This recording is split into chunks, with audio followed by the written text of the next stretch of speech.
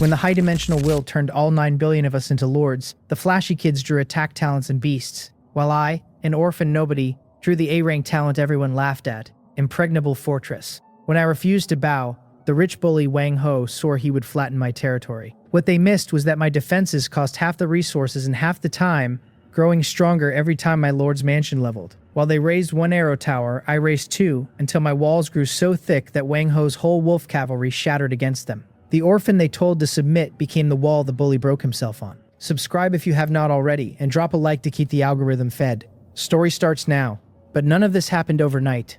Let me start from the day it all broke open. A cold, vast voice tears through my mind, and my eyes snap open. The announcement rolls over me like a wave from somewhere higher than the sky, declaring that a high-dimensional will has descended, that the era of global lords has begun, that all 9.1 billion humans on Blue Star are being teleported at once. I barely have time to register the words before the world rearranges itself. The familiar classroom of my senior class at Gugang First High School is gone, and in its place stretches a boundless expanse of emerald green grass under an open sky. A crude wooden shack stands alone behind me, and in front of it 10 men and women in coarse linen wait with dazed eyes, watching me as though I am the one who is supposed to know what happens next. Is this transmigration? Before I can finish the thought, the grand voice returns and welcomes me to the newbie continent, telling me that everyone here will become a lord with their own territory and subjects. That the goal is simple: survive and grow stronger. The lord system activates inside me. It loads my initial territory, a level 1 lord's mansion, and 10 peasants. Then loads my only starting resource, a single white recruitment order.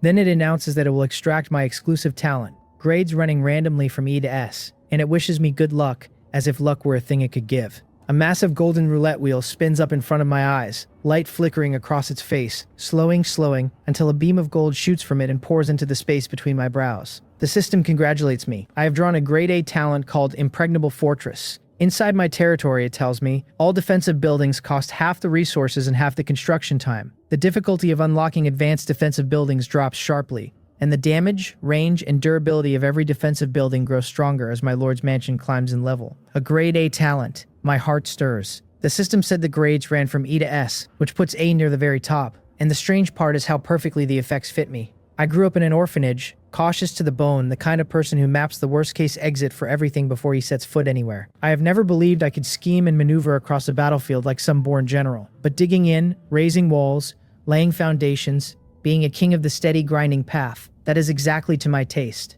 The ultimate defense is the sharpest offense, I tell myself, and I have never been more satisfied with the hand I was dealt.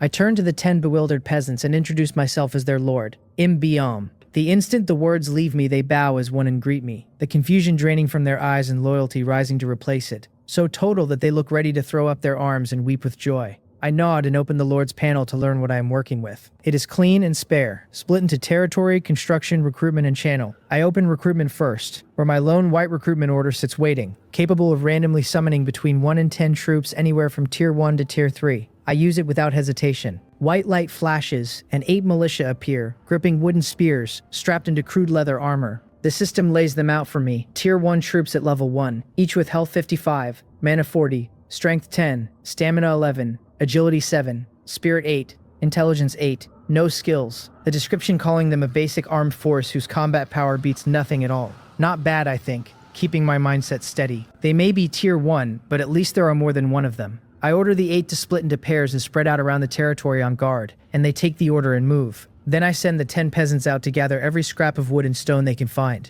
They take the command and turn into 10 hardworking little bees, throwing themselves at the work. Watching my territory begin to take shape, I open the last section, the channel. It splits into world, area, and private chat. The world channel has already detonated thousands of messages a second, scrolling past faster than any human eye could follow, the whole feed an avalanche of 9 billion people dumping panic and disbelief into one stream at once. Someone insists they were yanked here mid-toilet. Someone is crying for their mother. Someone is bragging that a grade B beast affinity talent gave them a pet wolf, and that everyone should kneel. Someone else is shouting that a grade B is nothing because their brother drew a grade A. I leave the noise behind and switch to the area channel. The system tells me I have been assigned to a newbie area, and that this channel only reaches lords inside the same area. There are far fewer people here, but it is just as loud, and as I scan it, I keep finding names I know. The division of areas, I realize, must track where each of us lived before the teleport, because almost everyone here is from Gugang City, and a fair number are schoolmates. Then a bolded red message swallows the entire screen. It is an area announcement, posted by a lord named Wang Ho, ordering everyone to listen. He announces himself, a senior from Gangsong First High School, declares he drew the grade A talent Berserk charge, brags that his starting recruitment gave him 5 tier 3 wolf cavalry, and proclaims that his strength crushes every one of us. Wang Ho. My eyes flicker. This is that rich second-generation kid from our grade, the one who plays the petty tyrant every day on the strength of his family's money. Bad people, it turns out, have their own kind of luck. Berserk charge sounds like a brutal early-game offensive talent, and paired with wolf cavalry, it is genuinely a dimensional strike for the newbie stage. The area channel boils over the moment his words land, his school lackeys leaping out to fawn. One of them, named Zhang Wei, claims to be a classmate and begs to be looked after, while others swear they will follow Ho Hyung wherever his grade A talent and wolf cavalry take him. Watching these familiar faces grovel, I almost laugh.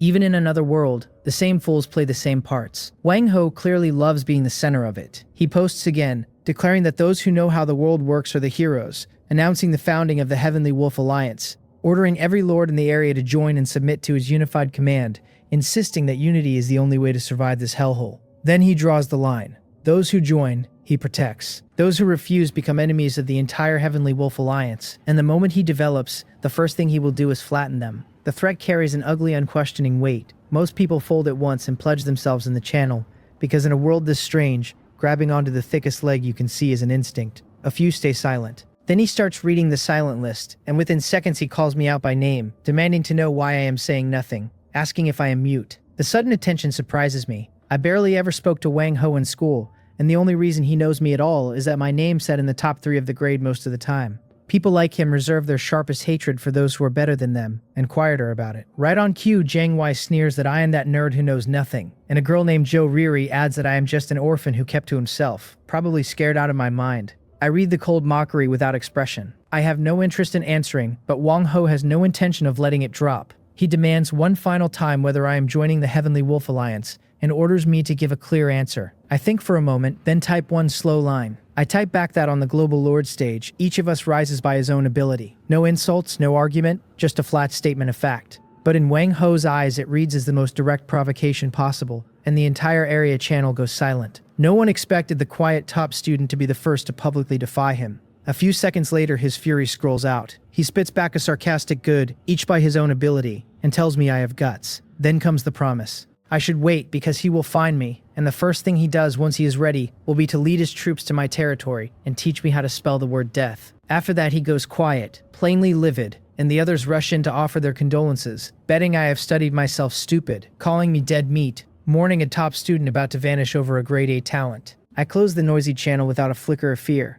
Was I afraid? A little, but not much. Wang Ho was right that his talent and that absurdly lucky pack of tier 3 troops are powerful in the early game. But he overlooked the one thing that matters most. The endless continent is enormous, and even inside a single newbie area, the distance between territories is beyond imagining. Finding me on that vast map would be like searching for a needle in a haystack, and the thing I need most right now is time. I look at my bustling territory, where the 10 peasants have already piled up a respectable heap of wood and stone, and I open the construction list, my eyes landing on the most basic defensive building there is. The wooden arrow tower normally costs 400 wood and 200 stone and takes 8 hours to raise, but under my talent the numbers fold in half before my eyes. 200 wood, 100 stone. 4 hours. For the same resources, while everyone else builds 1, I build 2. In the same span of time, while everyone else builds 1, I still build 2. Wang Ho, I think. I hope that by the time you arrive my walls are already thick enough. I do not hesitate. I select the wooden arrow tower from the build panel, and when it asks whether I want to spend 200 wood and 100 stone over an estimated 4 hours, I confirm the construction with a thought. The 2 nearest peasants drop what they are doing and jog to an open patch behind the Lord's mansion, pull a blueprint from their robes, and begin marking the ground. A phantom image of the tower rises out of thin air, and they set to hammering and sawing at the projection while a progress bar ticks down in my vision toward the 4-hour mark. I wander over to the peasants hauling resources to watch them work. They are full of energy and their efficiency is pathetic. They have no decent tools, chopping trees with stone axes and carrying stones in their bare arms. Technology is the first productive force, I think, and I clearly need a way to lift their gathering speed. Defense towers alone will not carry me either, because even the most skilled cook cannot make a meal without rice. And no matter how strong the towers are, they cannot be raised out of nothing. I am still turning the tool problem over when a militiaman on sentry duty comes pounding up, gasping for breath, reporting that something has been spotted to the east. I tell him to slow down and lay it out. He says they found a group of green-skinned monsters in a small grove about a kilometer to the east, gathered around what looks like a chest. Green-skinned monsters, a chest. This is the starter village's bonus round if I have ever seen one. I ask how many and what they look like, and he tells me 5 or 6, very short, carrying crude wooden clubs, sneaky, the 2 scouts too wary to get close. 5 or 6 does not sound like much. I glance at my 8 militia, then at the tower rising noisily in the distance, and I order all the militia to assemble and follow me. Leaving the territory's temporary security to the peasants, I lead the 8 east, moving carefully. After a stretch of thin grassland, the grove comes into view, and I duck behind a wide tree and ease half my head past it. In a clearing, 6 monsters no taller than my chest crowd around a battered wooden chest, jabbering and squabbling as if arguing over how to split the loot. Their skin emerald, their ears pointed. The system reads them out as goblins, Tier 1, Level 1, Health 35. Weak across the board, the description naming them low creatures with poor brains who love shiny things and bully the weak while fearing the strong. Starter mobs, exactly as I guessed. My militia are also Tier 1, but their attributes run higher. There are 8 of them against 6, and I am standing behind them to command. 8 against 6. The advantage is mine. The only real question is how to micromanage this to keep my losses near 0. I study the terrain and whisper the plan. 4 of them flanking left, 4 staying with me on the right. Both wings to charge at once on my signal. The militia move into place, clumsy but obedient, and once both teams are set, I swing my hand down hard and order the charge. The 8 roar to steady their own nerves and slam into the goblins from both sides while the little monsters are still mid-argument, and the goblins, who plainly never imagined humans walking in, dissolve into shrieking chaos. They raise their clubs, but their formation is already shattered, which makes them no threat at all. My militia have combat skill that rounds to nothing, but their loyalty is maxed, their morale high, and they fear nothing, and 8 against 6 does the rest.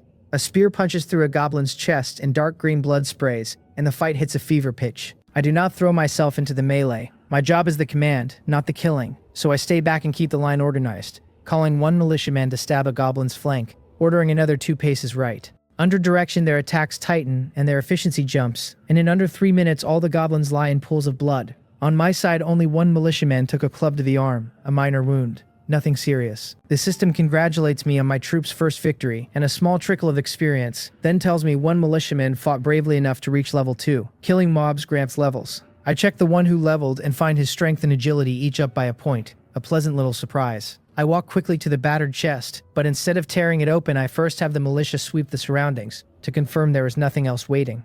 Only then do I open it. There is no golden glow inside, just an unglamorous pile of resources and a sheet of yellowed parchment. The system congratulates me on 1,000 wood, 500 stone, 50 iron ore, and a gray blueprint for a logging axe, and I could shout with joy. 1,000 wood and 500 stone is more than my 10 peasants could break their backs to gather in a full day, and now it is all mine in an instant. The blueprint matters even more. The logging axe needs only 10 wood and 5 iron ore to craft, and once equipped it lifts a peasant's wood gathering by 1/3. Someone handing me a pillow the moment I grow sleepy. I was just fretting over gathering speed, and here is a charcoal fire dropped into the snow. Better still, the 50 iron ore I just looted is exactly enough for 10 axes, 1 for each peasant. I order everyone back to the territory at once, and we return loaded with spoils. Inside, I open the build panel, find the tool crafting option, and craft 10 logging axes, the system consuming 100 wood and the 50 iron ore before it reports production complete. 10 worn-looking axes appearing on the open ground in front of the Lord's mansion almost instantly. I call my 10 peasants over to distribute them,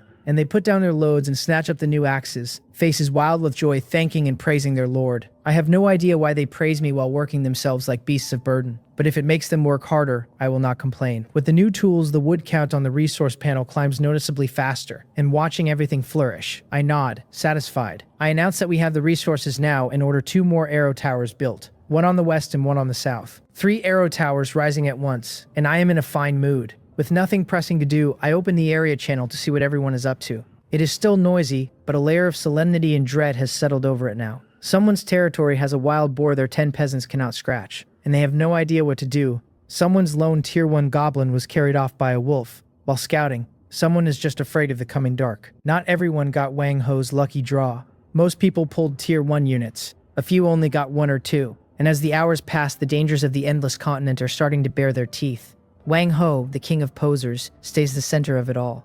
Then a blood-red announcement bursts in every mind at once, like a thunderclap. The first trial of the 7-day newbie period, the Crimson Moon, begins tonight, after midnight. During it, all wild creatures fall berserk, their aggression and abilities sharply raised, and small monster tides will strike each lord's core, the lord's mansion, from random directions. The voice tells us to prepare, that those who survive the first night earn generous rewards, and that those who fail to defend will be obliterated. The word obliterated lands with a bone-deep cold that silences the whole world for a heartbeat before every channel detonates again. The world channel becomes an avalanche of disbelief and terror from people who do not own a single wooden fence and have no idea how they're supposed to survive. Panic spreading like a plague. The area channel is worse. All wails of despair. People certain they are dead, with no soldiers at all. Others begging Wang Ho to save them in exchange for everything they own. Wang Ho goes quiet for a moment, plainly rattled by the news, then posts again with a forced calm wrapped around obvious smugness. He tells everyone to stop panicking, that if the sky falls he will hold it up, that it is just a swarm of minor mobs his 5 Tier 3 wolf cavalry can handle, that no member of the Heavenly Wolf Alliance has anything to fear. Then he turns the knife my way, singling me out, wishing me good luck, and hoping my bones are as tough as my mouth, hoping the monsters do not gnaw me down to nothing. He is using me as the example again, a prop for his own strength, and his lackeys pile on at once, betting I am wetting myself, gloating that this is what offending Ho Hyun earns, promising to come admire my tombstone tomorrow. I read it all with a calm gaze. Fear, of course, there is some, but more than that, there is relief, because the advantages of an A-ranked talent are finally showing, and 3 arrow towers are nearly done. I check the resource panel and find the axes and towers have nearly drained me. A few hundred wood and a couple hundred stone left. I shout for the peasants to speed up their gathering. The great territory needs more. Then open the build list, where a new structure waits. The wooden wall normally costs 20 wood per meter and 10 minutes per meter, and under my talent it halves to 10 wood and 5 minutes per meter. Arrow towers are point defense, walls are area defense, and only by marrying the two do you get a true line. Racing the Grim Reaper is not a pleasant feeling. I stare at the resource numbers crawling up and the wall's progress bar inching along, doing the math in my head. Arrow towers and a thin wall do not feel secure enough. At night, vision is the real problem, and if monsters creep in out of the dark, the towers may as well be blind. I open the build list again and comb carefully through everything a level 1 Lord's Mansion permits, until a building I overlooked surfaces. It is an illumination lighthouse, providing wide-range light to dispel the darkness, costing 300 wood, 150 stone, and 1 white crystal. 8 hours to raise. White crystal. I have no idea what that is. I search my resource bar and find nothing but wood and stone, the iron already spent on the axes. The talent line about advanced defensive buildings being easier to unlock must be working here, because others probably cannot even see this blueprint while I can. And yet I lack the one material that matters. Time is tight, too tight to send people out searching slowly, so the only path is the area channel, and the hope that someone got lucky at the start.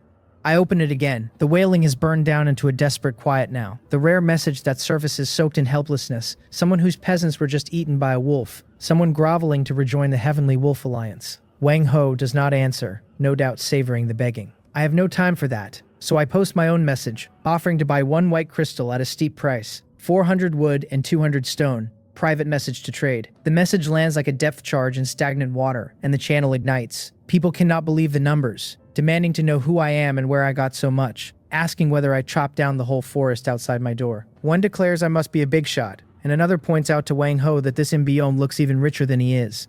That last one is the kind of message that makes Wang Ho's eyes itch, but he still does not appear, plainly having read it and found no way to answer. He was just mocking me as the first to die, and here I am producing enough resources to turn everyone green. Soon a private chat request pops up. A girl named Su Munmu asks, hesitant, whether I really mean to trade 400 wood and 200 stone for 1 white crystal. I remember her, a usually quiet girl from the class next door, and I tell her yes, and ask if she has one. She does. Her talent is the C-rank Lucky Blessing, which grants her 1 blessing a day with a small chance at an extra item, and when she used it at the start it handed her a white crystal she never understood. A luck king then. C-rank or not, that kind of randomness can occasionally spit out miracles. I tell her to trade, but she says she is afraid to leave her territory with monsters outside. I explain that trading is a system function, no need to meet in person, that she should place the white crystal on the trading platform set to exchange for 400 wood and 200 stone, and I will confirm on my end. She is amazed it is that easy and promises to do it at once. A few seconds later, the trade notification appears. Lord Sumumu offering 1 white crystal for 400 wood and 200 stone, and I click agree without hesitation. The resources vanish from my warehouse, and a fist-sized crystal glowing soft white settles into my inventory. The moment it goes through, she sends an excited message, barely able to believe she received it, thanking me as the big shot Imbiome, saying that with these resources she can build an arrow tower and maybe live through tonight. I tell her we each got what we needed, and close the chat. Then I begin building the illumination lighthouse, and when the system asks for the materials, my talent halves them again, the wood and stone, and the time all cut down. I confirm the construction. 2 peasants set down their logging axes, run to the open ground directly in front of the Lord's mansion, and raise the blueprint, a phantom lighthouse rising from the earth before they fall to clanging work. 4 hours. Plenty of time. With the lighting solved, my chest loosens a little. Time passes minute by minute. In the area channel, the cries for help thin out and die into dead silence, because everyone knows by now that distant water cannot put out a nearby fire. And in this cruel elimination game, the only person you can lean on is yourself. 2 notifications announce the west and south arrow towers complete, and now 3 towers stand in a triangle around the Lord's mansion and the half-finished lighthouse at the center. I sit on the ground and pick at some wild fruit the militia gathered, genuinely starving, with nothing but a handful of unknown fruits nearby. I had a peasant eat a few earlier with no obvious ill effects. Food is the fuel of life, and I cannot starve before the tide even arrives, nor fight on an empty stomach, nor expect my militia to. Then the final notification lands, the illumination lighthouse complete. A 10-meter tower of wood and stone standing dead center in the territory. I order it active. The white crystal at its peak flares. A soft clear beam shoots into the sky and unfurls like an opening umbrella, washing nearly 200 meters of ground as bright as day. And standing inside the light, I feel a faint, almost imperceptible warmth. The darkness is gone. My territory has begun to take shape. 3 wooden arrow towers stand in their triangle, guarding the Lord's mansion at the center. And a ring of freshly raised wooden walls, crude and far from sturdy, at least gives me a barrier and a buffer. 8 militiamen line up behind the walls with their spears, staring into the far darkness, and the 10 peasants hide inside the Lord's mansion, trembling as they peer through the cracks in the door. I take the roof of the Lord's mansion, the spot with the best view, where I can see every inch the lighthouse touches, and the bottomless dark crouch just past its edge. The countdown ticks down, the cold numbers appearing in everyone's sight, and when the last of them falls, the crimson moon descends, a blood-red moon hanging high and bathing the earth in eerie red light. In the dark, the roars of beasts and the shrieks of monsters rise and fall, thick with frenzy and bloodlust, and a warning flashes that a small monster tide has been detected approaching from the east. It is here. I turn east at once. At the edge of the lighthouse's reach, small green heads push out of the dark, their builds close to the goblins from before, but their eyes blood-red, saliva running from their mouths. Sharp stones lashed to their clubs. The system names them Frenzied Goblins, Tier 1, their stats sharpened, their skill called Frenzy, which during the Crimson Moon spikes their will to attack and lets them ignore pain. The description calling them cannon fodder that has wholly lost its mind. There are about 35 times the last batch. For an unlucky lord, this number would be a catastrophe, I think. But for me, it is barely a problem. The Frenzied Goblins spot the lit territory, loose a wave of ear-splitting shrieks, and pour forward on their short legs, straight into the firing range of the towers. The east tower fires first. Its phantom archer hauls the bowstring to the limit, and a single arrow flashes through the air and drives clean into the eye socket of the lead goblin, a sharp damage number floating up. The goblin drops head first before it can even scream, twitches twice, and goes still. An instant kill, and my eyes light up. The base damage of a wooden arrow tower is not high, but the third effect of Impregnable Fortress is live. The tower's damage and range and durability all carrying an extra 10% increase as the Lord's mansion levels. The mansion is only level 1, yet the boost is already substantial. Then all 3 towers fire together. The arrows of Reaper's scythe harvesting goblins row by row, the survivors trampling their own dead under the frenzy and charging on regardless. The first wave reaches the walls and pounds them with clubs, dull thuds rolling across the field. The system reports my wooden wall taking durability damage. A few points here, a few there, and I glance at the bar and find it healthy.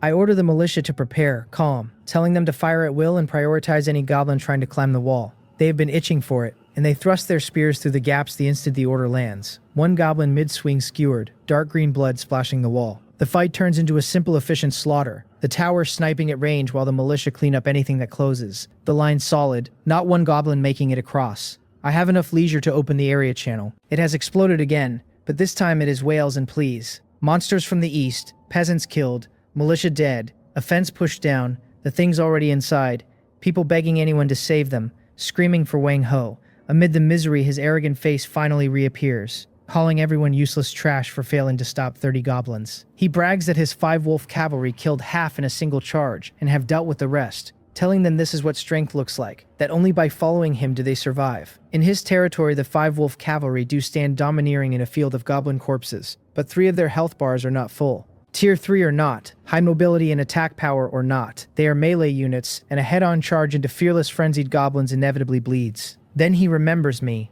asking whether my turtle shell is still holding, whether the monsters have not smashed it yet, telling me to warn him in advance if I die so he can light some incense. His lackeys jump in to claim I am hiding under a table, asking what I plan to block them with. My head.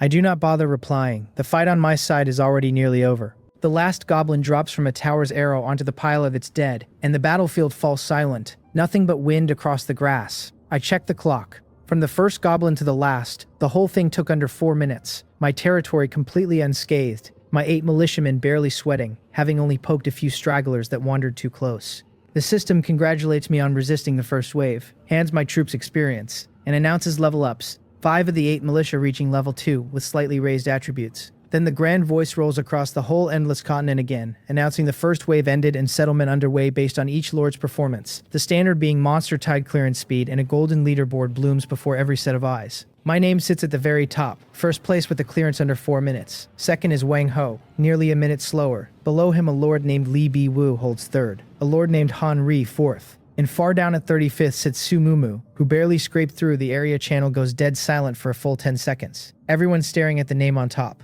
Imbiam, first place. How? How is he faster than Wang Ho, who started with 5 tier 3 wolf cavalry? Then it boils over, people convinced their eyes are lying, certain I cheated, insisting the system made a mistake because there is no way I beat Ho Young.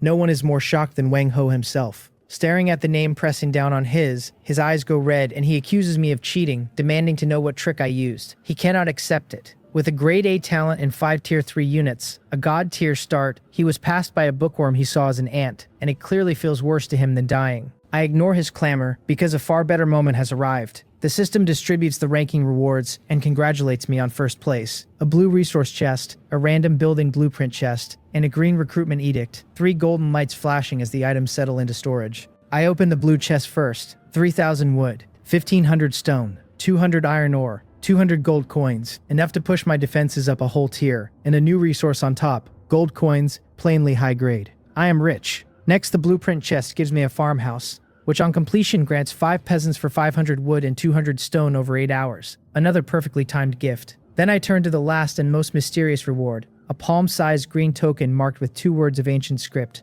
recruitment. The system names it a green recruitment edict, rare quality, which on use randomly recruits a green quality hero to serve me, the description reminding me that 1,000 soldiers are easy to find and a single general is hard. That heroes are the foundation of a lord's dominance. A hero, my breath quickens. This is a wholly different thing from a recruitment order which calls up mindless soldiers, where this summons a unique hero with wisdom and the potential to grow. A being whose value can outstrip an entire army. I never imagined the first night's trial would pay out something this precious. While I study the rewards, the channel's noise about me hits a fever pitch. Wang Ho's roars tangled with everyone's doubt and a few people's genuine shock. Su Mumu sends a private message calling me too amazing, telling me her single arrow tower and her 2 peasants as fodder barely killed her monsters before they reached the mansion, that she cannot imagine how I took first untouched. I smile and do not answer. I glance at the corpses and the broken clubs scattered across my ground, and when the system offers 10 minutes of cleanup to recycle some materials, I confirm.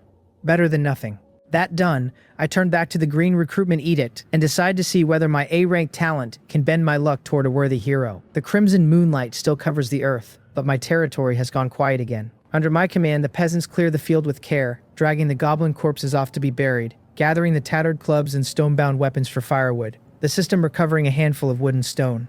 Better than nothing. My gaze settles on the soft green glow of the token, a hero, an existence countless times more precious than any truth type, a mind that can think and grow on its own and shape the whole development of a territory. I stop hesitating and use it, hoping for someone reliable. The token dissolves into a brilliant stream of green light that rises and coils in the open ground, before the Lord's mansion, condensing into a complex ancient runic circle, and as the light fades a figure forms at its center, out of nothing and slowly sharpens into focus. It is a young woman, perhaps 20, in a plain gray-white hemp robe edged with animal skins and feathers, her jet-black hair tied loosely with a bone hairpin, a wooden staff in her hand crowned with a cyan stone. Her figure is well-balanced, her skin a healthy wheat color, her features not stunning but pleasant, her eyes clear and calm with a thread of wariness toward the strange place she has woken into. She sees me on the mansion steps, freezes a moment, then steps forward, lays a hand over her chest, and bows, announcing that Snowsong has come in answer to my summons. I welcome her by name, quite satisfied. She suits my taste, no muscle-bound brute, and she carries herself with a calm I like, nothing loud about her. I open her panel at once. The system reads her as the hero Snowsong, green quality, level 1, her strength and constitution under a malicious, but her spirit and intelligence far ahead, a textbook magic-type hero, with health 45 and mana 70. Her talent is Wolf's Whisper, a green talent granting every wolf-type unit under my command a 10% boost to all attributes. Her first skill is Summon Wild Wolf, 20 mana to call a tier 1 wild wolf that fights until it dies, on a 1-day cooldown. Her second is Ice Thorn, 5 mana to condense a small spike that deals damage scaled to her spirit and applies a minor slow. The description names her an apprentice shaman from the northern wastes, who can speak in a basic way with the souls of beasts. Good attributes. The talent makes my eyes light up further. Wang Ho's talent is Berserk Charge, and his troops are wolf cavalry, and now a hero who buffs wolves has landed on my side. The legendary Fated counter, perhaps. I do not own a single wolf yet, but the potential is enormous. I order her to summon a wild wolf so I can see it, and she raises her staff, chants a few short obscure syllables, the cyan stone glowing faintly, a small summoning circle opening on the ground. A gray wild wolf, barely bigger than an ordinary dog, crawls out with a low howl, shakes its fur, and rubs affectionately against her calf. I check it, Tier 1, Level 1, squishier even than a militia, but with high agility. Its skills simply bite, the description calling it an excellent scout and cannon fodder. Not built for a stand-up fight, but a pro at scouting and harassment. And Snow Song's summon refreshes daily, which means as long as she lives I get a free piece of fodder every day. And if the fighting stays light, the wolves will survive and stack into a small pack. Combined with her talent, it is marvelous. I tell her it is very good, more than pleased with my first hero. With a hero in the ranks, my spirits run high. And I check the resource panel, my wealth suddenly substantial after the first place rewards. No staying idle. I open a construction list, find the farmhouse blueprint, and build it. The clang and hammer of work rolling through the territory again. The night passes without further trouble. The crimson moon fades, the first dawnlight pierces the dark, and a new day opens. For the vast majority of lords, the first night on the endless continent was a nightmare of blood and tears. On the area channel, after a night of dead silence, messages trickle back.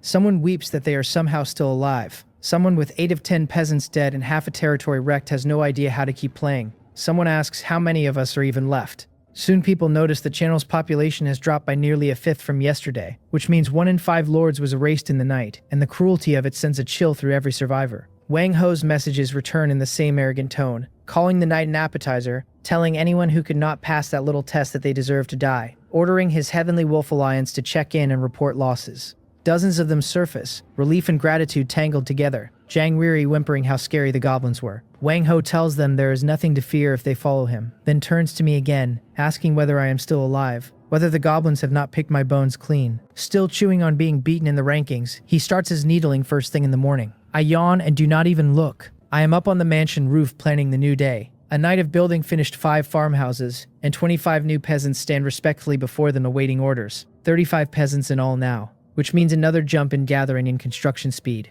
I split them, 15 onto stone, 20 onto logging, the day's goal to ring the entire territory in wooden walls, and they take the order and go, full of energy. Defense alone is not enough. I have to push out, learn the ground, find new resource points, so I call Snow Song over and form an exploration squad, her and 3 militia. I take a fairly intact goblin skin from storage, left from the cleanup, and a piece of charred charcoal, and draw a circle for the Lord's mansion, then a larger circle around it, telling them to explore north, south, east, and west, out to 5 kilometers for now. I tell them their mission is not to fight but to scout, turning serious, ordering them to record everything, terrain, water, monster dens, resource nodes, and draw it on the skin when they return. I stress safety first. A single Tier 1 monster they may try to handle, but more than 2, or anything that looks dangerous, and they are to retreat at once, no lingering in a fight. They understand. Snow Song bows again and leads the wolf and the militia carefully out, vanishing into the distant woods. Walls alone are not enough either. Defense needs layers. My gaze locks on a new structure, the hunting trap, 2 iron ore each, dealing a little damage to whatever steps on it, and crippling its movement speed. With arrow towers and walls, it is a perfect match. And the 200 iron ore from last night's reward will come in handy. I order 100 built first, to be laid in a ring outside the walls. Wang Ho, I hope you enjoy the gift I am preparing for you when you come. The territory hums with work, and thanks to my talent, 100 fresh hunting traps come together fast on minimal iron. The peasants set them in layers in the grass outside the walls, sparse on the outer ring, denser toward the wall, aimed precisely at the tower's blind spots. Any enemy charging in will enjoy a top-tier leg massage. Watching this young defensive line, my sense of security ticks up another notch. Snow Song's voice comes from behind, the exploration team ready, her leading a spirited wild wolf, flanked by 3 militiamen visibly sturdier since reaching level 2. I tell her well done, handing over the marked goblin skin, reminding her she is the eyes, not the fists, and that safety comes first. She wastes no words, takes the map, and slips into the eastern woods with her team. I turn back to development. Population is productivity. And with 35 peasants working at once, the territory outpaces yesterday by far. The wood and stone reserves climbing visibly. At ease, I open the area channel to see what others are doing and to slack off a moment. The survivors seem to have shaken off the worst of the terror and are arguing about how to develop. Wang Ho preaches that speed is king, bragging his wolf cavalry already scouted a 5-kilometer radius and found a small iron mine. Sneering at the idiots still chopping wood, his sycophants gushing that he found a vein while they fret over a few scraps. Past the usual flatterers, some interesting new faces show up. A lord named Ban Soyun is spamming the channel selling food. Fresh roasted wild rabbit at 5 units a portion for 50 wood or 25 stone. Plenty in stock, her talent gourmet giving her food a slight recovery effect. The message draws a crowd at once, since most people are still gnawing wild fruit and a cooked meal is sheer luxury. A lord named Im Hei complains that her prices are steep, 1 rabbit costing half a day's wood, and she fires back to buy it or do not, asking whether he can work on an empty stomach, claiming the friendship price is only because they share an area. I rub my chin. This Ban Soyeon has a head for business. Right after, someone with a stranger style pops up. A lord named Yang Yong-sin asking whether anyone captured a frenzied goblin alive last night, offering 50 stone for a live one because he wants to study what the crimson moon does to biological cells. The channel stalls for a few seconds. Someone asks if the man is insane, given that nobody can even run from those things fast enough, let alone catch one.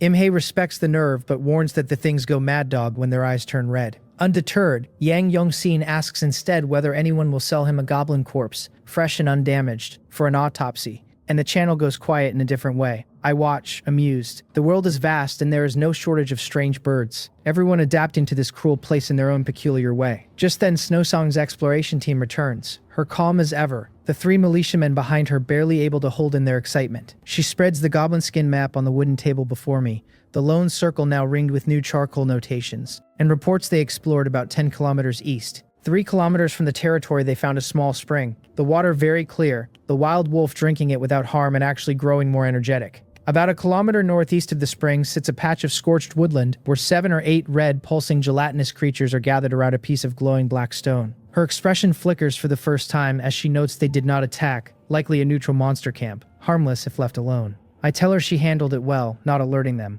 and she nods and points to a heavily circled mark. The most crucial discovery, she says, is here. About 10 kilometers out in a straight line, they found traces of another territory. I perk up. They did not approach, she explains, only watched from a distant hillside. The core also a wooden lord's mansion with peasants moving, but no visible troops. The most conspicuous thing, a white cloth flag hanging from the mansion with a smiley face drawn on it. A smiley face flag. A grinning expression pops into my head, and I decide this neighbor has a whimsical streak. I press her to confirm the exact distance, and she answers very certain that it is 10 kilometers. The number drops me into deep thought. I had assumed that even inside one newbie zone, lords were scattered across distances that made finding each other like searching for a needle in a haystack. It seems I was wrong. 10 kilometers in a straight line, for a lord like Wang Ho with Tier 3 wolf cavalry, could be a full-speed raid covered in under half an hour. This newbie zone, I murmur to myself, is far smaller than I imagined. Or rather, it is not that the zone is small, but that the high-dimensional will deliberately packed every lord into a relatively dense band and stacked with the abundant resource points in neutral camps. I understand it all at once. This is no peaceful protection period for steady growth. It is a meticulously designed coliseum. Trap a pack of hungry beasts in a cage that is not quite big enough, then toss in a little limited food, and the outcome writes itself. Cooperation, annexation, or destruction. Wang Ho, I think, almost certain he is out there scouring his surroundings too, and the moment his range overlaps mine and he finds my territory, he will bring his troops at once. There is not much time left. I tell Snowsong well done, pulling my thoughts back, that her mission for the day is complete, and to go and rest. She answers and goes. Early on the 3rd morning, a string of system prompts wakes me, and I rub my eyes and climb out of the simple wooden bed in the Lord's mansion. My territory has run stably for 48 hours. The upgrade requirements for a level 2 Lord's mansion have unlocked, and Snowsong's summoned wild wolf has finished cooling down. Upgrade the mansion. Energy floods me and I open the construction panel, where a sparkling upgradable arrow now sits behind the Lord's Mansion icon. Level 2 needs 2,000 wood, 1,000 stone, and 100 gold over 12 hours. I check my reserves, which after last night's reward and a full day of peasant labor far exceed what the upgrade asks, and I confirm. A soft light wraps the wooden mansion, a huge countdown opening in my vision toward the 12-hour mark. During the upgrade, every building tied to the mansion's level can neither be built nor improved, so defensive construction stalls and the territory goes idle. I cannot just sit around. I touch my empty stomach and bite a sour wild fruit that sets my teeth aching, then open the area channel, where that gourmet Ban Soyeon is still hawking roasted rabbit at firm and even rising prices. A crowd below calls her a black-hearted merchant while some still pinch their noses in trade. A meal for half a day of my development time, I think. Keep dreaming. Better to rely on yourself than on others. And a man who does his own work eats and dresses well. Hiding in the territory forever is no answer either, so I head down the mansion steps and call Snowsong. She walks out of the farmhouse shadows with her wild wolf, both of them rested and bright, and I have her summon another, a second identical wolf crawling from the circle, the two gathering to sniff each other. I nod, then call all 8 militia over and tell them we are to hunt that day. 3 of them stay behind to lead the peasants on gathering.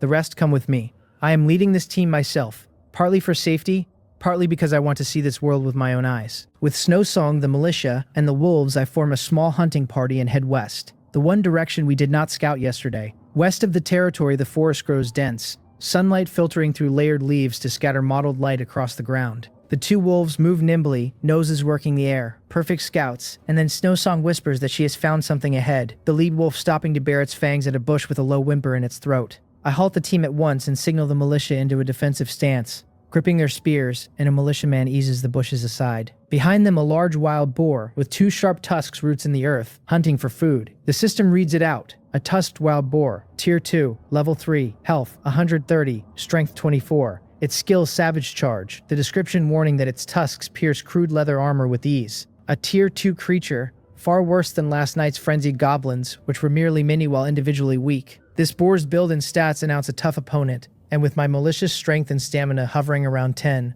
a head-on fight would be a suicide run. I ask Snowsong whether she is confident. She analyzes it coolly, that its strength and defense are high but its speed is not, and that we can use that. I tell her good, that we do it her way, the plan already forming. She and the wolves handle harassment, Ice Thorn to slow it, while the militia avoid the head-on clash and only strike its belly and hind legs from the flank once it is slowed. They answer, and the fight is on. At my order, the 2 wolves lunge at the boar from left and right like loosed arrows, and the boar, never expecting an ambush, startles, then bellows in rage and lowers its head to unleash Savage Charge at one of them. An ice blue light strikes its front leg, Snowsong's Ice Thorn, and the charge stalls, the boar stumbling, its momentum broken. I shout at them to attack now, and the militia find their nerve and rush from cover, driving their spears at the soft belly, 3 of 5 finding flesh. The agony drives the boar fully berserk, and it whips its head, its tusks flinging one militiaman through the air. He screams and slams to the ground meters away, his leather torn open, blood running freely, the system reporting him severely injured and out of the fight. 1 man down in a single exchange, and the remaining 4 go pale, their formation fraying. I tell them not to panic, my voice a calming pill, to keep their distance, since it is almost finished. Snowsong raises her staff and fires another Ice Thorn, this time into the boar's eye, and with its vision ruined, it can only spin in frantic circles, the 2 wolves seizing the moment to clamp down on its hind legs. I roar at them to stab its neck, and the 4 militia recover their courage, circle to the side, and drive their spears with all their strength into the thick neck. This time the spears sink deep into the vital point, and the massive body thrashes a few times before crashing down, blood staining the ground beneath it red. The system congratulates me on killing the Tier 2 tusked wild boar, grants Snowsong experience, and levels 2 of the 5 militia who fought. I breathe out and run to the injured man to check his wounds, and fortunately it is a flesh wound that missed anything vital, though he will be out of fighting for a while. At least it was not for nothing, I think, looking at the carcass with a smile. I harvest it, the system handing me 150 wild boar meat, 1 wild boar hide, and 2 wild boar tusks, a bumper haul. 150 meat will feed my 40-odd people for days, and the hide and tusks are excellent materials sure to be useful later. As everyone prepares to process the loot and head back, the wolf on guard lets out an uneasy growl at the spot where the boar fell.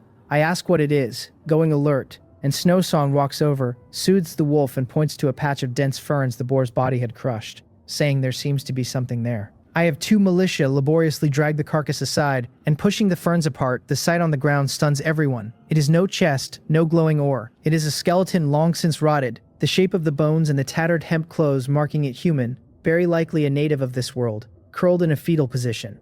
A poor soul who died in the boar's den, with some story behind it. I glance at the remains and tell the militia to bury him, and they answer. We carry the heavy pork, support the wounded man, and set off home. It is afternoon when we return. The mansions upgrade past the halfway mark, and when the peasants see their lord hauling back so huge a boar, the whole territory erupts. Meat, they cry, praising the Lord, and I wave a hand and announce grandly that tonight we feast on roast pork. Night falls, a roaring bonfire lit in the territory's center, great slabs of pork sizzling over the flame, the rich smell of meat filling the air until everyone is swallowing hard. I get the largest piece, the leg, and imitating the scenes from television, I crush some wild fruit over it for juice, then take a bite. It is old and tough, nothing but salt, with a faint earthy fishy edge, and I chew it expressionless, glancing at the peasants and militia beside me eating with grease running down their chins.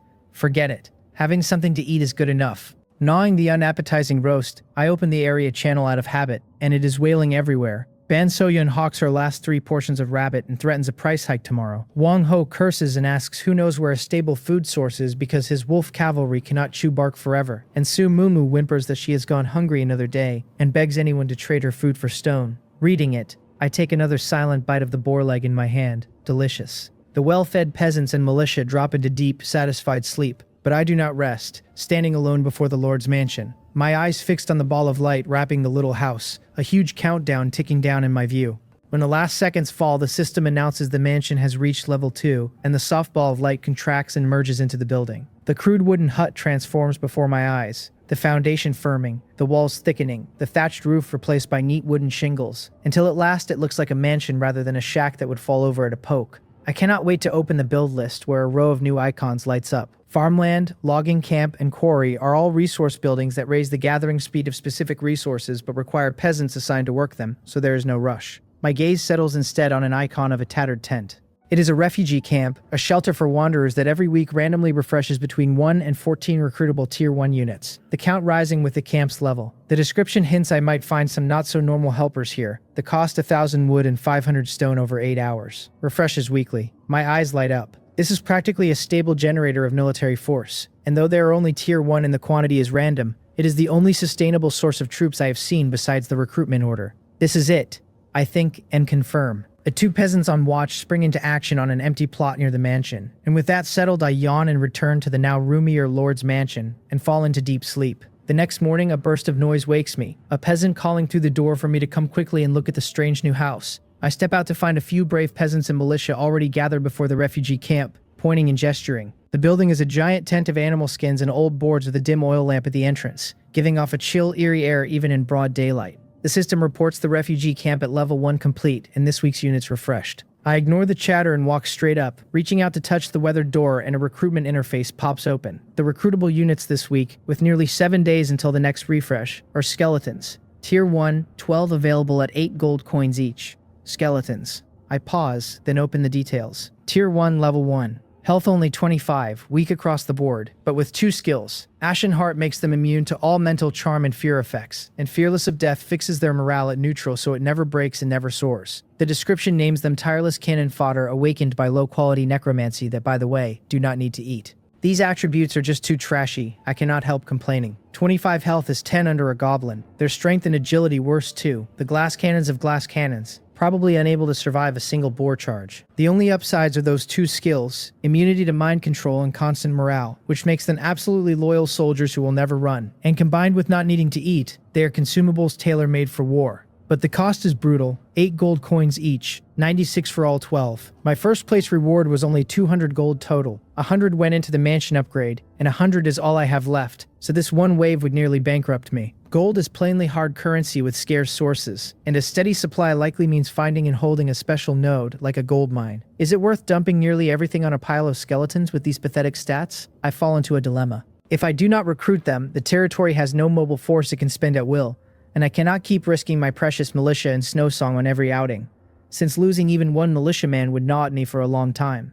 But if I do recruit, and a better unit refreshes next week with no money left to buy it, that is a huge loss too. I look at my 8 militia, then at Snowsong and her wolf in the distance. My force is still too small. One more boar yesterday and my squad might have taken real deaths. Wang Ho's wolf cavalry are Tier 3, and my militia are Tier 1, and a direct clash would be an egg against a rock. To beat him, I need enough fodder to grind his cavalry down and open space for my towers, and my hero to do the damage. My gaze hardens. I will bet on it, I decide.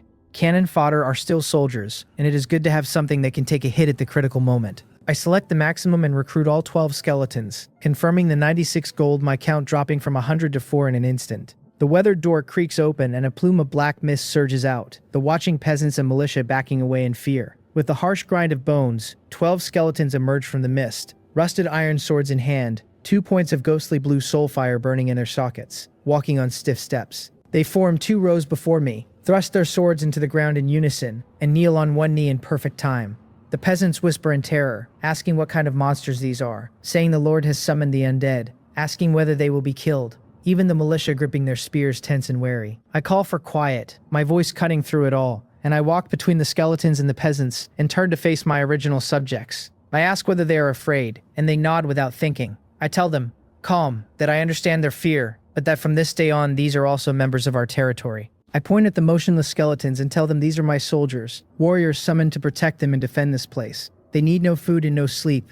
I say, they are tireless and unafraid of death, and they will be our sturdiest shield against whatever lurks in the dark. From now on, I tell them, the nightly patrols and guard duty fall to the skeletons, and everyone can sleep soundly. The peasants glance at one another, the fear giving way to confusion and a creeping reassurance. Because it is true, frightening as the skeletons look, they will not fight over food and can keep everyone safe, which makes them, thought about that way, not so hard to accept. I finish by telling them the skeletons are my subjects, the same as they are, and that I will allow no discrimination and no infighting in this territory, and I ask whether they all understand. They answer as one, voices still a little thin, but the initial panic gone. I nod, satisfied. My brainwashing, my ideological work, is going quite well. I turn to the 12 and give my first command, to patrol the perimeter wall in pairs, and they rise without a sound and head off in different directions on uniform steps, moving in silence but for the faint clash of bone. I stand at the mansion entrance, watching the 12 skeletons patrol the perimeter in stiff but orderly steps, silence save for the clack of colliding bone, blending into the morning's calm. This is more worry-free than keeping 12 guard dogs which need feeding and bark all night, where skeletons are so much better, clean and efficient. I walk to a farmhouse where Sun Ji, the militiaman the boar flung yesterday, leans against a wall and works his shoulder with a grimace. I ask how he is, and he snaps upright and thumps his chest, insisting he is fine. It only hurts a little, no big deal. I look at the gash on his chest, where the tusk wound has already scabbed and healed far faster than I expected. The humans of this world seem to carry much tougher bodies than those on Blue Star. Even so, I shake my head and tell him to stay behind today and guard the territory until the wound fully closes. He says anxiously that he can still fight, and I tell him this is an order, that I need soldiers who can give a full effort, not warriors walking into battle wounded, and that we are not so rushed for this one fight. He lowers his head and stops arguing. With the wounded man settled, I call Snowsong and the other 7 militia together. I tell them the last 2 days of scouting were valuable, but that today we need sharper intelligence. I take out the goblin skin map and point to a blank stretch north. I tell her that she leads today, the target due north, the same 10-kilometer straight line, to see whether a territory sits there too. She says she understands, that I want to confirm the distribution pattern between lords, and I tell her exactly, nodding in approval, because talking to smart people saves so much effort. I add that if there is time, she should confirm south as well, the same as before, reconnaissance first, safety first, and retreat at once at anything suspicious. She understands, and soon she leads 3 wild wolves and 7 energetic militia into the northern woods. With the exploration team off, I turn to the grand work of construction, unwilling to miss any of the new buildings the level 2 mansion unlocked. I open the list and make a sweeping pass, building farmland for 600 wood and 300 stone, the logging camp for 800 wood and 400 stone, the quarry for 500 wood and 1,000 stone, ordering them all. The silhouettes of 3 resource buildings rise from the vacant outskirts, and the waiting peasants rush in with their tools, clattering to work. These greatly raise the gathering speed of specific resources and are the foundation of territorial development. Productivity alone is not enough. The population has to keep pace, so I turn back to the farmhouses. The cap at level 2 is 10, and I built only 5 before, so I build 5 more for 750 wood and 375 stone, and a large chunk of my reserves vanishes in an instant. Watching the numbers fall, I feel no pang. Resources left alone are dead objects, and only by turning them into the territory's strength do they become true wealth. With all that done, progress bars stand everywhere. The territory a picture of prosperity. I pull up a small wooden stool, sit at the mansion entrance, spread the increasingly detailed goblin skin map over my lap, and sketch with the charcoal. There is a neighbor 10 kilometers east, I think, and most likely north and south as well. West is the boar forest. No people found there yet. The territory has expanded, and the original 3 arrow towers in their triangle no longer cover enough fire, while the new logging camp and quarry sit on the outskirts, so I have to enclose them with fresh walls and post defensive towers nearby. Before I know it, it is noon. Then a rapid grind of bone interrupts my thoughts, and I look up to see a skeleton from the eastern patrol running toward me far faster than usual. It cannot speak, but the soul fire thrashing in its socket sends a clear alarm, so I drop the map, stand, and stride to the mansion roof for the wide view east. In the direction the skeleton points, at the edge of the woods about a kilometer east, several strange figures peek around shiftily, upper bodies robust and human with bronze skin and knotted muscle, lower bodies the agile frames of horses, centaurs. I remember Snowsong's report at once, the smiley flag neighbor 10 kilometers east. These centaurs move with discipline, nothing like brainless wild monsters. They are observing my territory. We have guests, I whisper. Then order the alarm sounded, and everyone but the building peasants into the lord's mansion. The bell rings out piercing across the territory, the gathering peasants dropping their work and bolting for the mansion in a panic. The phantom archers atop the 3 towers drawing their longbows, arrows gleaming cold. In an instant, the whole place flips from peaceful production to taut combat readiness. Then a man walks out of the eastern woods with his hands raised high, waving a tattered scrap of white cloth he tore from somewhere as if terrified he will not be seen. He comes slowly and carefully and stops about 120 meters from the wall, just outside a basic arrow tower's range for most newbie lords. A relatively safe distance for negotiation. I stand behind the wall watching him. He pulls a megaphone of rolled sheet metal from behind his back, lifts it to his mouth, draws a deep breath, and shouts with everything he has that he is a friend, that he means no harm, that he has come to negotiate. Negotiation, I mutter to myself. I trust no one because in this unfamiliar world any living person could be an enemy. But he holds a white flag and stopped at a safe distance, which is sincerity enough, and refusing to even talk would only make me look small-minded. I tell the few skeletons beside me to follow me, the soul fires in the fresh bony frames flickering as they fall in on stiff strides, and I walk out through the gap in the wall flanked by 4 silent undead. I stop about 5 meters from the man, a distance that keeps me safe while pressing on him, and I ask what he wants to talk about. He looks to be in his early 20s and seems calm as he lowers the tin megaphone, his gaze lingering a moment on the skeletons behind me. He wants to cooperate, he says straightforwardly, to trade what each of us has, even to form an offensive and defensive alliance, or at the very least to stay out of each other's way, to define boundaries and sign a non-aggression treaty. I counter the word cooperate, asking why he does not go to Wang Ho instead, who has tier 3 troops, a grade A talent, and real power, whether it would not be safer to ally with him. He says that speaking of Wang Ho, he can guess I must be Mbiom. I ask how he knows, and he answers that he will introduce himself first, that his name is Gang Jin. I search the name in my memory and find it. Right, in the area rankings on the night of the Crimson Moon, this Gang Jin placed 6th. No simple character. He goes on, he scouted my area on the 2nd day, saw my 3 wooden arrow towers and that dense perimeter wall, and deduced I was likely the Mbiom who ranked first during the Crimson Moon. After a pause, his eyes sweep my already substantial defenses, and he says that in defensive operations my arrow towers are far more useful than Wang Ho's wolf cavalry. Wang Ho is arrogant and conceited, he says, and tier 3 troops and a grade A talent or not, he will bring about his own ruin sooner or later. His tone drips contempt at the name, then shifts, and he says with a hint of pride that his own blade is not exactly dull either. He tilts his head toward the woods behind him, and several half-human, half-horse figures emerge, tall and muscular, holding spears, faces solemn. He recruited 9 tier 2 centaur spearmen at the start, he says steadily, and in overall combat power they are not necessarily beneath Wang Ho's 5 wolf cavalry. Tier 2 troops. My gaze falls on the centaurs, the system's observation function kicking in to read them out. Centaur spearmen, tier 2, level 2, health 110, strength 22, agility 18, the description naming them excellent warriors of the plains who carry both flexibility and impact. Quite good. Their health and strength roughly match the tier 2 boars I hunted. Their agility markedly higher, a force to be reckoned with. A new pressure rises in me. First Wang Ho's tier 3 wolf cavalry, now Gang Jin's tier 2 centaurs. Why does it feel like everyone else started with elite units, when all I have are a handful of negligible tier 1 militia, and a batch of skeletons that rank low even among tier 1 fodder, things a strong wind could scatter? The gap is simply too large. But then I glance back at the arrow towers and thick walls behind me, and think of the hundreds of hunting traps buried in the grass, and my confidence returns.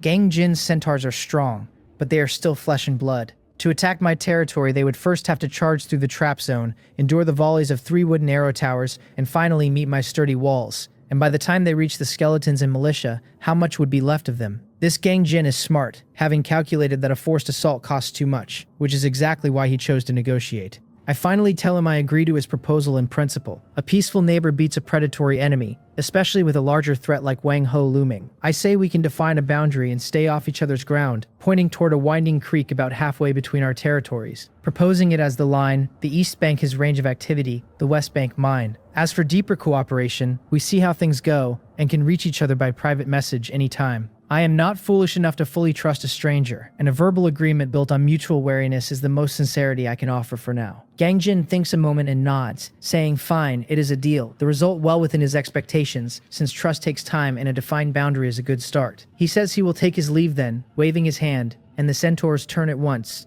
and he nods to me before following them. I watch them go, then order 2 skeletons to follow and confirm they have gone far enough before returning. Back in the Lord's mansion, I digest what I just learned. This world grows more interesting by the day, because not everyone is as foolish as Wang Ho, and this Gang Jin is clearly someone who plans before he acts. A potential ally or a more dangerous enemy. Only time will tell. Just as I sit down to redraw my defensive blueprints, the area channel floods with messages. The speaker Wang Ho again. He announces a major discovery, that after relentless exploration, his wolf cavalry can basically confirm a pattern, that in our newbie area, except for the unlucky ones dropped on the outskirts, every lord has a neighbor about 10 kilometers away in all 4 directions. The channel erupts, Jiang Wei crowing that Boss Hao actually figured this out, Zhou Riri fretting that this means she is surrounded, Ban So Yun realizing it explains the shadow of someone else's territory she glimpsed while sending peasants for firewood, which scared her right back home. My eyes narrow. Just as I thought. Gang Jin came from 10 kilometers east, and Wang Ho's announcement confirms the suspicion perfectly. This so-called newbie continent is a carefully designed coliseum. It also means Snow Song's southward push is no longer necessary, since there is almost certainly another lord that way. Wang Ho savors the spotlight and sends a long message, telling everyone not to panic, claiming the pattern only proves the importance of his Heavenly Wolf alliance. Since we all come from the same city, we should unite, he says, because fighting alone only gets you picked off one by monsters and people with ill intent. He earnestly advises everyone again to join and submit to his unified command, insisting that only by pooling resources and concentrating strength can we survive this hellhole, that he will lead everyone to glory. They should stop hesitating, he warns, because the world outside will only grow more dangerous, and by then it will be too late to cling to someone powerful. His speech runs impassioned, casting himself as the area's savior. I close the channel. How ridiculous. Follow his unified command. It sounds noble, but all he wants is everyone's resources handed over and everyone's bodies spent as his fodder. Just then, the 2 skeletons I sent out return. Mission accomplished. Gang Jin gone back to his own territory. Surrounded on all sides, I think. What a headache. I wake in the morning, pick up a strip of wood out of habit, and carve the 7th notch into it with a small knife. 7 days. In 1 week, my territory has changed beyond recognition. Snow Song's exploration team has combed the whole stretch within 10 kilometers of home. Every resource node, every wild monster den, every water source marked in crooked charcoal across that ever blacker goblin skin map. The defenses have climbed a full tier 2, 4 fresh wooden arrow towers raised on the perimeter to lock with the original 3 into a crossfire net that blankets every inch of the place. The level 2 Lord's Mansion also unlocked a new structure, the wooden fence, 8 wood and 4 minutes per meter. Its durability is pathetic, barely worth calling an obstacle, but it is cheap, only 2/5 the cost and time of a wooden wall, following the principle of digging the tunnels deep and storing the grain wide. I have the peasants ring a sparse line of fence outside the sturdy walls, with 2 layers of barrier, 7 arrow towers, and hundreds of hunting traps salted through the grass. Even if my territory is not quite an iron fortress, I will settle for impregnable. Snow Song has been handing me 1 wild wolf a day, steady as clockwork, and I have 6 of them now. Counting them, the 8 militia, and the 12 skeletons, that is 26 tier 1 units, with the hero Snow Song over the top. Watching the skeletons patrol the line and the wolves nap in the shade of a farmhouse, I feel for the first time that my forces have grown into something with teeth.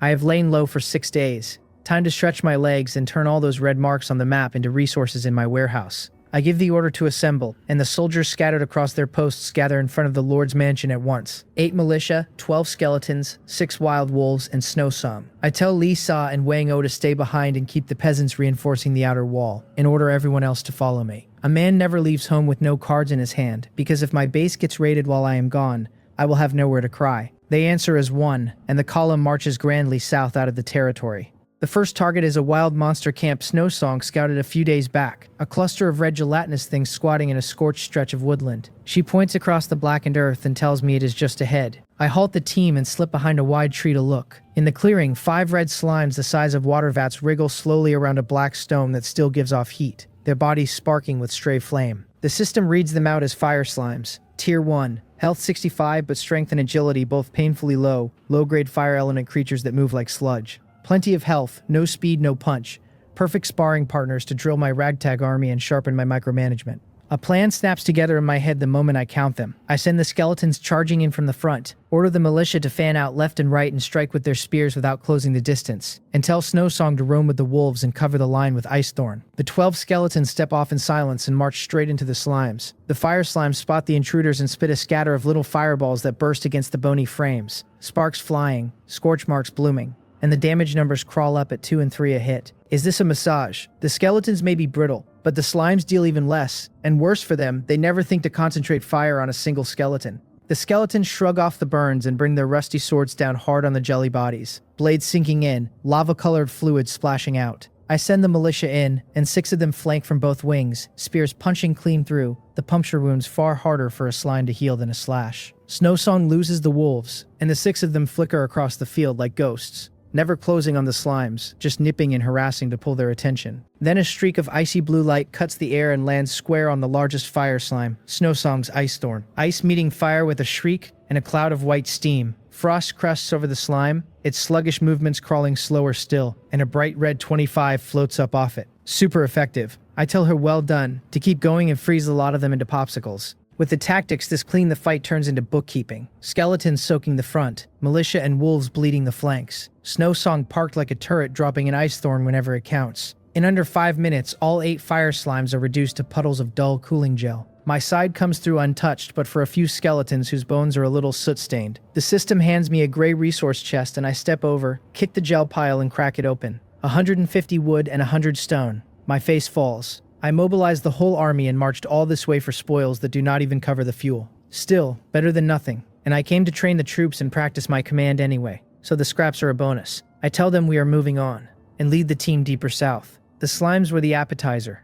The real prize is still ahead. After another 2 kilometers, we reach the foot of a cliff, where a pitch-black cave mouth opens. Not large, a soft white light leaking faintly from inside. A white crystal mine. My eyes light up. I have felt firsthand what the illumination lighthouse does. A sun planted in the dark, an enormous cushion of safety through the night. If I can take this mine and pull a steady stream of white crystal out of it, I can turn my whole territory into a city that never sleeps. But before the meet, the guard dogs. Snowsongs reports that a large pack of goblins nests in this cave. I leave the main force at a distance and creep up to the entrance with Snowsong and 2 wolves, then duck behind a boulder and peer out. Inside the mouth and out, green-skinned monsters cluster everywhere, some grinding stone tools, some brawling, a few hunched around a fire roasting something I cannot name, the air thick with the smell of char. The system reads them as goblins, tier 1, but these carry a suffix the earlier ones lacked. Their attributes nudged higher, strength 8, agility 9. I count 16 in plain sight, with no telling how many more wait deeper in. Snowsong whispers that there are too many, that a frontal assault could cost me skeletons. I nod, because I am already thinking the same. 26 units against these goblins, I can win that. But at what price? The militia are thick-hided, and a wound heals after a day or 2 of rest. A dead wolf, Snowsong summons a fresh one tomorrow. The 12 skeletons are another matter. 8 gold coins apiece, 96 gold sunk into them, and my heart would bleed to lose even one. Those low health frames so flimsy that one crude club opens a hole, and a few more shatter them outright. Trade half my assets for a single mine, and that is a ruinous deal. Only a reckless idiot like Wang Ho picks a head-on brawl. I am the king of the cautious path, and I scheme until I crush the enemy without taking a scratch. My eyes track back and forth between the goblins at the mouth and the lay of the land, and then it comes to me. A simple, shameless little plan takes shape. I pull Snowsong close, drop my voice and point at the green skins loitering near the entrance. I tell her to send her 2 wolves in to nip them once and bolt, to lure them toward us. No lingering in the fight, just bait and run. She answers that she understands. I lead the main force in a quiet 200-meter retreat into a denser patch of trees. I set the skeletons in ambush at the front, ordering them to wait until the goblins close inside 100 meters, then burst out and tie them up. I split the militia into 2 wings to flank and stab the flanks and backs, and I tell Snowsong to take a high spot and shoot freely, picking off anything fast or oversized first. A simple pocket trap set in a handful of words. The 12 skeletons lie flat and silent in the grass, a few pale bones showing through, and the 6 militia grip their spears behind thick trunks, palms slick. Everything is ready, and I signal Snowsong. She whimpers low to the 2 wolves, and the gray shapes shoot out of the woods, skimming the ground straight for the mine mouth where several goblins doze against the stone.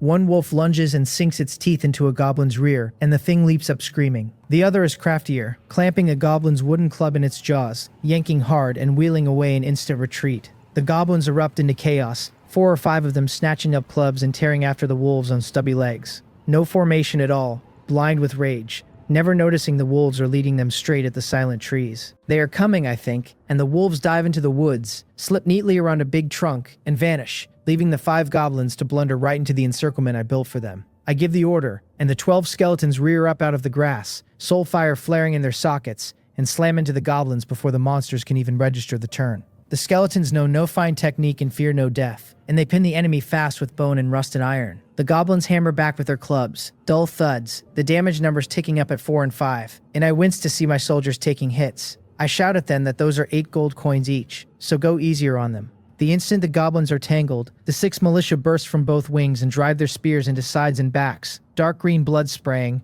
the goblins shrieking and twisting only to find the skeletons holding them in place. It becomes a one-sided slaughter. An ice thorn flies from the high ground and punches the knee of a goblin warrior trying to rally, dropping it to a kneel, and 2 militia swarm in and riddle it. In under a minute, all 5 goblins lie dead in the blood, and my only casualty is 1 skeleton with a cracked rib, wobbling comically. I snap my fingers, tell them to clear the field and ready the second round. Plan successful, and it is the most efficient and safest way to farm a camp there is. We run it again. Snowsong sends the 2 well-drilled wolves up for another lap of stunt driving, and this time the goblins are warier. The wolves do not close, only scratch at the dirt near the mouth and let out a taunting howl now and then, until 6 more goblins lose patience and rush out roaring. The result is the same, lured into my death grove and ground to pieces between skeletons and militia.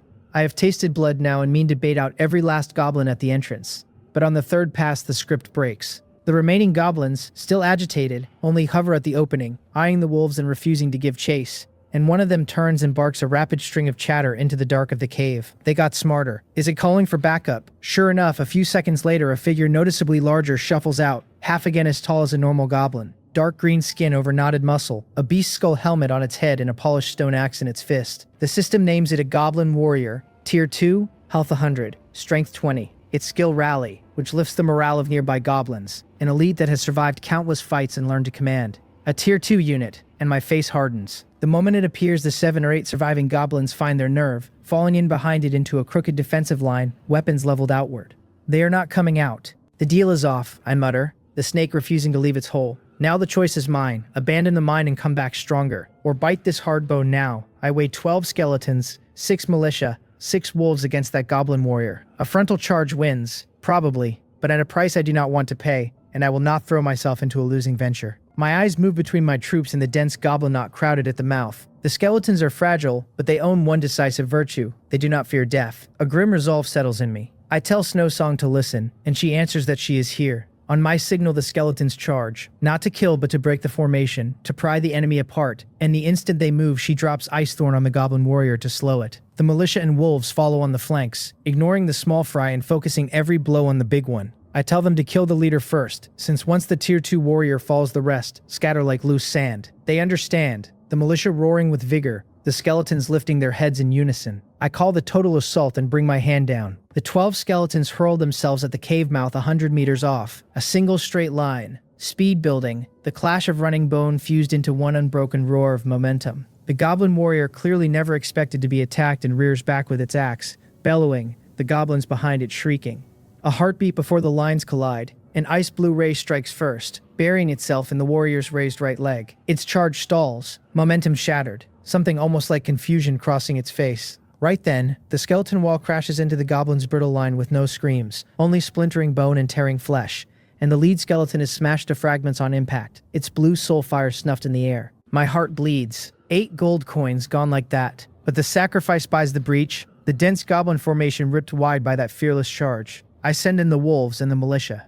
The 6 wolves pour through the gap the skeletons tore, straight at the slowed goblin warrior, the militia close behind, spears swinging at the scattered regulars, and the field boils over. The warrior is no joke, sweeping its stone axe in a flat arc that hurls one wolf flying, but the other 5 clamp onto its limbs and back, and Snowsong's second ice thorn lands on its neck. A militiaman seizes the opening and throws his spear with everything he has, the shaft arcing through the air to drive deep into the warrior's back, and the great body crashes down with a final unwilling roar. With the leader dead, the rest dissolve into screaming panic, scattering, only to find their escape sealed off by the silent skeletons. The battle ends fast. I walk onto the field, the air heavy with blood and scorched bone, and tally the cost. 2 skeletons killed, 2 badly hurt, 16 gold coins down, 1 wolf dead, replaceable tomorrow, 2 militia lightly wounded, nothing serious. It aches, I think, pressing a hand to my chest, but it was worth it. I lift my eyes to the dark mouth still breathing soft white light. White crystal mine, here I come. I stride into the cave, the air damp and earthy, thick veins of white crystal snaking through the walls and casting a glow bright enough to make torches pointless. The moment I reach the center, the system sounds in my mind, congratulating me on occupying a special resource point, the miniature white crystal mine. And because it is my first mine, it hands me an extra reward, the blueprint for a miner's hut. Then it tells me the construction rules have changed, that I can now raise resource gathering and defensive buildings within a range around any occupied resource point. The string of notices lights a fire under me, and I open the mine's details. Reserves of 200, mined by dispatching miner units, every 5 miners pulling 1 unit of white crystal a day, capped at 3 units daily. The vein flagged as a key material for advanced magical buildings and items. Miners, another new unit. Peasants cannot dig here, only specialized miners, and at 5 miners per unit with a daily cap of 3, I will need a full 15 miners to max it out. I open the fresh blueprint, the miner's hut 400 wood and 400 stone over 6 hours, each finished hut giving 5 miners. 1 hut for 5, so 3 huts to top out production. The third notice matters most though, the right to build around the resource point, which means I can plant a whole outpost here, a fortress that mines and defends in one. The strategic weight of that dwarfs the mine itself. A place pulled 4 ways is not necessarily a curse, I think, looking at my central spot on the map, and a bold design forms. I will forge my territory into a war fortress, webbed with satellite holds and outposts, and this white crystal mine will be the first stronghold. I turn and tell Snowsong to race straight home, to have the peasants ready wood and stone, pick 20 of them, load supplies and rush back here as fast as their legs allow. She asks nothing, takes her wolf, and sprints off the way we came. I set the rest of the troops to clearing the field, and I crouch to gather the intact bones from the 2 shattered skeletons by hand. The system tells me recovered bones can repair other skeletons or serve as undead building material. Recyclable too. Worthy of being an eco-friendly unit, I think, my mood lifting. I post the 10 remaining skeletons and 6 militia to guard the cave mouth, then sit on a rock and start sketching the outpost in my head. 3 miners' huts deep inside for safety, at least 2 arrow towers at the entrance for crossfire. The whole perimeter wrapped in wall and fence with extra hunting traps sewn around it. There is still a lord to the south, so a garrison has to stay. The militia are loyal and dependable but gone for good when they die. While the skeletons are fodder, no heartache to lose, only too weak to stand alone. I settle on 2 militia, paired with 2 towers in the fortifications, enough to shrug off harassment from a handful of Tier 1 troops, and buy time for me to bring reinforcements. The wait drags, but I do not sit idle patrolling the kilometer around the mine, clearing a few stray beasts, learning the ground. Snowsong returns in the afternoon at the head of the peasant column, reporting that supplies and manpower have arrived. I order construction to begin at once, and the 20 peasants throw themselves into it. My A-rank talent having the resource and time cost of every defensive structure, so the work flies. Watching the phantom buildings climb out of the dirt, my sense of safety thickens another layer. I cannot spend all my hours here though. A glance at the slanting western sun and the map tells me the forest to the west holds another cave, likely a second mine, probably iron. The one resource I am starved for, indispensable for traps and higher tier upgrades. I take Snowsong, leaving 4 militia to hold the mine alongside the skeletons, and bringing 2, plus 5 wolves, and we push into the western forest. It is older than the south, ancient trees blotting out the sun, the floor deep in rotting leaves. Half an hour in, we reach the base of the steep cliff and a black cave mouth, smaller than the goblin mine, gnawed bones and dark ore scattered at its threshold. I pick up a stone, weigh it, feel the hard, heavy grain. Unrefined low-grade iron ore. It really is an iron mine, and I rejoice inside. I signal the team quiet and ease up to a thicket near the mouth. A knot of strange creatures crowds the entrance. Heads enormous, nearly a third of their bodies, features pinched together until the eyes blur. Those great skulls planted on short bodies with no neck at all. Crude short spears in their hands. The system names them Cave Dwellers, Tier 1, Health 45, stats close to a goblin's, their skill immunity to blindness. Primitives bred so long in the dark that their sight is withered, and they navigate by hearing and smell. Immune to blindness, so they are already blind. No wonder darkness holds no fear for them. I count about 30 near the mouth, their vigilance high, one or another pressing its huge head to the ground now and then as if listening. Snowsong murmurs that there are more of them than the goblins, and they look harder to handle. I nod. Their attributes match the goblins, but the numbers worry me, and if they are hiding a Tier 2 elite or 2 the way the goblins were, this turns ugly. Worse, my bait-and-run trick is useless against things that hunt by hearing and smell. The wolves' harassment likely meaningless to them. Taking this mine would mean a real fight. Over 20 of them, and a head-on charge probably cost me several more skeletons. And at 8 gold each, dead broke with 4 gold to my name, I cannot afford to bleed money. This will not work today, I decide, and let the idea of an immediate attack go. The core of the cautious path is never to fight a battle I am unsure of. Never to fight a losing one. Wait a while longer. Snowsong can summon another wolf each day, and the refugee camp's weekly refresh is near. I hope next week brings me a surprise, I mutter, and wave her off, withdrawing in silence. We go for now. This one needs a long game. Dawn is just breaking when I stretch on the new wooden bed in the mansion, my joints cracking, and before I am fully awake a run of icy notices detonates in my mind. The The second round of the newbie period, the Crimson Moon, begins after midnight tonight. The scale and intensity of this monster tide far beyond the first. All lords urge to give everything, and any who fail their defense will be executed. Execution again. The last of my drowsiness vanishes. Are they not going to let anyone sleep? I curse under my breath, dressing fast and shoving the door open. Far beyond the first time, I survey my ground. 7 arrow towers, 2 rings of barrier, 100-odd hunting traps, more than enough for the first goblin wave. But against the tide the system itself calls far worse, I have no confidence at all. Not safe enough. The cautious path will not abide an obvious weak point anywhere in my territory. Losing even a sliver of troops makes me ache for half a day, so it is more practical to simply build more towers since towers are static and soldiers are not. And grinding the enemy down on cold structure is the cheapest answer there is. I open the construction list and lock onto the wooden arrow tower. The lumber and stone reserves have grown fat over the past days, so I tell myself resources are only resources, spend them and earn them back, and place orders for 8 more towers at the 4 corners and the soft spots. The system asks me to confirm 1,600 wood and 800 stone for 8 arrow towers, and I confirm without a flinch. A huge bite vanishes from my stores, but as the 8 phantom towers rise and the peasants swarm them with tools, my heart finally eases. 15 wooden arrow towers, centered on the mansion, woven into a layered, staggered web of fire across near and far. High and low, no ground attacker spared a baptism of arrows from every angle. No blind spot left. Towers alone are not enough, though, so I have the peasants pour every scrap of new lumber and stone into reinforcing the outer wall and palisade. In the evening, Snowsong comes back from the southern mine, leading a squad of peasants pushing a crude wheelbarrow loaded with the day's white crystals, soft light spilling off them, and she tells me the first batch has arrived. Perfect timing, and my spirits climb.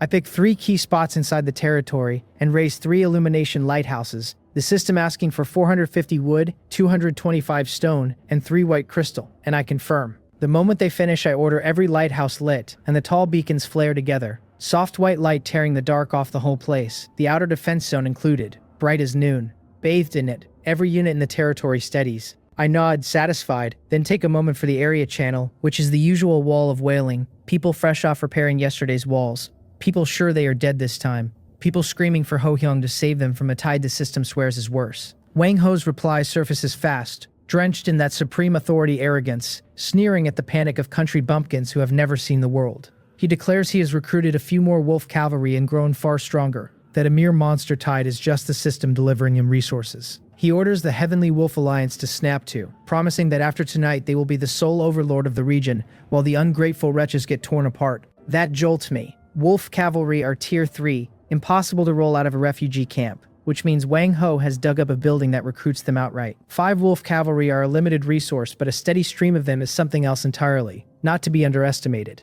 The clock crawls toward midnight, and exactly at midnight the crimson moon descends, the blood-red light richer than last time, a faint reek of blood threading the air. The monsters no longer come from a single direction. A warning flashes that a large-scale tide is closing on every side of my territory at once. I stand on the mansion roof, expression grave, as dense black shapes surge out of the dark at the edge of the beacon light. Among the frenzied goblins from last time there is a new kind, far taller than a goblin, stout dark red skin, hauling huge morning stars that shake the ground as they run. The system names them Goblin Thugs, Tier 2, Health 115, Strength 22, Skill Heavy Strike, Elite strong enough to crack a wooden shield with ease.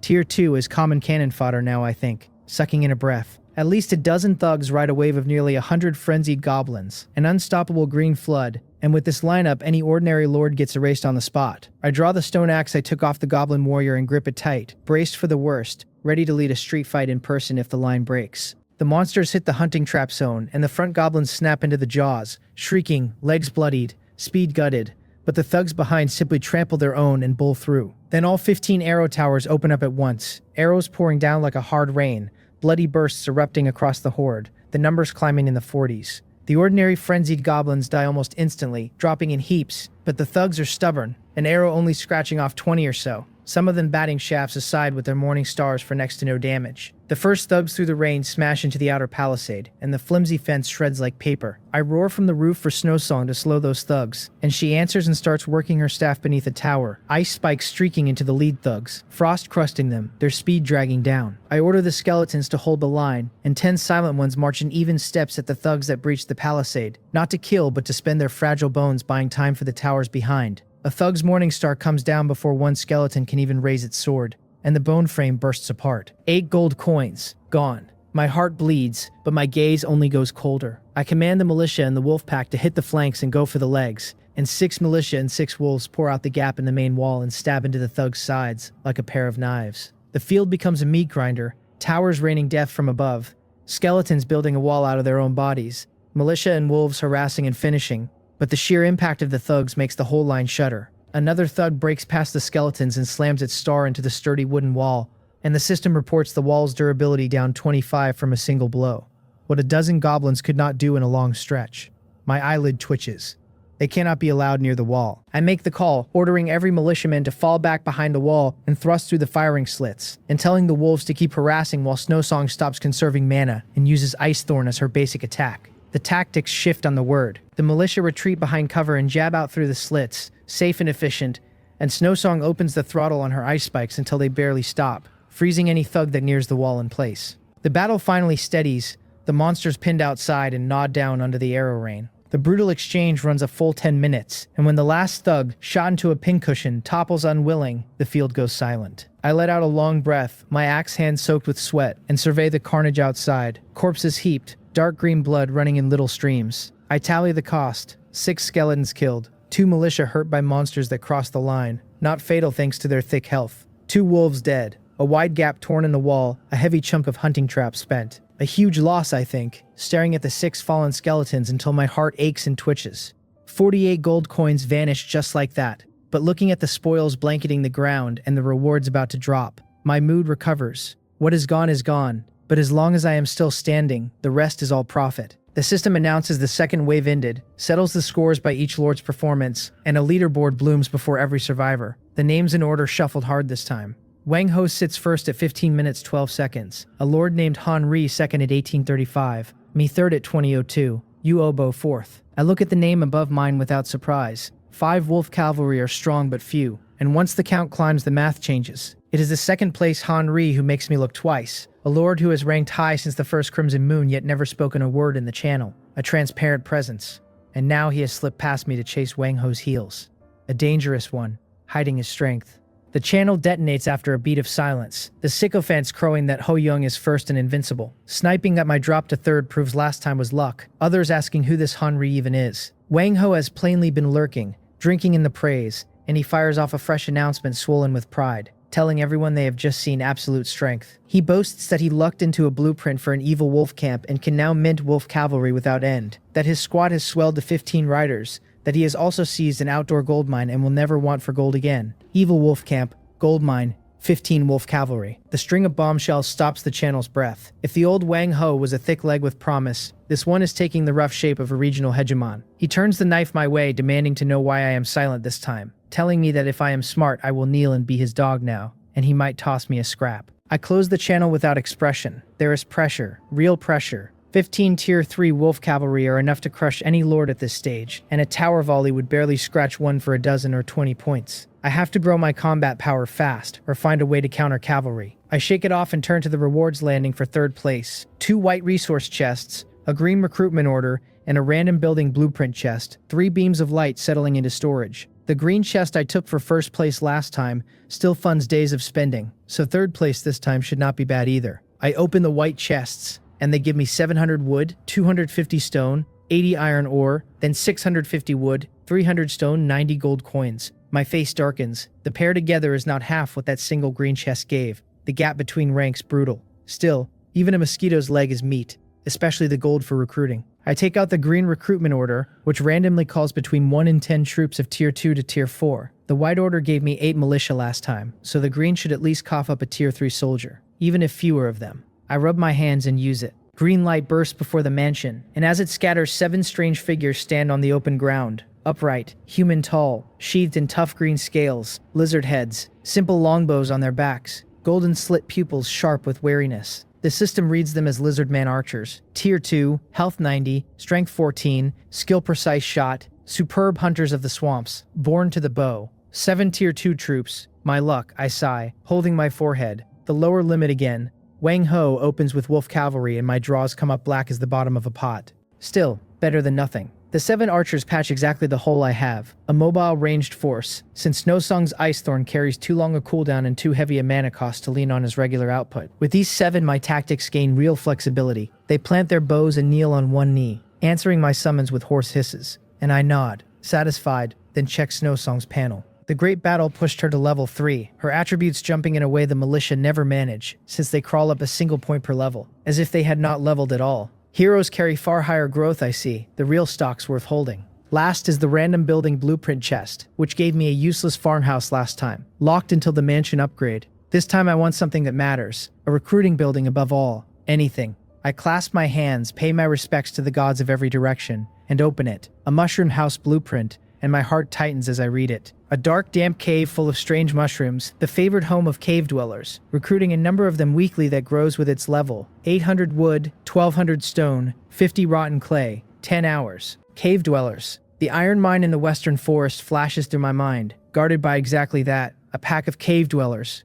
A bold idea surfaces. Human and cave dweller tongues almost certainly do not mesh, but cave dweller to cave dweller. If I build this mushroom house first, recruit a batch of my own, and send them to talk to their wild kin in the iron mine, could I persuade the lot to surrender without spilling a drop of blood? Once the thought lands, I cannot smother it. Storming the iron mine, even winning, means heavy casualties, but if the persuasion takes I seize the mine untouched and gain cave dweller soldiers for free, a windfall of the first order. There is risk, of course. The two groups might simply fall to fighting on sight and wreck the whole scheme. But the payoff is just as enormous. Worth the gamble. The catch is the new material, rotten clay. I open the map and comb every node Snowsong marked until my eyes lock on a stretch labeled swamp to the northwest. There should be clay in a swamp. I decide on the spot to lead a team out at first light tomorrow to dig. Morning sun has just spilled into the mansion when I walk to the entrance and look over the wrecked territory. The gaping breach in the wall jarring, the outer fence in splinters, 2 arrow towers swaying on the edge of collapse. I order repairs, and the waiting peasants rush in with tools and material. I tell them to replace the spent hunting traps too, to make 20 more and blanket the ground around the breach.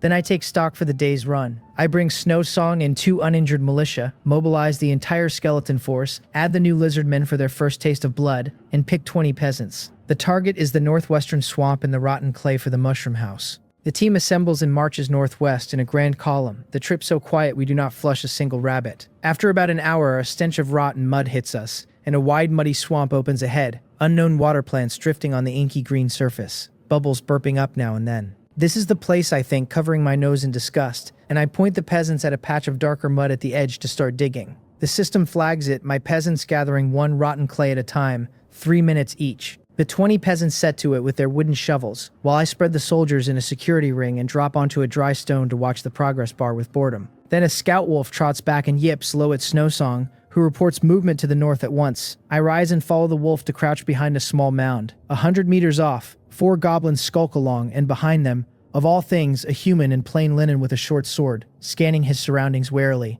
Are those goblins his troops? Is he the lord from the north? The thought flickers. A swamp, a man come from due north. As I watch, the other lord seems to feel it too, his head snapping up until his gaze meets mine across the 100 meters.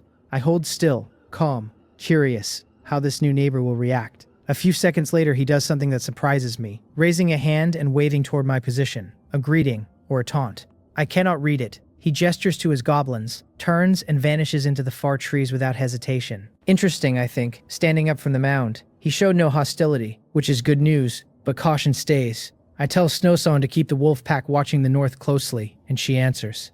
The digging goes on. As for the northern lord, so long as he stays out of my hair, there is no need to deal with him yet. Another half hour and the 50 units of rotten clay are gathered. I wave the team to wrap it up and head home, and lead them back loaded down. On the way, a forward wolf finds something else, growling at a small clearing, and I halt the team and go to look. 7 or 8 earthy yellow creatures like lumps of mud writhe slowly in the open. I read them. Mud slimes, Tier 1, Health 105, Strength 4, Agility 3, low-grade earth element things that move slower than dirt but endure forever. Agility 3, I nearly laugh aloud, slower than a crawling turtle, but the 105 health and 21 stamina put them near the Tier 2 goblins for bulk. A perfect target dummy. My eyes shift to the 7 lizardman archers. I point at the slimes and tell the 7 of them to handle it, to keep their distance and just shoot. The lizard heads nod, seeming to catch my meaning, and they form a loose line and walk to about 50 meters out. More than enough range for archers. Bowstrings sing in succession, 7 arrows tearing the air to bury themselves in the mud bodies with dull thuds. Damage numbers floating up in the 30s, not much worse than a tower, and far faster. The mud slimes finally react and start grinding toward the lizard men at a pace that has me yawning. The archers knock, draw, and loose in fluid rhythm, volley after volley, and the whole scene turns comic. 7 archers raining fire while 8 tanks die slowly on a charge that never touches a hem. In under a minute, every mud slime is a lifeless heap of muck. This is not a battle, it is bullying. The system hands me a gray chest, and I kick the mud aside and open it. 200 stone and 10 iron ore. Better than nothing, I sigh. Consider it target practice for the lizard men. We reach home in the afternoon, the wall and fence already mended, 20 fresh hunting traps gleaming cold at the key junctions. I take no rest, opening the construction list and locking onto the new blueprint. The mushroom house. 800 wood, 1200 stone, 50 rotten clay. I confirm the build, and a cave silhouette rises from a corner of the territory, the peasants swarming it with clanging tools. A 10-hour countdown opening in my view. I stare at the progress bar full of anticipation, my mind on the iron mine to the west and the cave dwellers nested inside it. One night passes. In a corner of the territory, a new structure stands finished. A giant mound of earth half sunk in the ground, mossy and slick, its entrance a black cave mouth ringed by colorful, faintly glowing mushrooms. The mushroom house. I walk up and lay my palm to the wet stone beside the opening. Level 1 it reads, refreshing 7 to 14 Tier 1 cave dwellers a week. Upgradable once the mansion hits level 3. This week's recruits already refreshed. Upgradable 2, not bad. I nod and open the recruitment screen. 10 cave dwellers available at 12 gold coins each. 12 for 1, a full 50% over a skeleton. But the stats run higher. Health 45, Strength 8, Constitution 9, that same immunity to blindness. With the iron mine in mind, this money has to be spent. This time I am here to negotiate, not fight, but negotiation rests on strength, and I cannot send a lone cave dweller envoy to 30 of his wild brethren and politely ask them to surrender, because they would beat him into paste. I need enough force standing behind the words to make the meaning plain. Refuse and die. I check my balance. 104 gold, not even enough for all 10. Forget it. I gamble, gritting my teeth, and select 8. The system confirms 96 gold for 8 cave dwellers. I confirm, and my gold drops to a pitiful 8.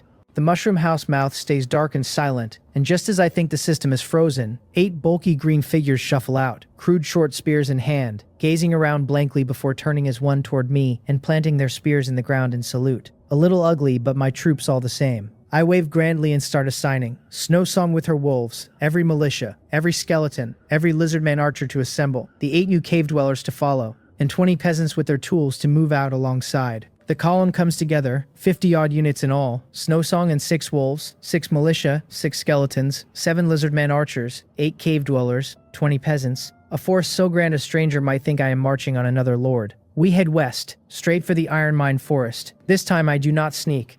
I order 2 peasants to start knocking, and they pull out their tools and hammer up a deliberate racket, the sudden din snapping the cave dwellers at the mine mouth to alarm. Weapons up, great heads swinging toward the sound. Low threatening growls rising in their throats. I halt the main force 200 meters out and array it, militia and cave dwellers at the front, lizardman archers behind, skeletons and wolves on the flanks, 20 tool-bearing peasants at the rear, the whole black mass exuding pressure. Then I send 2 of my recruited cave dwellers forward, telling them to relay the terms, lay down their weapons, vacate the mine, and join my territory. The 2 stand stunned a moment, trade a glance, then trundle off toward the entrance, on their short legs. A system notice pops up before my eyes. It detects me attempting to persuade the wild cave dweller tribe to surrender, checks the target's friendliness on a scale from stubborn through hostile, neutral friendly, to intimate, and reports their initial friendliness toward me as friendly. Then it runs the surrender judgment and declares it a success. The tribe has agreed to surrender. The string of words leaves me stunned. It worked, just like that. Friendly. Why? Did I sprout some kind and gentle face overnight? Or has my kingly aura climbed so high it converts wild monsters from hundreds of meters off? The 2 cave dwellers I sent are not even halfway there. A commotion stirs near the mouth, and a figure larger than a regular cave dweller walks out, its green skin shot through with magma red patterns. My 2 messengers reach it and chatter something, and a moment later the red one leads the entire tribe out, weapons set down, all of them shuffling toward my position. The 2 spokesmen run back, point at the red leader, and chatter again, and though I cannot parse a word the system kindly translates, relaying that cave dweller Chief Stonehammer is willing to lead his whole tribe to pledge allegiance, and asks for my protection. The system adds that neutral, friendly, or intimate units that defect have their loyalty fixed at adoration, and will never betray me. That dispels the last of my doubt. I look the red cave dweller over and read it. A Hell Caveman, Tier 2, Health 105, Strength 21, immunity to blindness, an elite mutated by absorbing a little subterranean fire, stronger in body and arm. A Tier 2 elite, and more than one of them, their numbers slightly below the Tier 2 goblins, but Tier 2 all the same. A wave of lingering fear passes through me. Had we actually fought, with my thin resources, victory was a question, never mind a flawless one. This persuasion is a massive profit. I clear my throat, put on an air of depth, and tell the chief I accept his allegiance. Then, to be safe, take Snowsong and the militia as guard and step cautiously into the iron mine. The system congratulates me on occupying the small iron mine, and because I am first to take an iron type point, it hands me a bonus blueprint. The mine holds a reserve of 3,000, 1 iron ore per miner per day, capped at 20 units daily. The furnace smelts unrefined ore into iron ore, costing 1,000 stone and 10 iron ore, and 5 assigned miners smelting up to 20 units a day. So full output means 20 miners digging and 5 smelting, 25 in all, 5 miners' huts, and 1 furnace for a steady 20 iron ore a day. A crucial strategic resource. I give the order to start work, and the 20 peasants pick their sites near the mouth and begin raising miners' huts in the furnace. Then I patrol the perimeter and sketch the fortifications. 4 arrow towers at the cave mouth, walls around the outside, animal traps scattered through. That done, I walk out to inspect the troops I just absorbed. 33 regular cave dwellers, 3 tier 2 hell cavemen, 36 units total, more than double the goblin pack at the White Crystal Mine. Time to assign garrisons, I think. Stroking my chin. Both mine strongholds need manpower. I leave 8 tier 1 cave dwellers here, send 8 more to the White Crystal Mine and swap the 2 militia back, and plan to raise another tower or 2 at each next visit, so any lord eyeing them has to count the cost first. Cave dwellers live in caves by nature, so setting them to guard the mines is the neatest fit there is. I count the army at my command, and ambition surges. 36 cave dwellers, 3 of them tier 2 elites, my ground force more than doubled at a stroke, and looking over the rest of my troops, a confidence I have never felt rises in me. I have lain low long enough, time to clear out the surrounding trash. I open the goblin skin map, its red charcoal circles all tier 1 wild camp Snowsong scouted, the ones I could only nibble at before for lack of strength. Now I want every one of them. I wave the imposing column out. The first is a small wild boar camp east of the territory. 3 tier 1 boars rooting in the woods. Before, I would have had to kite them carefully with Snowsong's ice thorn, but not now. I order the cave dwellers and militia to form up front, and push the wolves to harass the hind legs from the flanks, the lizard men to fire freely. The shield wall of cave dwellers and militia advances like a moving rampart, and the 3 boars redden their eyes and charge head down. Tusks slam into the cave dwellers, the impact knocking some over, but in that stalled moment the 6 wolves dart in at the vulnerable hind legs, and the 7 lizard men put arrows into eyes and necks. Snowsong does not even bother, just stands aside with her staff watching. In under 30 seconds, the 3 boars are 3 bleeding corpses. My only cost a couple of cave dwellers bowled over and lightly scratched. Negligible. I move them to the next, and a goblin camp of 7 units goes down without suspense, the greenskins sieved by lizardman arrows and militia spears before they can even form a line, the system handing me a gray chest. I keep going. I sweep the camps around my territory like an autumn wind stripping leaves, every red marker crumbling almost the instant my mixed army arrives. Before long, I cannot be bothered to command it all and hand authority to Snowsong drifting along at the back of the column to slack off. Before I notice it, the markers are nearly all gone, only the last remaining. I camp deeper in the swamp that I saved for last because Snowsong's report named it the largest, with 1 tier 2 elite among them. The army reaches it, an open shallow pond dotted with green duckweed, more than 10 water blue jelly creatures hopping and playing on the surface, one of them noticeably larger and darker, sprawled lazily in the center. The system reads the small ones as water droplet slimes, tier 1, and the big one as a water accumulation slime. Tier 2, health 170, it skills water healing and split, an evolved slime with minor healing and a strange proliferation ability. Slimes again, I mutter. One of the 3 great plagues of the starter village, as common as goblins and boars, though thick and slow and weak hitting, easy enough to handle. I call for battle stations, shedding the contempt, since even a lion strikes a rabbit at full force. I put the cave dwellers and militia up front, set the lizardmen to ready a volley on the big one, and have Snowsong ready an ice thorn to see if it freezes. The army deploys slow and grim toward the pond, and the slimes notice, breaking off their play to cluster around the tier 2-1, bodies rippling, plopping out warning sounds. I am about to call the general attack, when something bizarre happens. The largest water accumulation slime hops out from the group, shows no hostility at all, simply stops in front of my army and sways its body up and down, as if it is bowing. I am completely stunned. What move is this? Surrendering because it cannot win. Then a notice drops my jaw. The system detecting the wild water accumulation slime attempting to surrender, checking its affinity, finding it friendly, running the judgment, declaring success. The slime clan has agreed to surrender. My mouth holds an O shape for a long while. What is going on? With the cave dwellers, I at least sent a negotiator over to intimidate and entice them, but this time I had barely arrayed my forces before the enemy leader slid to its knees, and an initial affinity of friendly on top. Could I really have a kingly aura, I wonder, touching my face, baffled? Could it be because I am handsome? Unable to crack it, I drop it. Killing these slimes nets a little loot and some experience for my men, but accepting them means a dozen plus free troops. Those slimes crawl and hit softly, they carry enormous health. Perfect meat shields just lying there, and that tier 2 one lists water healing and split, a healer and a factory. This deal cannot lose. I nod at the water accumulation slime and tell it I accept its surrender. As if it understands, it bounces twice on the spot in delight, its body briefly squishing itself into a heart shape, then turns and plops a few times at its companions in the pond. The system reports 1 water accumulation slime and 14 water droplet slimes joined to my territory, their loyalty fixed forever at adoration. 15 new units on my panel, and I am grinning so wide my mouth will not close. I click the tier 2-1 split detail, a passive that periodically buds off a fresh water droplet slime when it sits in a water-rich environment, the interval wildly unstable, swayed by surroundings and its own condition. My eyes light up. A mobile recruitment building that walks around and costs nothing. The split timing may be erratic, but having it beats not, which means as long as I keep this thing near water, I get a stream of free tier 1 meat shields. A huge profit, a massive profit, I think, gazing at the bouncy blue jellies with the fondest eyes. No monsters at all, just a pack of adorable mobile resource packs. I pat the water accumulation slime's cool, slick body and tell them they follow me now, promising they will live well, and the slime sways contentedly under my hand. I wave the army to disperse and head home with spirit, and lead my new slime legion back. The sweep cleared the surrounding threats and folded in 2 whole forces besides. My total strength surged to an astonishing height. The sky brightens, and I stretch and walk out of the mansion refreshed, still floating after yesterday's clean sweep and the surprise recruits. The dozen-odd water droplet slimes are bumping aimlessly into one another in a corner while the big one lies sluggish on the ground. This will not do. My armory cannot sit idle. I summon a few peasants and tell them to dig a big pit over there and fill it with water, a proper home for the blue jellies, and the command being absolute, they shoulder their tools and set to it. As I finish arranging the slime's lodging, a system notice times itself perfectly. The refugee camp refreshed. New units available. A new week and my spirits lift as I rub my hands and head for the tattered tent. Last time was skeletons, fragile but serviceable. This time I want something stronger. I open the recruitment screen full of hope, and my smile freezes on the spot. Butterfly Sprite Tier 1. 10 available at 8 gold each. I click the details. Health 20, Strength 4, Agility 13. A small creature that loves nectar and sunshine. Able to fly by nature but extremely frail.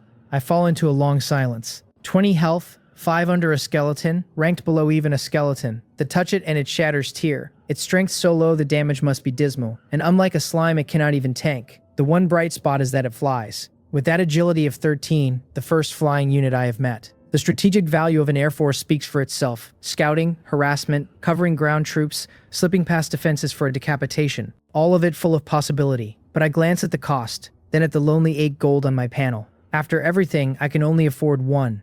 Buy it or not, buying 1 leaves it nearly useless on the main field and burns 8 gold, while not buying means missing a flying unit that may never refresh again. Forget it. I buy it. I decide. Teeth gritted. Treat it as a mascot, since at least it flies and makes a fine bit of mobile surveillance. I confirm 8 gold for 1 butterfly sprite, my balance dropping to 0, and a faint golden light drifts out of the tent. A little creature about a meter tall flutters out on transparent butterfly wings, pale yellow all over, cute brown spots dotting its skin. Short golden hair, a peculiar weapon in its hand longer than a dagger, and shorter than a short sword. It circles my head curiously, then settles in front of me and tilts its head to study its new lord. Alright, it is fairly cute, I think, telling it that from now on its job is, well, to look cute. Just as I am wondering where to find more gold for the other 9 butterfly sprites, a militiaman rushes over to tell me the eastern neighbor is back. Gang Jin. I am mildly surprised and wonder what he wants, telling the man to have him wait at the old spot, that I will be right there. I take Snowsong and the 2 freshly defected Hell cavemen as bodyguards and head for the eastern edge. The 2 cavemen tall and imposing, magma red patterns over their skin, crude stone spears in hand, plainly not to be trifled with. Gang Jin keeps his composed air and shows little reaction to the Tier 2 cavemen behind me, since his own troops were Tier 2 from the start. He opens by remarking that it has been only a few days, yet my territory's strength has truly changed by leaps and bounds, a note of feeling in it. I answer flatly that it is nothing much, then tell him people do not visit without a reason and ask why he has come. He cuts straight to it, that he wants to discuss a major business deal. I ask how major. His face turns serious as he says that to the west of his territory. Slightly to the east of the midpoint between us, he has found a gold mine. A gold mine. My breath catches, since I was just fretting over the shortage of gold and now someone delivers a pillow to a drowsy man. He reads me and dumps cold water, telling me not to celebrate yet, that the mine is already taken, a pack of dwarves rooted there. their strength formidable. The ones guarding the mouth are all tier 2 dwarfs, tough-skinned and incredibly strong. And worse, their leader is a tier 3 dwarf king. Tier 3, I frown. My strongest unit is only a tier 2 hell caveman, and I have never faced a tier 3 head-on. He sighs that he tried a few probing attacks, and I can guess the result. They could not even touch the entrance. I understand. He cannot chew this bone alone and wants me as a partner. I ask whether he wants my help taking the gold mine and what I get out of it. After we secure it, all output split 50-50, he offers. An extremely tempting line. He adds another sweetener, that he will supply every construction resource the mining needs. The miners' huts, the furnace, all of it. I need manage nothing, only bring troops and fight alongside him to take the mine, and every afternoon he will send my share of the gold to me by this little stream. The terms drip sincerity. He covers nearly all the upfront cost, and I need only join one battle to reap a daily income, which means the Dwarf King has truly scared him. I run the math fast. There is real risk, a tier 3 Dwarf King no easy mark, casualties guaranteed, and Gangjin might play tricks mid-fight, spending my men as fodder or turning on me after the win. But the reward is just as large, the mine securing me an endless supply of gold, funding those 10 butterfly sprites and stronger troops to come. As for betrayal, I glance at the 2 silent mountainous hell cavemen at my back, think of the slimes and skeletons and lizardmen at home, and decide I am strong and well stocked enough now that his trickery does not frighten me.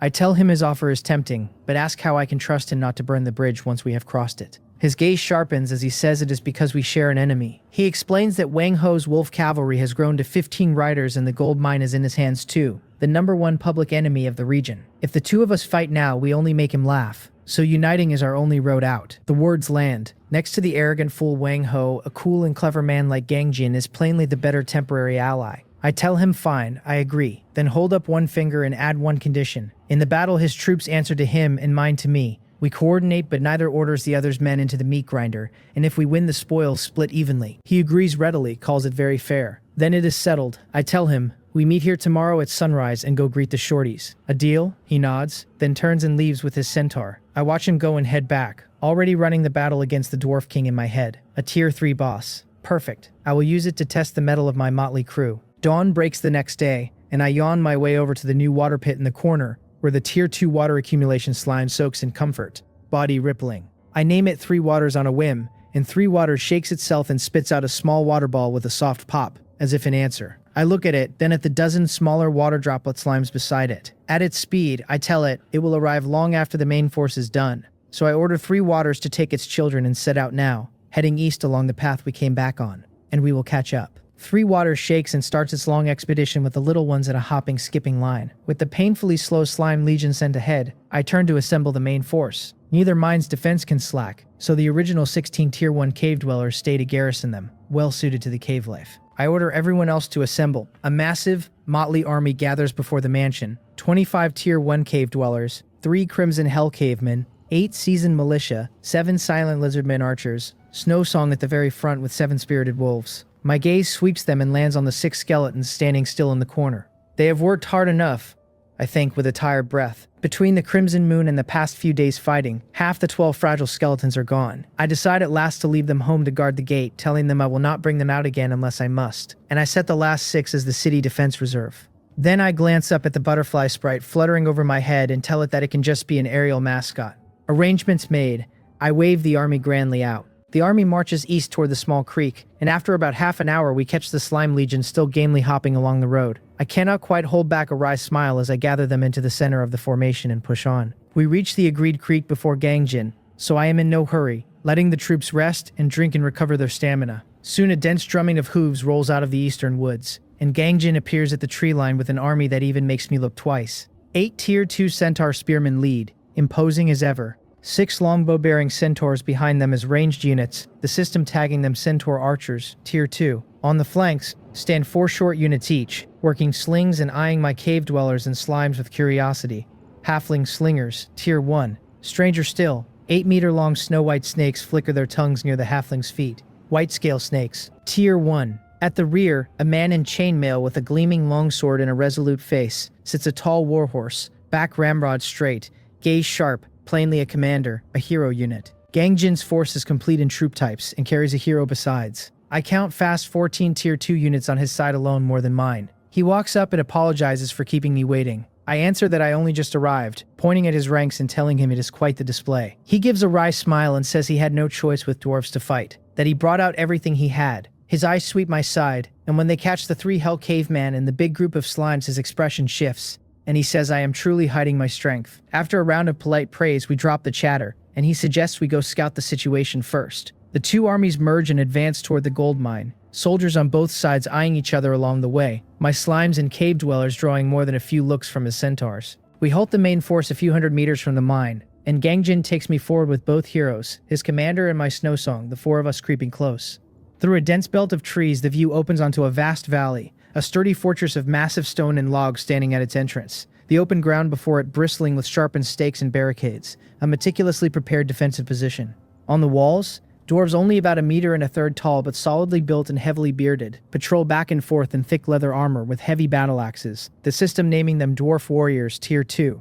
Among them stand dwarves carrying strange tube-shaped metal weapons, and Gangjin lowers his voice to call them dwarf gunners, their muskets long-ranged and immensely powerful, a single shot able to badly wound a centaur charge. I read one, a dwarf gunner, Tier 2, health 120, strength 23, skills precise shot and armor-piercing round, a masterwork of dwarfcraft, gunpowder lending them the nerve to stand against dragons. About 30 dwarf warriors on the wall, and 10 gunners, Gangjin says, all Tier 2, and that is not the worst of it. He points to the highest watchtower, where a figure a full size larger than a regular dwarf sits on an ornate stone chair, leisurely sipping from a wine goblet. A gem-set crown rests on its head, a suit of exquisite rune armor covers its body, and a warhammer taller than itself leans beside it. The system reads it as Dwarf Chieftain Ironbeard, Tier 3, Level 10, Health 275, Strength 48, Skills Heavy Strike and Sweep, the ruler of this gold mine, his hammer rumored to shatter mountains. A Tier 3 boss, I murmur. Yes.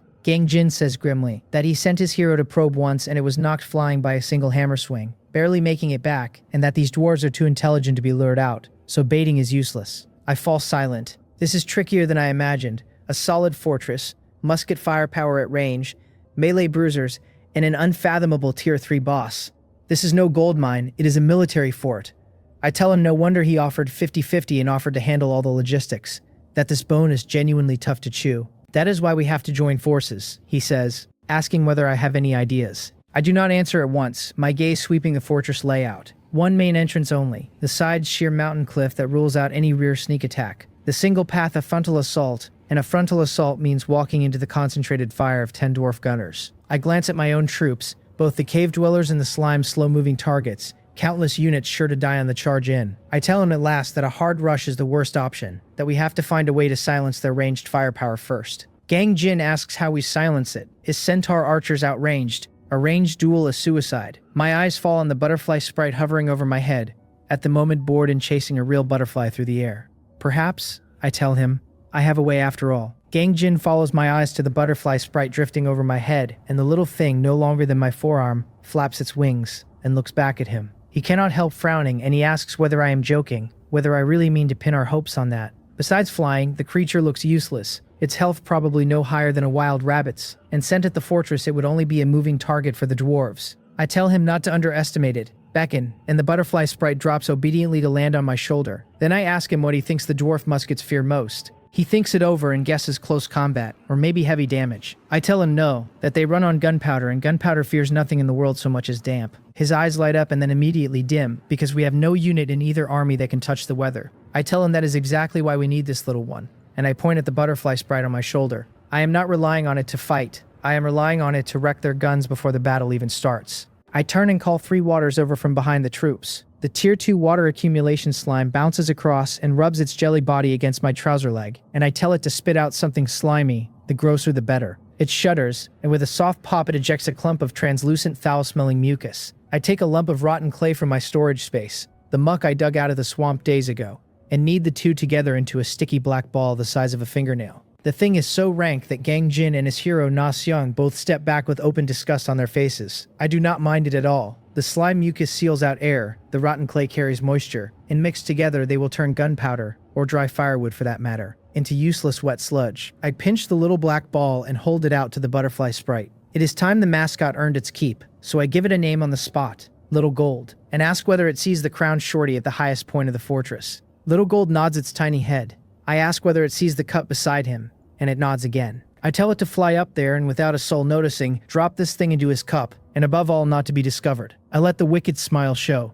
Little Gold takes the clay ball, larger than its own fist, cradles it in both small hands, and lifts off a little unsteadily before climbing in silence toward the dwarf fortress. Gang Jin and Na Xiong watch it go, dumbfounded, and he asks me whether this can possibly work. I tell him he will know when he sees it. Little Gold flies high, its silhouette under the glaring sun no bigger than a bird, and the dwarf soldiers on the wall never bother to look up. It circles, finds a clean angle, and lets go. The black clay ball traces an almost invisible arc through the air and lands silently in the magnificent wine cup of the dwarf king, Ironbeard.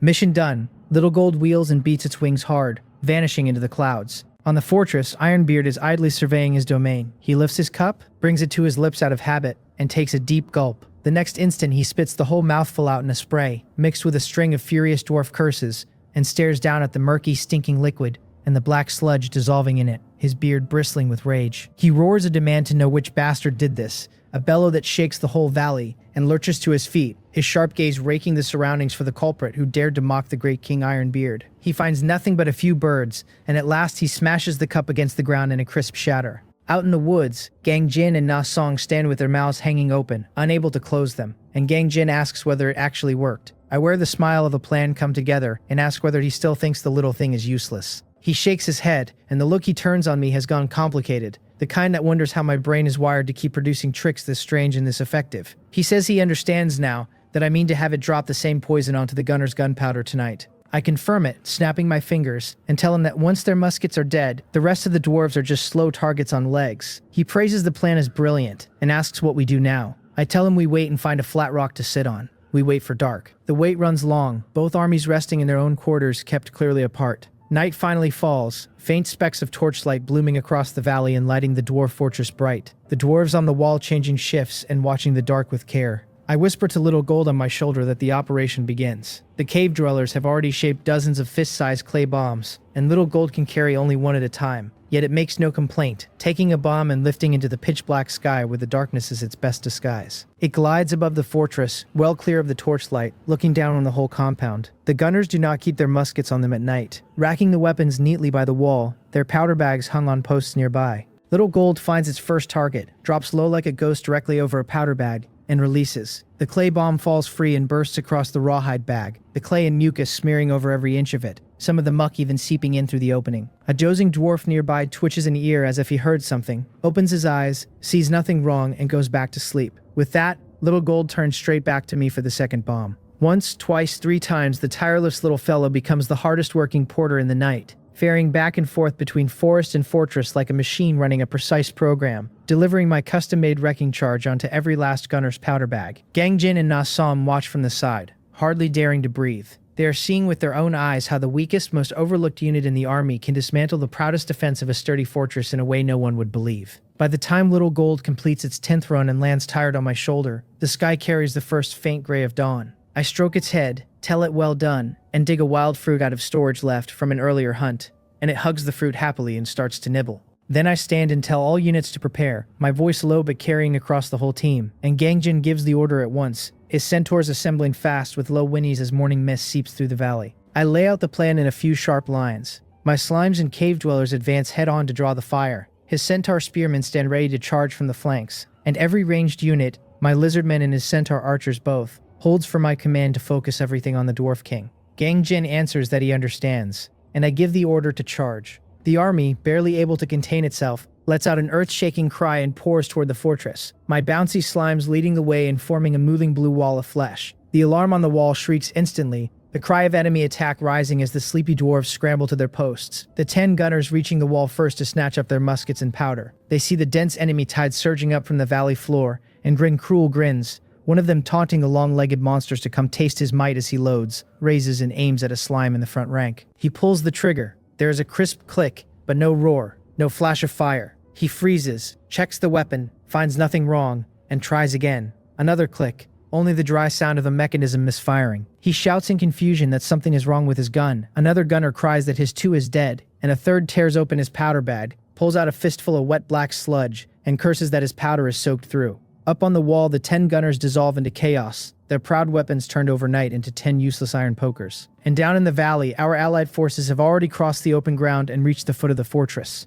On the wall, the dwarves descend into full panic, one bellowing that his powder has turned to mud, another spitting that the stuff reeks of rotten swamp moss, and a third roaring at the rest to forget the muskets, take up axes, and chop these things to pieces. They throw down the dead weapons, grab the battle axes at their waists, and start hurling spare stones and short-throwing axes down at the base of the wall. The heavy stones and axes smash into the slime horde, but they only sink in with dull thuds. The water droplet slimes dented deep by the impacts before wobbling back into shape. These things really are perfect meat shields, I think, nodding at my bouncing blue troops with satisfaction. Gang Jin and I give the same order in the same breath, ranged units to suppress the wall. My lizardman archers and his centaur archers loose together, arrows crisscrossing toward the parapet and forcing several dwarves who poke their heads out to duck their thrown weapons back down. Na Seong levels his longsword and sends the centaur spearmen forward, their hooves spreading as they break into a charge, while my own side refuses to be outdone. I send the cave dwellers in to smash the gate, and the 3 Crimson Hell cavemen with over 20 regular cave dwellers behind them roar in their broken voices, and surge at it, brandishing crude stone spears and stone axes. 2 completely different styles reach the same result. Gang Jin's centaur spearmen move in perfect unison under Na Seong's command, driving their long spears precisely into the gate's hinges and seams to pry it apart at the structure, while my cave dwellers simply hammer the wooden gate flat, blunt and brutal. The sturdy stone and timber gate groans under the assault until it cannot hold, and with a heavy crash a breach is forced open. Seeing the gate lost, the dwarves on the wall roar and pour down the side stairs to plug the gap. I have my 8 militia form a quick line and thrust their spears through the openings the cave dwellers have torn, and Gang Jin's halfling slingers find their range, whirling their slings to send fist-sized stones whistling into the heads of the charging dwarves and leaving them reeling. The battlefield drops at once into the most brutal close-quarters fighting, the narrow fortress mouth packing both sides tight against each other. My cave dwellers hold the very front on fearless tenacity, while the better-armed, stronger dwarves open deep, bone-deep wounds on a cave dweller with every axe swing. I call for Snow Song to lock the line with ice thorns, and she sweeps her staff, streaks of ice shooting into the densest knots of dwarves, frost crawling up their feet and stalling them just long enough for the spears around them to find their marks. Her 7 wolves and Gang Jin's 8 slippery white-scale snakes slide in from the edges, biting at dwarf ankles and backs, sowing chaos wherever they go. For a moment, the battle deadlocks. Then a deafening roar rolls down from the highest watchtower. Ironbeard hurls his empty goblet aside and rises from his throne, glaring at the mess of a battlefield below, so furious his beard trembles, and bellows at his own troops to get out of his way. He seizes the giant battle hammer beside him, leaps, and drops his massive body straight off a watchtower over 10 meters high. He lands, and the whole ground shakes, an invisible wave of energy blasting outward and knocking the nearest cave dwellers in one water droplet slime sprawling, rolling them several times before they stop. His eyes go crimson, his hammer flares with an earth-yellow glow, and he sweeps it toward my troops. I roar at them to scatter, but it is too late. The hammer whistles past, trailing a string of terrible damage numbers, and those few units turn to white light before they can even scream. My heart bleeds. 2 regular cave dwellers gone in an instant. So this is the strength of a tier 3 boss. Gang Jin's face turns grim too, his centaurs dodging fast, but one white scale snake caught in the energy wave and wiped out at once. We give the same command again, every ranged unit to focus fire on the Dwarf King, the heroes and tier 2 troops to close in and hold him down. The dwarves on the wall are no longer the real threat. The berserk Ironbeard in front of us is. Na Song roars for glory and spurs his warhorse, which rears on its hind legs before he points his longsword at Ironbeard and leads the charge first, his centaur spearmen folding in behind into a sharp arrowhead aimed at the king's flank. My 3 Hell cavemen refuse to be left out, their massive bodies erupting with shocking power as they barrel in from another angle. Snow Song's staff lights again, and this time she chants several seconds longer, an ice spear far thicker than before forming in the air and driving for the king's knee with bone-deep cold. It cracks against his rune armor and shatters into crystals, leaving only a thin film of frost on his leg. Low damage, but a clean, slow effect, and Na Seong seizes the opening, drawing a bright silver arc and cleaving down at the wrist, holding the hammer. Sparks fly off the impact, Ironbeard roaring in pain and swinging the hammer back at him, but the seasoned hero hauls his reins and his horse leaps nimbly clear, the hammer cratering the earth where he had been. On the other side, the 3 Hell cavemen have closed in, their stone spears and axes hammering fearlessly at his back and legs. Then he turns and spins the hammer into a whirlwind that catches one of them flat, flinging its huge body backward into a deep crater, half its health gone in a stroke. My lizardman archers and his centaur archers pour every arrow onto the king, and the shafts barely scratch his rune armor. I cannot help cursing that this turtle shell is too hard. A tier 3 boss carries not only explosive attack but absurd defense, and at this rate he will simply grind my troops to death. Gang Jin shouts for Na Song to use armor break strike, and at the order a light flashes in the hero's eyes, his longsword sheathing in a faint golden glow. He spurs his horse again and shoots forward like a loosed arrow, man and mount fused into a streak of gold aimed dead at the opening on Ironbeard's chest, the gap that shows when he swings the hammer. The king senses the threat and tries to bring the hammer back to block, but the half-beat of Snow Song's slow betrays him, and Na Seong's sword punches clean into the seam of the chest armor. Ironbeard lets out his most agonized roar of the battle yet. My eyes light up and I shout for Snow Song to go now. Full power, and she does not hesitate, raising her staff and burning through her mana, ice thorn after ice thorn flying into the wound on his chest as if they were free. I roar at every ranged unit to hit the wound, and I snatch up a fallen dwarf battle axe and hurl it from a distance myself. The axe spins through the air, my aim far too poor, and it strikes his shoulder and bounces harmlessly off. It seems I truly lack the gift of the brute, better to stick to micromanagement. The pain drives Ironbeard fully mad, and he abandons all defense, the earth-yellow light on his hammer surging violently as he announces that all of us will die and raises it high before slamming it down at the ground. My eyelids twitch, and I scream that the ultimate is coming and they must retreat at once. Na Song and the two surviving Hell Cavemen turn and flee without a thought. The hammer lands, and this time it is no simple wave of energy.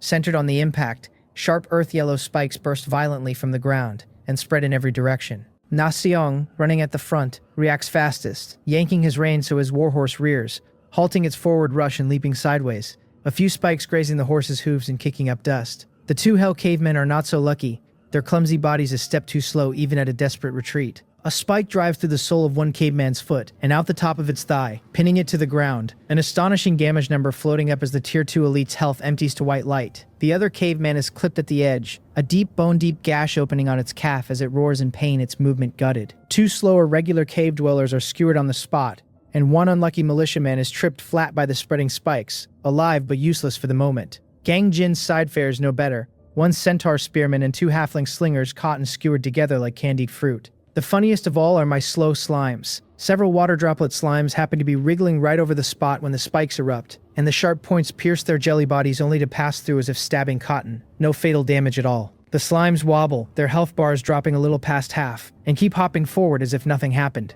This thing actually resists piercing. Gang Jin shouts that the king has finished casting his ultimate, that he must have a weakness window now, that this is the time. The commands come in a torrent, Snow Song to keep slowing him with Ice Thorn and never let him recover. The lizardmen and centaur archers to hammer his wound, Na Seong to charge once more, everyone else to tie him down. The formation scattered by the ultimate, reforms in an instant. Ironbeard leans on his hammer, chest heaving, the move having plainly cost him dearly. He looks at the bone-deep wound on his chest, then at the enemies ringing him, his eyes full of madness, and roars before dragging the hammer straight at Na Se, the greatest threat to him. The hero advances instead of retreating, calling it good timing and flourishing his sword to meet the charge. At the same moment, the surviving Hell Caveman bites down its leg pain, roars, and lunges at the king's side, abandoning all defense to clamp its jaws on his arm. Ironbeard swings the hammer backhand and smashes the caveman away, the body tracing an arc before crashing to earth. I grimace at the loss, but there is no time to dwell. The caveman's sacrifice has opened a perfect window for Na Sung. His longsword flickers into starlight chain stab, three sword shadows thrusting out at once, all driving precisely into the chest wound. A run of damage numbers floats up, the king crying out, his movement pausing again. Snow Song's 7 wolves and Gang Jin's few slippery white-scale snakes seize the chance and swarm in, not for damage but to bite hard on the king's ankles and shins and chain him in place with their bodies. More disgusting still are the slimes. Three Waters leads its subordinates wriggling to his feet and plasters them onto him, the sticky liquid and elastic bodies turning every step into a slog through swamp. Ironbeard roars at the damn slugs and swings the hammer to smash them off, but the soft bodies just deform under the blow and take no real damage. The tide turns completely in our favor. A powerful Tier 3 boss is now slowed, restrained, and ganged up on from every side. All brute strength and nowhere to put it. A clumsy bear besieged by wolves. The rain of arrows never lets up, landing on the chest wound and draining his life by the second. Snow Song's mana is nearly gone, her face pale, but she grits her teeth and looses one last ice thorn to reapply the slow. Gang Jin roars that this is it, the final blow, and Na Seong understands, raising his sword high until the blade blazes with golden light gathered into a dazzling beam. He calls out holy light judgment, leaps from his horse,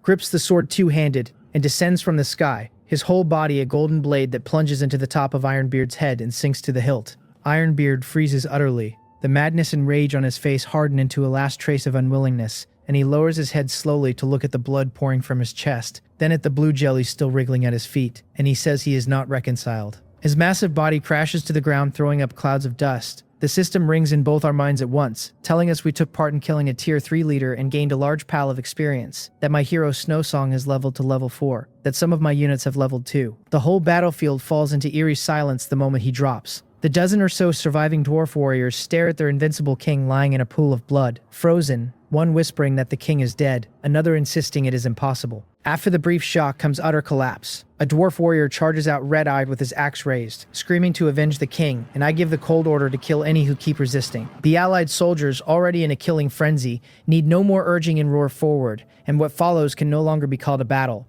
only a one-sided massacre. Stripped of their leader and their ranged firepower, the dwarves are swallowed by an allied force several times their number without leaving so much as a ripple. When the last warrior falls, I let out a long breath and walk to the spot where Ironbeard fell. The huge corpse has already scattered into motes of light, replaced by a glittering heap of gold coins. A rough 1,000 at a glance. Gangjin walks over, glances at the gold, then at me, a complicated expression crossing his face, and says we won. I tell him that we did. I check my unit panel, and the losses are heavy. 1 Hell caveman dead, 8 regular cave dwellers dead, 2 militia lost, 1 wolf dead, and 1 tank water droplet slime gone besides. Gang Jin has not fared well either. 2 of his 8 centaur spearmen dead and the rest wounded. 3 halfling slingers killed outright. 3 white scale snakes perished. The worst off is Na Seong, who landed the finishing blow only to be caught by the king's last desperate counter, his health bar under a fifth now, held upright by his men, his face deathly pale. Gang Jin sighs that fighting a higher tier boss without defensive towers is this hard, that the fight was far too close. I tell him the reward is rich enough, pointing at the gold on the ground, and we look at each other and smile, the old tension and wariness dissolving under the joy of victory, and the easy understanding of splitting the spoils.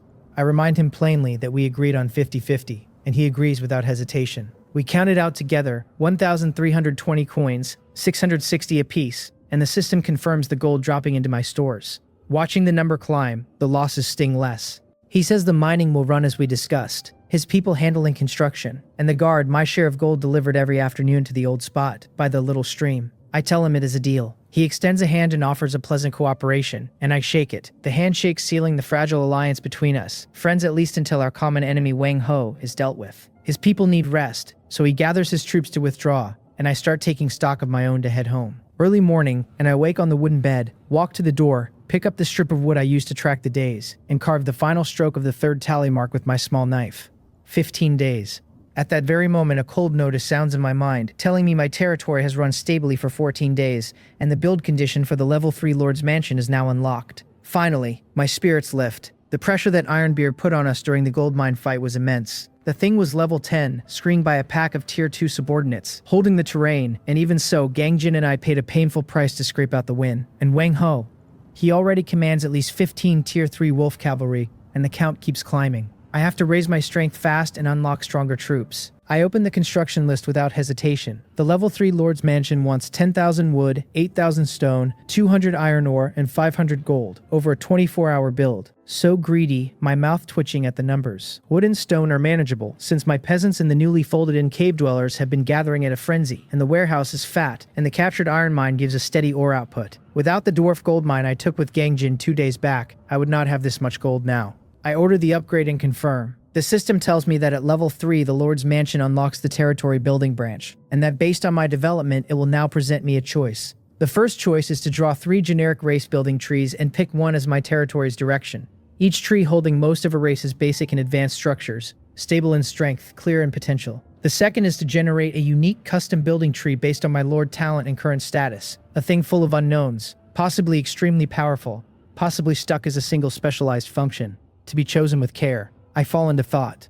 The generic tree sounds steady. The undead, the orcs, the elves, all foreseeable strong races, none of them a bad pick. But the custom tree. I glance at my talent, the impregnable fortress, an A-rank defense talent whose core is reinforcing defensive structures. If the system built a tree off that, would it not unlock me a whole host of unique, powerful defensive towers, and take my play-it-safe path to the very extreme? Risk and reward run together. I choose the second, generate a custom building tree. The system confirms the mansion begins upgrading, a massive building phantom wrapping it as the progress bar starts its slow crawl. That done, I open the long-neglected area channel, and Wang Ho's arrogant words flood the screen at once. He gives everyone 1 day to consider joining his Heavenly Wolf Alliance and handing over half the resource output in exchange for his shelter, threatening that the rest will bear the consequences. Jiang Wei and Zhou Riri leap into fawn, one praising Ho Hyung's wisdom, one promising meat for any who follow him. Apart from the Alliance lackeys, most people keep silent, but I notice several unfamiliar names among the speakers, all echoing Wang Ho, which means more than a few lords have buckled under the pressure these past days and surrendered.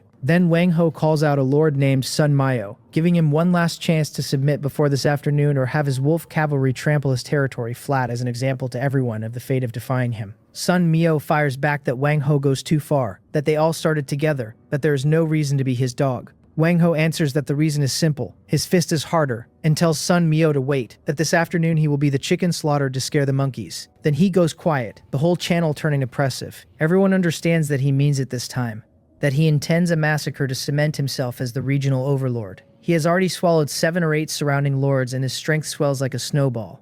The arena has started clearing out, I murmur to myself. This newbie zone is crueler than I imagined, the high-dimensional will granting no one the time to develop in peace. The cramped space and thin resources forcing everyone to devour each other. I have no impression of this Sun Mayo, but I can feel a real backbone in his words, and backbone is worthless against absolute strength. 15 Tier 3 wolf cavalry are enough to crush any current lord's defenses inside half an hour. Should I go save him? I shake my head. Impossible. Exposing my strength now and meeting Wang Ho head-on is the most foolish move there is, and we are separated by most of the map besides, so by the time my army arrived Sun Mayo's lord's mansion would already be rubble. Good luck, brother. The only thing I can do is mourn a man I have never met for 3 seconds. His threat is a wake-up call for me too. I glance at the upgrading mansion, then at my motley crew of slimes and cave dwellers and skeletons and lizardmen. It is time they all got an upgrade. In the territory, the peasants shuttle between fields and lumberyard. The slimes soak lazily in a puddle blowing bubbles. Everything orderly. But this is only the calm before the storm. I have to turn this place into a true war fortress before Wang Ho fully unifies the Northwest. And all my hope rests on the mansion now under upgrade.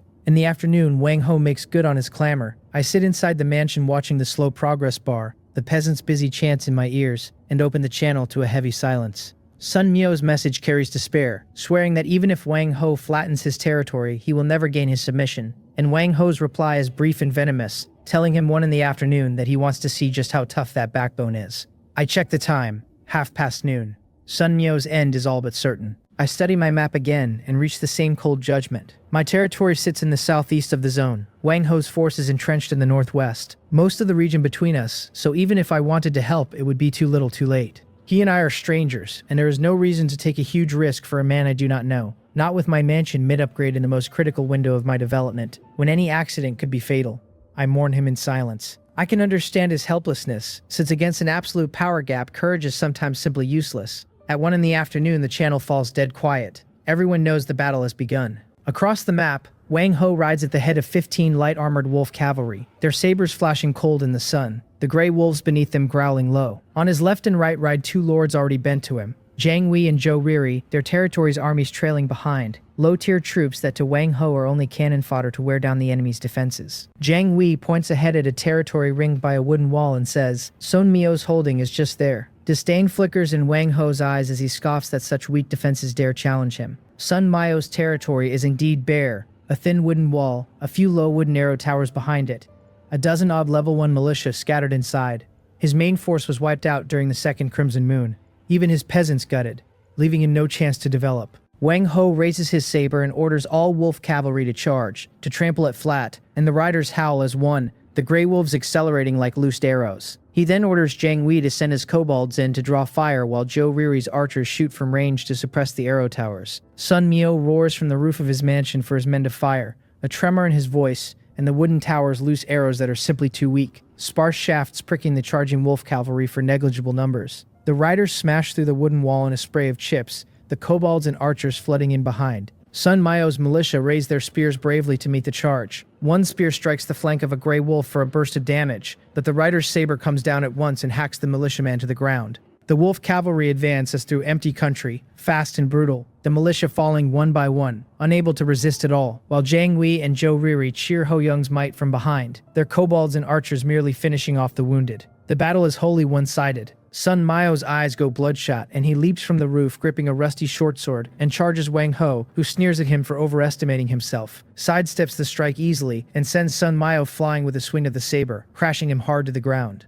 Wang Ho tells the riders not to kill him, to keep him alive, wanting Sun Mayo to watch his own territory die. 15 minutes later it is ruins, the mansion smashed by the wolf cavalry, every resource plundered, and Wang Ho stands in the wreckage and laughs wild, declaring this the fate of opposing him. The area channel is deathly still, every lord seeing his declaration and the notice of Sun Mio's territory destroyed, fear spreading through every survivor's heart. The system announces that Lord Sun Mio has been erased due to the destruction of his territory, the words striking like a heavy hammer. Wang Ho's message refreshes fast, demanding to know who else objects, offering one chance to hand over all resources and join the alliance for a guarantee of safety, with Sun Mio held up as the example. Then he turns on me by name, asking why the one who seemed so capable has gone quiet, telling me to hurry up and surrender if I know what is good for me. Killing the chicken to scare the monkeys, I think. Too bad I am not that chicken. Custom building tree, please do not disappoint me. The next morning, a grand system notice sounds in my mind precisely on time and wakes me from sleep, announcing that my lord's mansion has upgraded to level 3 and that, per my choice, the exclusive custom building tree has been generated. I jolt awake, all sleepiness gone, leap off the bed without bothering to dress, and open the territory panel. The interface has changed beyond recognition. The old plain building list now a massive, intricately branching tree. Its trunk the mansion, every branch a whole new line of construction. My eyes fall first on the basic livelihood buildings. The farmhouse housing 5 peasants each. Current limit jumps straight from 10 to 30. Good heavens. Excitement surges through me. Population is productivity, and 30 farmhouses mean 150 peasants. The resource gathering rate multiplied several times over. What am I waiting for? I wave a hand, select farmhouse, max out the count, and confirm, and the moment 20 ghostly farmhouse outlines bloom across the territory with busy peasants swarming over. My sense of security detonates. Beyond the farmhouse, the limits on lumberyard, quarry, and farmland have each climbed by 2 as well. Then my gaze moves up the tree to the defense branch that matters most to me, and my breathing quickens. A stone wall sturdier than the wooden one, 30 stone per meter, 10 minutes per meter. A catapult tower hurling giant boulders for devastating area strikes. A heavy crossbow tower firing continuous bolts, deadly against light armor. A heavier crossbow tower launching massive armor-piercing bolts slow to reload but astonishing in power. I have struck it rich, truly struck it rich this time, nearly drooling at the new defensive buildings. The wooden arrow tower was already growing inadequate against Tier 2 goblin thugs, and these new towers, the area catapult and the single-target crossbows, fill its gaps perfectly. Ring the place with these big boys, wrap it in a thick stone wall, and Wang Ho's wolf cavalry would be smashed to pulp before they ever touched the foot of the wall.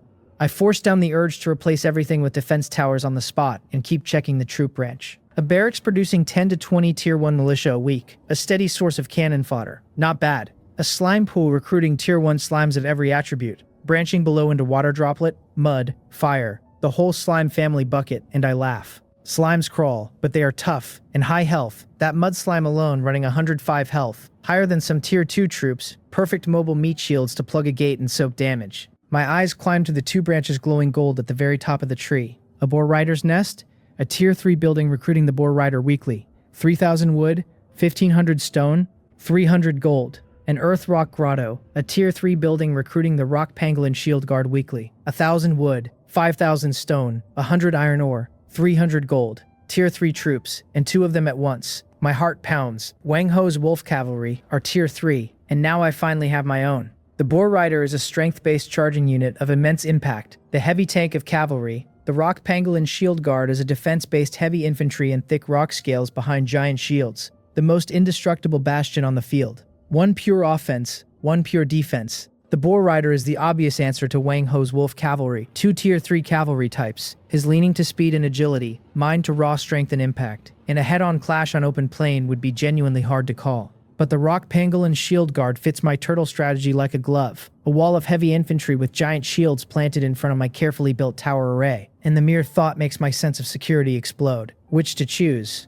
I fall into a happy agony. Only children choose. I want them both. But Emil goes one bite at a time and buildings rise. One at a time. With Wang Ho's threat drawing near, I should build the bull rider's nest first for a mobile force to match him. Then I think again.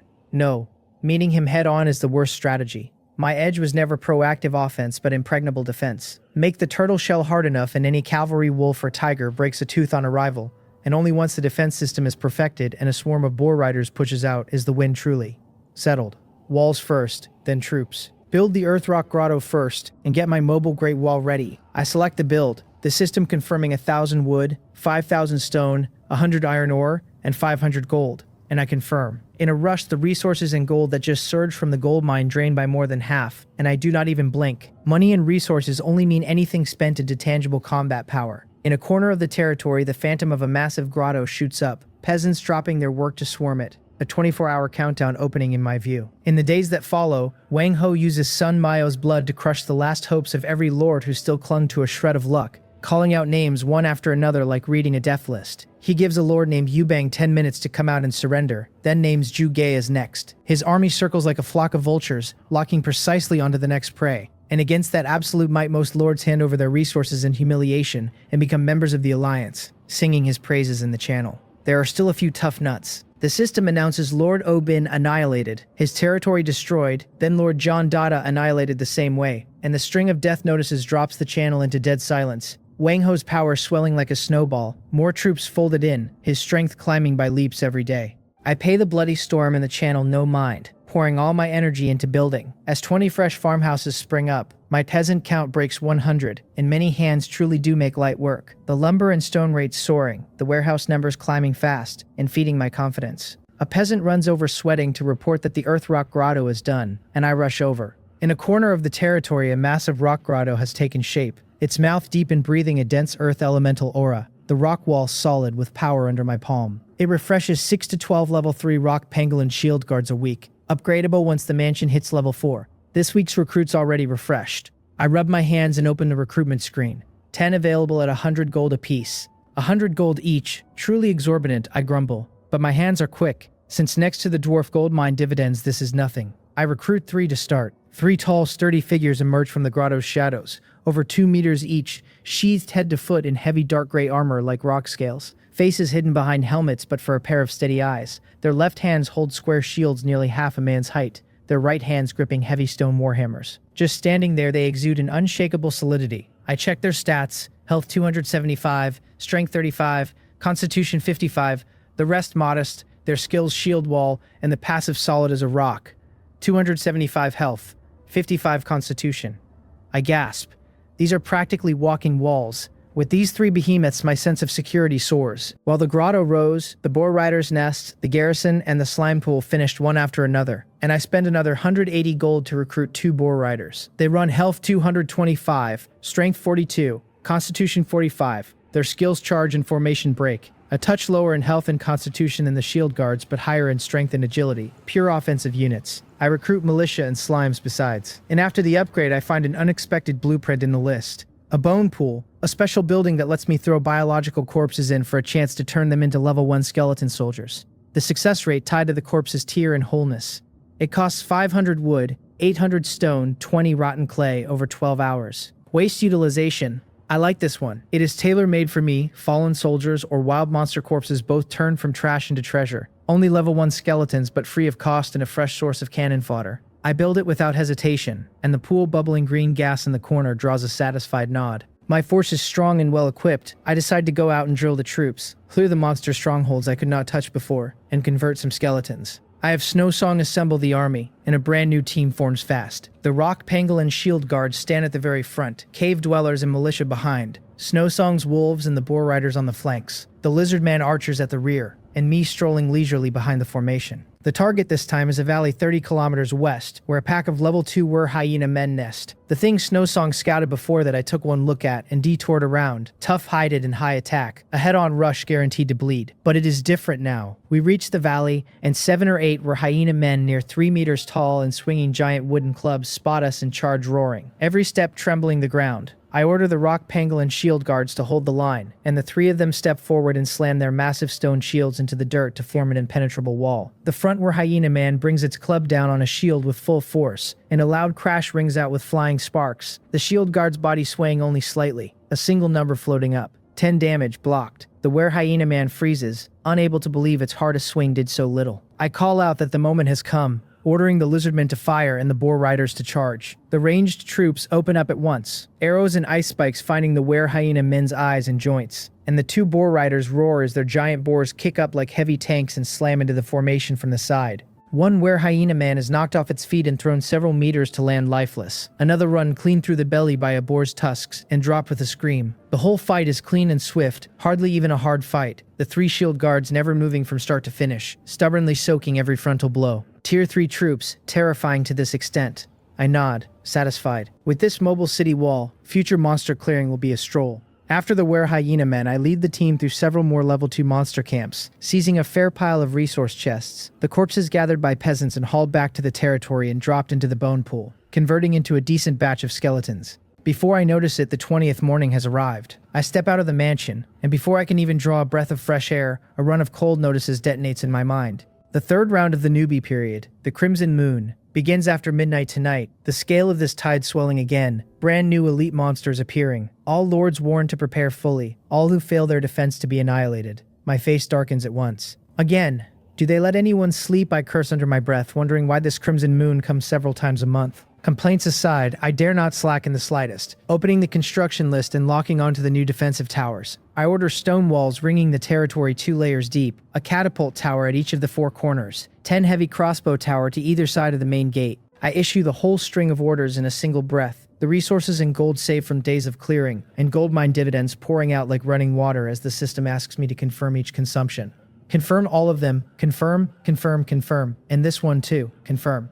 Watching dozens of construction holograms spring up across the territory and hundreds of peasants rushing in with tools, my heart finally settles a little. As evening nears, the building frenzy concludes at last, and I stand on the mansion roof looking out at a wholly renewed territory, an unprecedented sense of security welling up. On the outermost ring, a thick stone wall 5 meters high has sprung up, wrapping the whole place tight, a 3-meter wooden wall behind it as the second line, dense fields of animal traps and sharp palisades between them. At the 4 corners stand 4 new catapult towers, their great throwing arms aimed at the sky. Atop the walls, 15 wooden arrow towers, 10 heavy crossbow towers, and 4 heavier crossbow towers spread into a 3-dimensional firepower net with no blind spots, covering near and far, high and low. The illumination lighthouses stand like loyal guards, waiting for night. This should be safe now, right? I murmur. These past days nearly emptied my reserves, but the unprecedented extravagance has brought unprecedented sturdiness. Just then, a private message pops up, Gang Jin asking how my preparations are coming, saying the tide is no small matter and the pressure on his side is immense. I tell him it is passable, that I can barely hold. He says good, then warns that Wang Ho has folded in nearly 20 lords and grown greatly, that this Crimson Moon is just a military parade for him, and that once he wipes out his opposition, we are his next target. I know, I answer. He tells me to take care, and we end the brief exchange.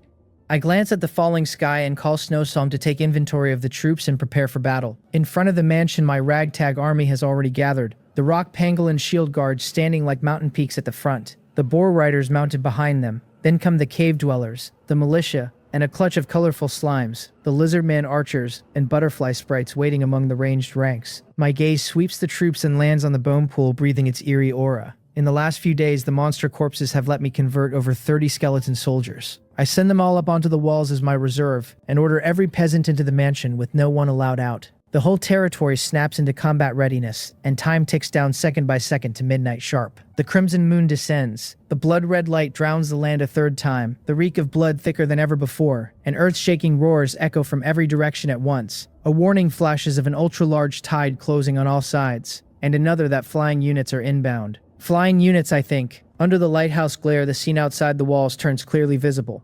The dark mass of monsters surges like a tide, the numbers far past the previous 2 times. Goblins and goblin thugs joined now by were-hyena men near 2 meters tall and elite goblins clad in crude iron armor with rusty machetes. And high in the blood-red sky, 9 dark bat-winged shapes with ferocious faces circle, screeching, their target aimed straight at the territory's central structures. The system reads them as gargoyles, Tier 2, Level 5, Health 90, their skills dive in petrified skin. Evil stone statues woken by magic, their sharp claws able to tear open a wooden roof with ease. There really is an air force, I curse. I order all arrow towers to free fire on the ground units, and the lizardman archers, Snowsong, and butterfly sprites to keep those things in the sky occupied. The orders given, war erupts. The 15 wooden arrow towers and 10 heavy crossbow towers fire first. A dense rain of arrows covering the front of the charge and drop in goblins in swathes, though the elite goblins and were-hyena men prove surprisingly durable, ordinary shafts pricking them for single digits. I order the catapult towers to smash them, and the 4 corner towers finally unleash huge stones arcing up and crashing into the densest knots of the tide. The ground shakes, gravel scattering, a terrifying number floating over the heads of the struck, and everything within 7 or 8 meters of each impact, goblin or were-hyena man alike, is wiped to a smear of bloody pulp. The might of one shot is terrifying. I call for another round, the 4 catapults firing in alternation like 4 precise callers, each throw clearing a huge gap, their rate of fire painfully slow. In the sky the battle joins too. 10 butterfly sprites turn into 10 golden blurs and swarm the 9 gargoyles, flicking around them, their short blades slicing wings and joints, the damage low but the harassment outstanding, the gargoyles roaring in fury and never catching the agile little things. 7 lizardman archers loose arrows that strike the grayish skin for crisp sounds and little effect. I tell Snowsong to throw Ice Thorn and prioritize anything tangled by the butterfly sprites, and she swings her staff, ice spikes hitting the struggling gargoyles and slowing them clean.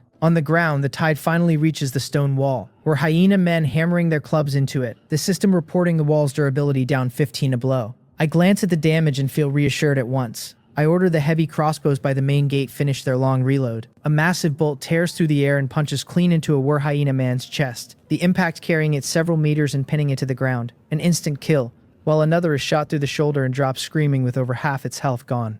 Beautiful.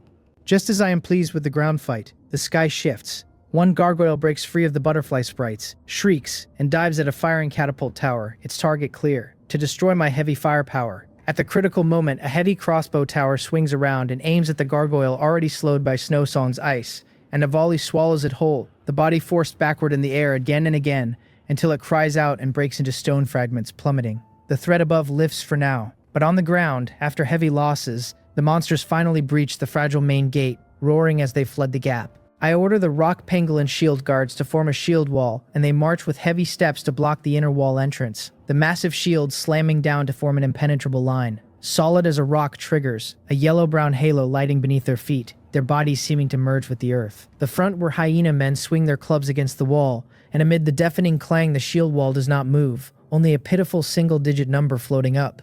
Every monster that rushed in is pinned in the narrow stretch between the two walls by this barrier, trapped with nowhere to go, living targets for the arrow and catapult towers above. I seize the moment and order the boar riders to charge, and the inner side gate opens, the boar riders roaring out to smash into the bottlenecked mass like red-hot hammers, the unstoppable impact tearing a gap in the formation. The stone wall takes the were hyena men's fury, its durability dropping but slow, and from the roof I watch the wall outlast my expectations, the clubs leaving only shallow marks. Fierce as the assault is, they cannot breach the first line, the catapults clearing huge swaths with every falling stone and easing the pressure greatly. Then a larger shadow rises from the depths of the tide. 5 enormous creatures, twice the height of a were hyena man, rough-skinned and not muscled, hauling huge clubs, the ground trembling at each step. The system reads them as ogres, Tier 3, Level 1, Health 250, Strength 50, their skills heavy strike and bloodthirsty frenzy, stupid yet powerful creatures with endless craving for food and battle. Tier 3 ogres. They charge straight at the eastern stone wall, each club strike drawing a dull heavy sound from it. The durability falls far faster than before, and I understand the wall cannot hold these long. I order the rock pangolin shield guards to prepare to engage, and the boar riders to stand by, then call through the amplification device for the catapult towers to concentrate fire and smash those ogres. The 4 catapults adjust, and send huge stones whistling at the ogres, the first striking one in the shoulder, but it only staggers and does not fall. Tough enough. The other stones follow, the ogres similarly wounded, but their momentum unbroken, and in rage, they swing faster against the wall, the durability alarm sounding without pause. I order the lizardman archers to concentrate fire on the ogres' heads, the arrows seeking eyes and mouths for precision damage. Then with a loud crash, an ogre smashes the eastern wall open, a large hole gaping. I roar at the rock pangolin shield guards to engage, and they march out through the breach in steady steps, standing shoulder to shoulder, shields planted into the ground to form an unbreakable line. The ogres charge roaring, their clubs swinging with the wind to smash against the shields, and the shield guards' bodies only tremble slightly. I exclaim in admiration at how well they hold. The ogres' attacks are fully blocked, and they grow more frenzied while the shield wall holds utterly still. I shift my gaze and order the boar riders to charge the flanks, and 2 of them roar, their giant boars kicking up dust and slamming into the ogres' sides like heavy tanks. One ogre staggers off balance under the charge skill biting deep. I command them to keep it up, and keep the ogres tied down, and the boar riders weave nimbly, striking from shifting angles, the ogres strong but too clumsy to answer the harassment. In the sky, with the butterfly sprites and ranged fire, 5 gargoyles are already down, the remaining 4 too wounded to threaten the structures. On the ground, the Tier 2 tide thins fast under the catapults and arrow towers, my militia and cave dwellers behind the wall finishing any monster slowed or hurt with their spears. This battle is easier than I imagined, I think. The Tier 3 ogres made things tense, but my Tier 3 troops performed beautifully, fully able to handle them. I remind Snowsong to manage her mana and save the ice thorns for the ogres. The ogres, blocked by the shield wall and battered by the boar riders, bleed health steadily, roaring in vain. I seize the chance and call for another round of catapult fire, and 4 more stones streak across the night and crash onto the besieged ogres, the successive impacts pulling their final wails. 1 ogre's health empties, and the massive body crashes down. Excellent. The rest soon follow under the combined assault of catapults, boar riders, and ranged fire. And when the last ogre falls, there are very few monsters left in the tide. The scattered goblins and were hyena men under my defense system like moths flying into flame. Quickly cleared. I let out a long breath and look at the breach in the eastern wall where the 3 rock pangolin shield guards still stand unmoving. This defensive power is truly reassuring. The whole perimeter is littered with corpses, dark green and dark red blood mixing into a foul stench. I order my men to take inventory of losses and clean the battlefield. The losses are even smaller than the last Crimson Moon. The shield guards barely scratched, the boar riders only lightly hurt, the only deaths 2 water droplet slimes crushed by ogres, and 1 butterfly sprite that fell during the tangle with the gargoyles. The bone pool is already full of fresh corpses, the skeleton count due for a hefty refill. I walked to the breach to inspect it and set the peasants to repairs. Larger and stronger as this Crimson Moon was, I defended with almost 0 losses. The battle over, I set the peasants to repairing the walls and dragging the scattered corpses toward the bone pool, and lean against the mansion doorframe to wait for the final tally, certain that a defense this easy locks first place. The Grand System voice echoes through the whole newbie zone, announcing the 3rd wave concluded, calculating rewards by each lord's performance, then announcing the rankings. A familiar leaderboard blooms before every survivor. First place, Lord Mbiome, clearance time 28 minutes and 45 seconds. Second, Lord Wang Ho, 29 minutes and 11 seconds. Third, Lord Gang Jin. Fourth, Lord Han Ri. Fifth, Lord Li Biwu. Sixth, Lord Wang Jangrak. Seventh, Lord Li Hyung. Eighth, Lord Jin Hado. And on down. At the very bottom, 48th, Lord Ban Soyun. Only behind by under half a minute this time. I look at Wang Ho's name clinging tight behind my own. Proof his strength is climbing just as fast, clearing this tide with similar ease. Reading further down, the whole board holds only 48 names. More than half died, I calculate. Tier 3 ogres appeared in this tide, and lords who failed to upgrade to a level 3 mansion, who never unlocked Tier 3 troops and the new towers, surely met a grim end. This newbie zone is in the middle of a brutal natural selection. The channel is dead silent, and after a long while only a few scattered messages pop up, all relief at surviving, the old clamor gone. Wang Ho does not come out to boast as usual.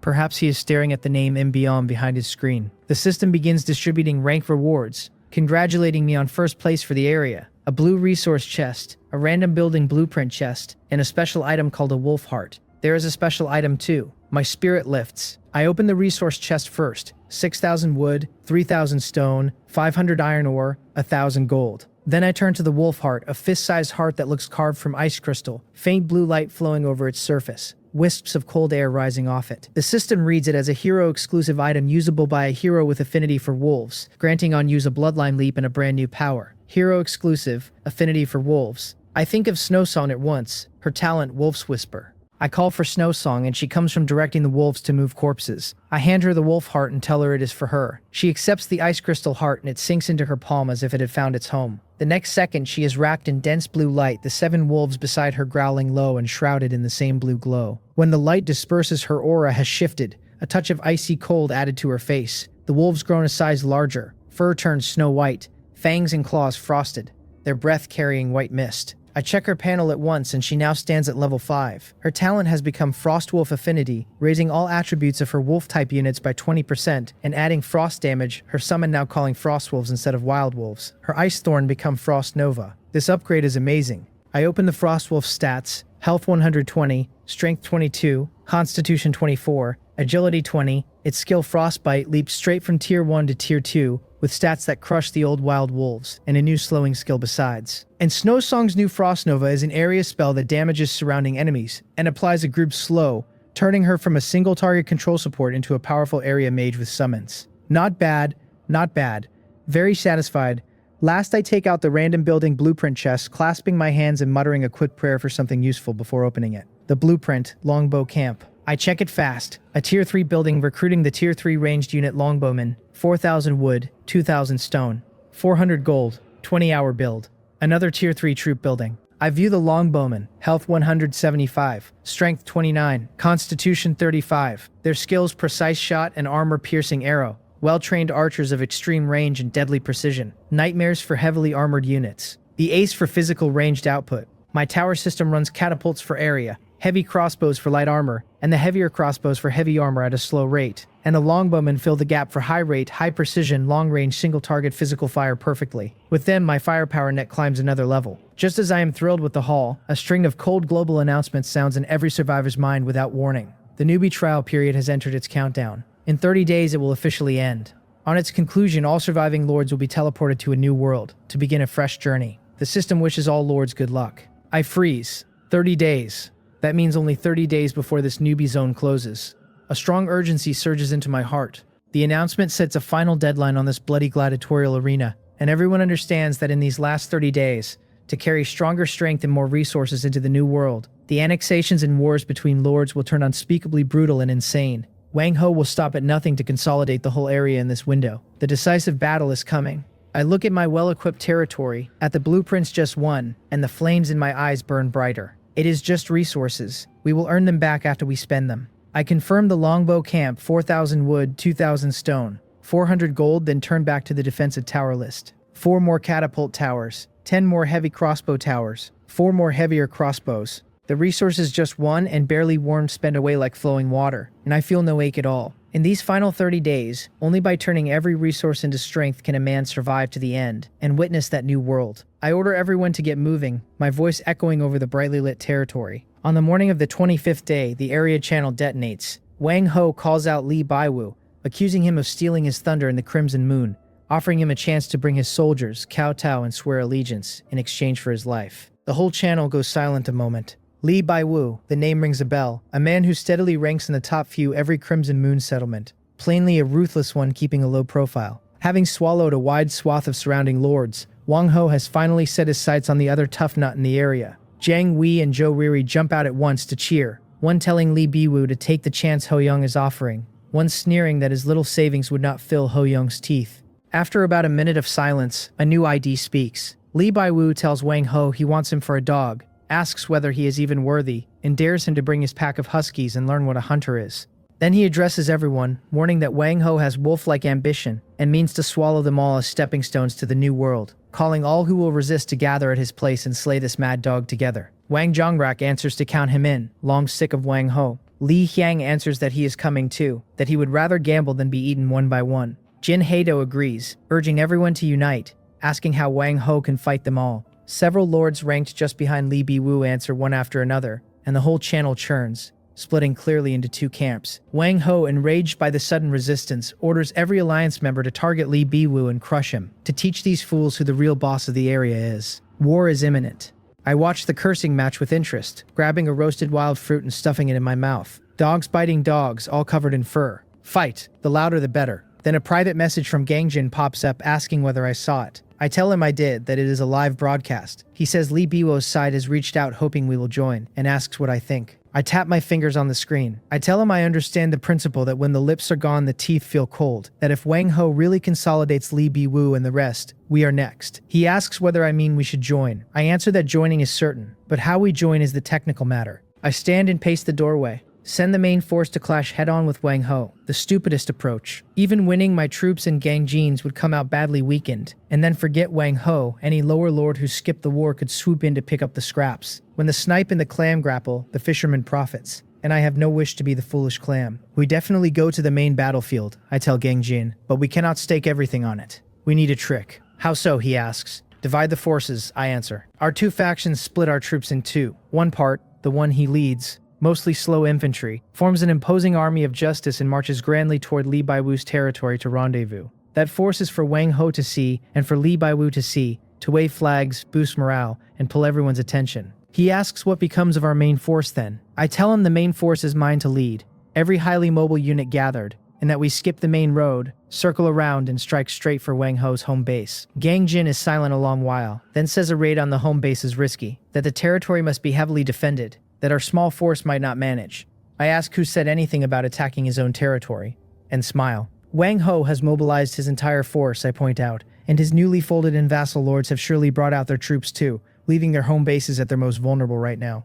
He asks whether I mean to hit the vassal territories. I confirm it, a move like besieging Wei to rescue Zhao, or better, besieging Wang to rescue Li, and tell him we target the die-hard lackeys, Jiang Wei and Zhou Riri first. While Wang Ho fights Li Biwo on the front, I tell him, he suddenly gets word of a fire in his backyard, and then what does he do?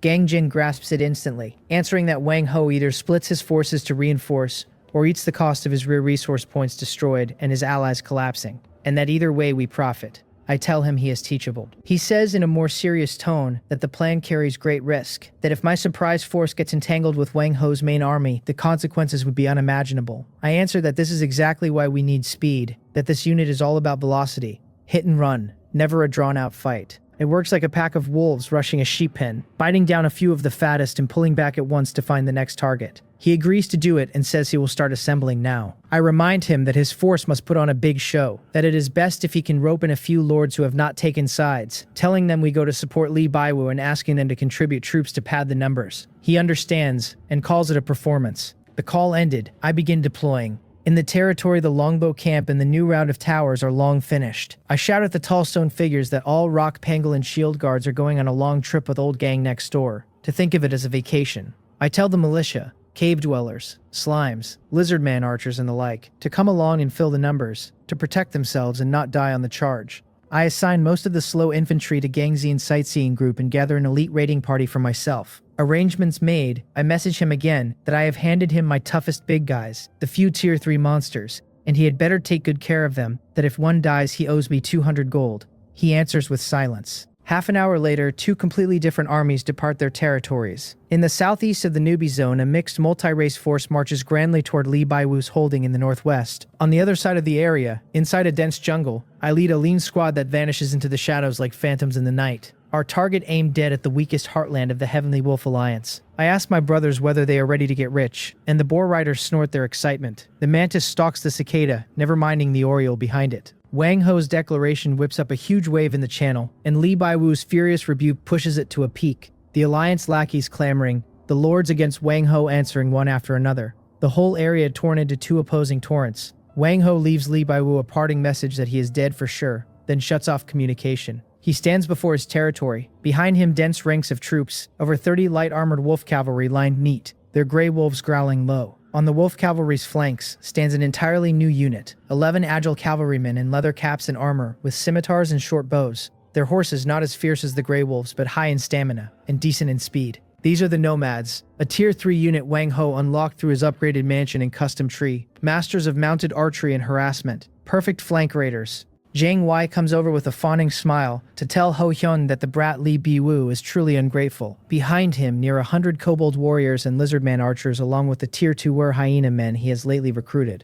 Wang Ho snorts that the ingrate will soon learn the price of offending him, his eyes on the map marker, Li Baiwu's territory in the northwest. Not far but screened by several other lords' domains. He waves a great hand and orders the whole army to advance on Li Baiwu's territory, and the massive force sets out. At the same time, within Li Baiwu's holding, the air is just as tense. Over a dozen lords gathered with their troops, several of them ranked high on the board. One lord roars that the mad dog actually dares to come. Li Baiwu stands before his mansion and says that since everyone chose to resist, they cannot back down. Behind him, 10 strange creatures float, fully translucent, human upper bodies on cylindrical lower halves, glowing faint blue. His trump card unit, the tier 3 air elementals, pure magical constructs without flesh, specialists in melee and disruption. A lord named Li Hyang, respectably ranked last Crimson Moon and not to be underestimated, warns that Wang Ho has quite a force, that besides the wolf cavalry he now fields a new tier 3 light cavalry, the Nomads, mounted archers. Li Biwu answers that Wang Ho has cavalry while they have air support, and points at the air elementals overhead. The two armies meet at the border in the northwest. Several scattered resource points there, the focus of contention for both. Wang Ho gives the order to kill,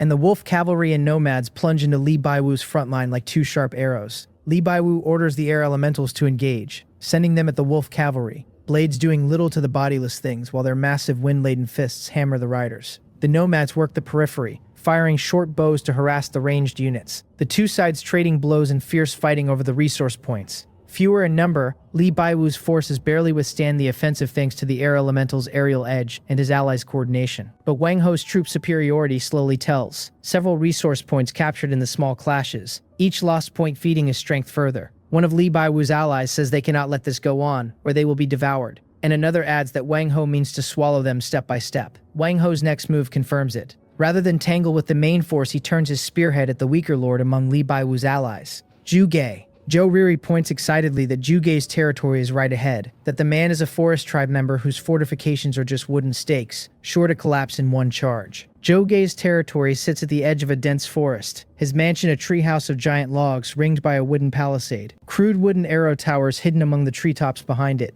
vine-entangled traps too, defenses unique to forest tribe lords. His troops are not bad either, his strongest the tier 3 treat warrior, slow-moving but decent in attack and defense. Li Baiwu gets the news and at once organizes his allies to reinforce. He grits that Wang Ho's move is ruthless, meant to catch them off guard, and orders the whole army to turn and rush to aid Jogei. Wang Ho's army soon reaches the outskirts of Jogei's territory. Through a metal megaphone, Wang Ho shouts that he gives Jugei one last chance to surrender and hand over the territory and have his life spared.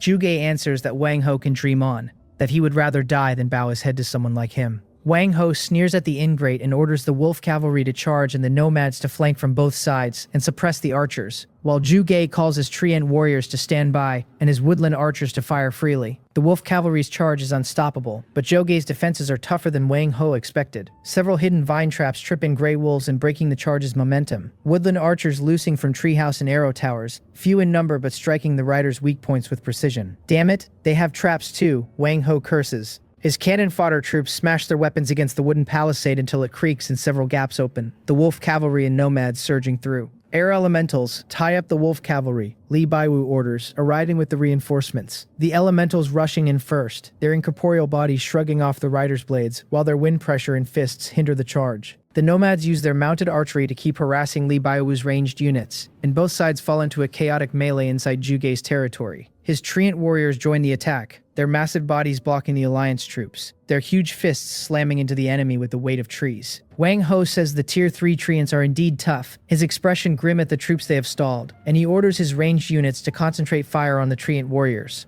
The two sides lock into an intense battle of offense and defense, and though the wolf cavalry and nomads are highly mobile, Jugei's forest terrain limits them while Li Baiwu's air elementals harass relentlessly from the air, denying Wang Ho any clean breakthrough. The fighting runs late into the night. Jogei's territory is already a wreck, several large holes in the palisade, several arrow towers in ruins, the treehouse mansion riddled and ready to collapse. His forces passed half their losses. Li Baiwu and his allies pay a price too, several lords suffering heavy troop losses, but Wang Ho's offensive is completely halted.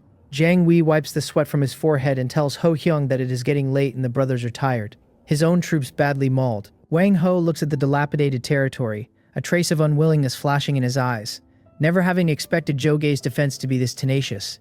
At last he gives the order to make camp on the spot, to leave the necessary guards while everyone else rests here, and to attack again at first light. His army sets up camp outside Jugei's territory, torchlight lighting the night sky, while Li Biwu and his allies count their casualties inside the shattered walls. The night runs deep, and the jungle has swallowed every scrap of light. My raid squad makes a temporary camp in the thick of the forest, and after pushing through a belt of thorns, the whole team looks worn down. I tell them in a low voice to rest, to hold position for 2 hours. Snow Song settles against a wide tree with several frost wolves lying close, their heads up and their eyes still working the dark. The boar riders simply drop where they stand and start snoring loud enough to shake the leaves. Little Gold circles my head once and lands on my shoulder, fanning its small wings. I dig a strip of roasted meat from my storage space, tear off a piece and hand it up to Little Gold, who clutches it and starts nibbling. I tell it that it has worked hard and that the next job is even more important. I point northwest, toward Wang Ho's territory, and tell it to fly over and scout the home base, to count the defenses and the troops stationed there, and above all to stay unseen.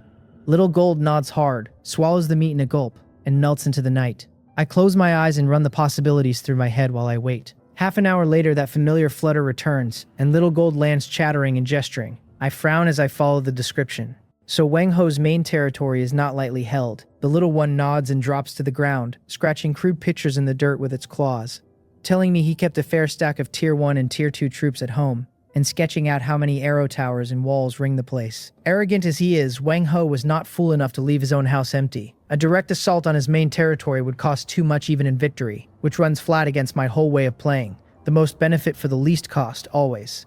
So I ask Little Gold about the vassal lords instead. It lifts off, circles, and points in 2 directions, and I learn it scouted those holdings too. I am genuinely surprised, and it puffs out its little chest proud of itself. The 2 territories belong to Bang He and Joe Riri, and both stand nearly bare of troops. Defense is far flimsier than Wang Ho's base. I remember both names from the area channel, 2 loyal lapdogs of the Heavenly Wolf Alliance, who never missed a chance to cheer their master. Bully the weak, fear the strong, squeeze the soft persimmons first. My lips curl. I will start with those two. I have Gangjin's centaur troops, my snow song and her frost wolves, my boar riders, and little gold the sides, a force built for speed and sudden violence. Against an empty city with walls but no garrison, breaking through is no trouble at all.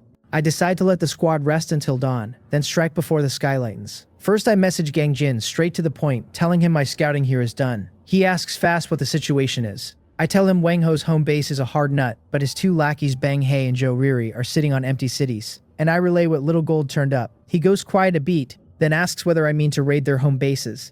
I confirm it, telling him that at dawn I will lead the raid force straight at Bang He's and Zhou Riri's territories. He says the timing is deliberate, and I tell him of course it is. Wang Ho is locked in a brutal fight with Li Biwu right now. So the moment I move here and the word reaches his ranks, his vassal lords will panic to run home, their backyards on fire and their morale crumbling. Wang Ho himself will start fearing for his own territory until his whole formation falls into chaos. Then Li Biwu and the others can wheel around and chase him down, and his losses will run deep. Gang Jin is silent again, then says the plan is ruthless, and asks whether I can truly take down those two territories on my end. I answer with full confidence that cleaning up an empty city or two is no great problem. He agrees that he trusts me and that he will do his best to pin Wang Ho's main force, and keep the pressure on.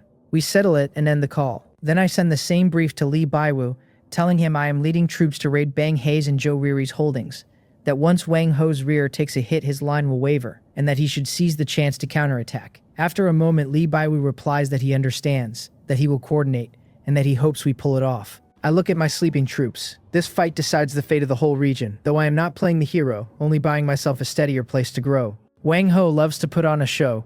I want to see whether he can keep grinning once his backyard goes up in flames. The east is already turning pale. Dawn is coming. I call the team to assemble. Snow Song is on her feet at once, the frost wolves rising alert. The boar riders yawning and rubbing their eyes before they climb onto their giant boars. The centaurs forming up quick. I give the order to move out, and the squad shoots into the forest like an arrow off the string, silent and fast, headed dead for Bang He's territory. That is it?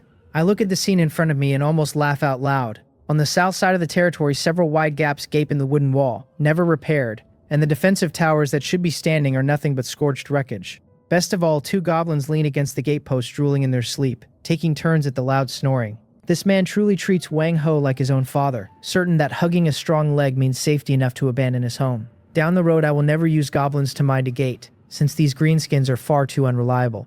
I do not even bother with a strategy. I order the boar riders to charge straight in and smash the Lord's mansion. They roar with delight, their boars kicking up dust as they thunder at the two dreaming goblins, who turn to corpses before they can scream. The noise finally wakes the territory, sharp cries of enemy attack ringing out as a dozen odd goblins stumble from their corners waving weapons. But they are facing my elite squad. Snow Song taps her staff, and the frost wolves leap into the enemy ranks like white lightning, every bite trailing a sheet of frost that drags their movements to a crawl, while Gang Jin's centaurs swing in on the flank. It cannot even be called a fight, only a one-sided clearing, all resistance wiped out in under 5 minutes. The boar riders reach the front of the Lord's mansion, their tusks slamming into the wooden frame, and the already rotten structure groans and crashes down in a heap. The system announces that Lord Bang He has been eliminated, his territory destroyed. One down, and I tell the squad to pack up for Zhou Riri next. The troops pause only to clean the ground before turning for the next target. As we close on Zhou Riri's holding, though, the sounds of fierce fighting and bursting magic drift over from ahead. Someone is stealing my business. I raise an eyebrow and push the pace. We round a small grove, Zhou Riri's territory comes into view, and I freeze. Her outer defenses lie in ruins, plainly under assault. But the attackers belong to neither Wang Ho nor Li Biwu. They are a force I have never seen. More than a dozen creatures with the graceful upper bodies of women and lower halves of blue serpentails are lashing the defenders with whips of flowing water, the system reading them as Tier 3 water elementals. On their flanks, some 20 hellhounds, jet black with red light burning in their eyes, dart back and forth, and overhead more than a dozen butterfly sprites circle, colored and a little larger than little gold. Behind the main force, a clutch of short, stout woodland slingshooters heave stones deep into the territory. Zhou Riri has not folded easily. Her outer line is breached, but around the Lord's mansion she has thrown up a fresh ring of stone wall, and at its four corners squat half-height bunkers, their dark muzzles spitting fire and smoke. In front of them, several swamp mud monsters, foul-smelling things that look like walking sludge, hold off the water elementals and hellhounds. The mud monsters move slowly but are absurdly tough, the water whips only denting them, the hellhounds unable to bite anything that matters. 2 hellhound corpses already lie in the open ground before the bunkers, though the mud monsters' numbers keep falling too. The commander of that force notices me arrive, an ordinary-looking young man who throws up a hand to halt the attack, every unit turning as one to face me warily. He shouts to know who I am, asking whether I am reinforcement from the Heavenly Wolf Alliance. I call back that I am here to tear their house down and give my name and area. At the name, the young man pauses, then surprise spreads over his face. He says so it is me, that he has heard plenty about me, and drops his guard, introducing himself as Han Ri, his goal the same as mine, to bring trouble to that fellow Wang Ho. Han Ri, the man who steadily holds a top spot on the Crimson Moon board and has never said a single word in the channel. I realize at once that I am not the only one who thought of sneaking into the enemy's backline. I chuckle that I am clearly not the only smart one here, and he smiles back, agreeing that with Wang Ho and Li Biwu trading blows on the front, someone has to tidy up the rear. He proposes we join forces and finish this lackey Zhou Riri first, and I nod without hesitation, telling him that is exactly what I came for. Han Ri points at the 4 firearm bunkers and warns that Zhou Riri is trickier than that trash Bang He, that the bunkers carry real power and cost him some hellhounds already. I have seen as much. The bunker guns can wound Tier 2 hellhounds, which means they would chew through my Tier 3 boar riders just as well. I tell him a straight charge is suicide, that we have to knock out those iron turtles first, and he agrees on the spot. I glance from his stone throwers to my own centaur archers and lay out a staged plan. His woodland sling shooters and my centaur archers focus fire on one bunker at a time. His water elementals and my boar riders feint a frontal push to draw the fire and open a window for our ranged units. Snowsong holds her frost wolves and her spells in reserve, ready to support and to clear the mud monsters first. Han Ri likes it and signals to begin. After a short breather, the assault resumes. At our joined command, Han Ri's water elementals twist their serpentine tails forward, and my boar riders roar in from the other side, both lines surging at the inner defenses. The firearm bunkers open up at once, raining shot across the chargers, and one boar rider takes several rounds in the thigh, his mount stumbling and his momentum gutted. The water elementals weave their watery bodies through most of the fire and reach the wall, where the swamp mud monsters lurch up and plaster themselves on. I order the ranged units to fire on the front left bunker, and arrows and stones whistle in together, each hit setting the structure trembling and cracking its face.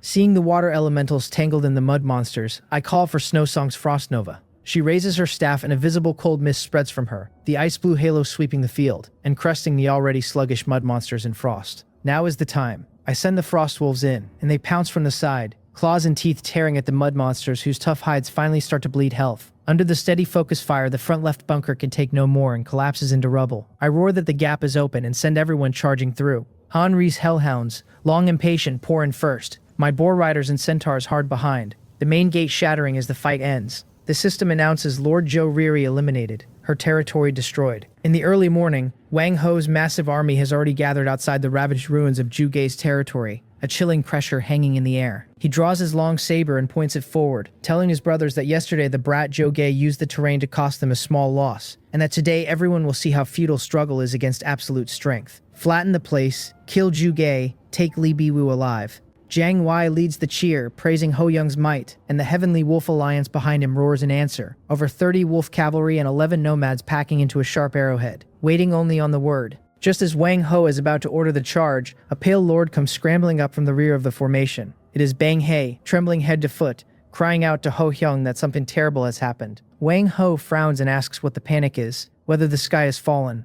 Bang He nearly drops to his knees, gasping that his territory is under attack, that his lord's mansion is taking a fierce assault and the durability is plunging. The noisy crowd falls dead silent, every gaze locking onto him, and the lords who were lately forced into the alliance, who hauled all their wealth out to this war, go bloodless in the face. One asks anxiously who is attacking, and Bang He, close to tears, says he does not know, that he left only a few goblins to guard the place and they cannot hold it all. Wang Ho's expression turns ugly. Jiang Wei curses that it has to be Li Baiwu's crowd, too gutless to fight head-on, sending raiders to burn homes instead, despicable to the core. Unrest ripples through the ranks. Lords begin asking whether they should send people back to check, one fretting that his territory sits close to Bang He's. Wang Ho roars at them all to shut up. He is about to speak when a cold system notice sounds in every mind at once, announcing that Lord Bang He has been erased, his territory destroyed. As the words fade, Bang He, still weeping before Wang Ho, turns transparent and dissolves in a flash of light. Not a single hair left. Everyone watches a living man vanish into thin air. After a beat of dead silence, the ranks explode. One lord wails that he was actually erased. Another collapses and bolts for home. A third shouts that they all have to go back since with their homes gone there is nothing left to fight for. A fourth threatens to quit the alliance on the spot if Wang Ho will not release them. The lords who cowered before him minutes ago now turn bloodshot eyes on him. Territory is the root, and once the root is being dug up, no one cares about being an overlord. Wang Ho's face goes ashen, having never expected the enemy to tear a lord's mansion straight down. Just then a stir arises from Zhuge's ruins too, where Li Biwu, Gang Jin, and the rest have heard the same announcement. Gang Jin cannot help a quiet word of praise. Li Biwu's spirits leap, and he orders his army gathered, declaring that with a fire in his backyard, Wang Ho's morale is shaken, that this is the moment to charge out and run him down. The resistance roars to life, troops assembling fast to pour out of the ruins and crush their enemy. On Wang Ho's side, it has already dissolved into chaos, the man's lungs near to bursting at the lords clamoring to go home. Jiang Wei leans close and urges him in a low voice not to panic, that breaking now plays straight into the enemy's hands. Jiang Wei's own territory is well kept, ringed with towers and a strong garrison, so he is not worried for himself. He argues that the raid only proves the enemy cannot win head-on, that yesterday the resistance was nearly crushed behind their walls, and would fare far worse in the open. Retreating now, he says, would hand them the initiative and bleed the army dry on a fighting withdrawal. A cruel glint enters his eyes. He says they should ignore the rear, that 1 or 2 dead lords mean nothing, that once Li Biwu's main force is gone, they can track down the raiders and own the whole district. The fierce light kindles in Wang Ho's eyes. He glances at his clamoring lords, then at Li Biwu's forces assembling in the distance, and suddenly raises his saber, his voice drowning the noise. He demands whether they will really retreat in shame, just because their homes were touched, says the enemy is mocking them as cowards behind their backs, and orders the charge, promising to take back what was lost 10-fold and 100-fold once they win. Anyone who flinches and shakes the morale will be executed without mercy. His wolf cavalry and nomads answer without a flicker of doubt, and a few lords who trust their own defenses chime in too, while the rest, pinned under his presence and the bare blade of his threat, fall in line with grim faces. Wang Ho takes the lead, the torrent of wolf cavalry smashing into Li Biwu's forces just as they spill from the ruins. Li Biwu is stunned. He came out to beat a drowned dog and ran headlong into a maddened tiger, hardly able to believe Wang Ho would abandon his home entirely. The vanguards collide with no buffer at all, the wolf cavalry erupting with savage power, all their pent-up rage in their sabers, and Li Biwu's army, caught flat-footed, breaks into disorder at once. It was a hasty alliance to begin with, weaker in strength and far weaker in coordination, and yesterday only Zhuge's fortifications kept it standing. On open flat ground, its flaws lie bare. Li Biwu shouts for his air elementals to tangle the wolf cavalry and hold the line, but the alliance simply has too many bodies. One lord, watching his troops cut down like vegetables, cracks first and tries to pull his survivors off the field, and his flight sets off a chain reaction. 2 more lords wheeling their forces around to run. The whole front line of the alliance disintegrates in an instant. Li Biwu curses them for trash, but it is far too late to save anything. Wang Ho drives his troops in pursuit like a madman, the routed allies casting off armor and weapons as they scatter, several lords slipping away in the chaos for good. Li Biwu, Gang Jin, and the others can only fight a desperate rearguard, covering the remnants back into Zhuge's already broken territory. This time the ruins cannot shelter them. Wang Ho's army smashes the last line and swallows the whole place, and the system announces that Lord Zhuge has been erased, his territory destroyed. Wang Ho stands on the wreckage of the Lord's mansion and laughs wild, calling out that Li Biwu is next. He is on the verge of ordering the chase when another cold notice rolls across the field, announcing that Lord Zhou Riri has been erased, her territory destroyed. The laughter stops dead. Wang Ho's head snaps toward his own ranks, where Zhou Riri, standing beside Jiang Wei, suddenly stiffens, lets out a short scream, and bursts into motes of light. Silence falls instantly. If Bang Hei's death only scared the vassals, Zhou Riri's lands like a hammer on the heart of every alliance member, because she was Wang Ho's right hand, a core of the Heavenly Wolf Alliance, and even her territory has been taken. Then what about the rest of us? Fear spreads unchecked. One lord wails that his holding sits right beside Zhou Riri's, and now no one fears Wang Ho's threats anymore. Every coerced lord turning to him with something close to pleading. If they do not leave now, the alliance truly comes apart. Wang Ho looks at his collapsing army, then in the direction Li Biwu and the others vanished, his face the color of pig liver. He won the frontal battle and lost the entire rear. He lets out a roar of helpless fury, then orders a full retreat to defend, and the once imposing host falls back like a pack of beaten dogs.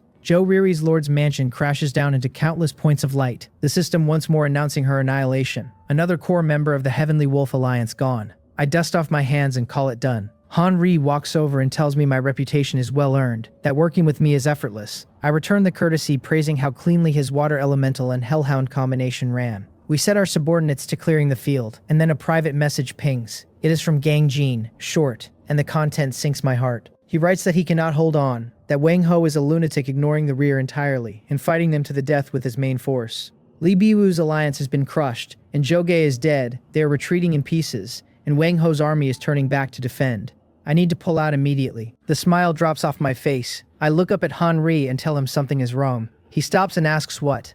I say plainly that Wang Ho won, that he ignored us, broke through Li Biwu's forces, and is leading his army back. Han Ri's face goes serious too, and he strokes his chin and paces a couple of steps before saying that means we scram. Fast. Exactly. Wang Ho must be boiling now, and running into him would not end well, so we retreat at once, find a hole to hide in, and wait the storm out. Makes sense. Han Ri nods and asks where we should fall back to, whether we might meet somewhere and look out for each other. As he speaks, he drifts 2 steps back toward his own troops, the movement smooth as if rehearsed 100 times. I am about to suggest that splitting up makes us smaller targets when I see Han Ri has already backed up next to his hellhounds. I get one word out before he flips up and straddles the largest of them, and the beast bolts forward with no warm-up, 4 paws ripping at the ground. He shouts to his troops to pack up and go home, and his water elementals, hellhounds, and woodland slingshooters turn and flee in perfect sync, as if the quitting bell just rang. In a blink, his whole force rushes into the woods and vanishes, only a parting voice riding the wind, telling me until we meet again. I stand frozen, stunned. What kind of maneuver was that? I finally react and curse out loud that this guy said he was leaving and just left. No goodbye at all. I understand now that Han Ri never meant to work with me past this one fight. Snow Song steps up and asks softly what we should do. I wave a hand. What are we waiting for? Run. Are we going to sit here until Wang Ho gets back and treats us to a meal? If we linger, I am the one left holding the blame. I order the troops to assemble and plunge into the sea of forest. Wang Ho leads the Heavenly Wolf Alliance back like a low black cloud, the whole march silent, the air pressing down hard. Bang Hei's and Zhou Riri's deaths sit on every chest like 2 mountains, and the coerced lords most of all regret hauling their wealth out, having gained nothing on the front and standing now to lose their homes too. One finally cannot hold it and asks Jiang Wei in a small frightened voice whether their territories will be all right.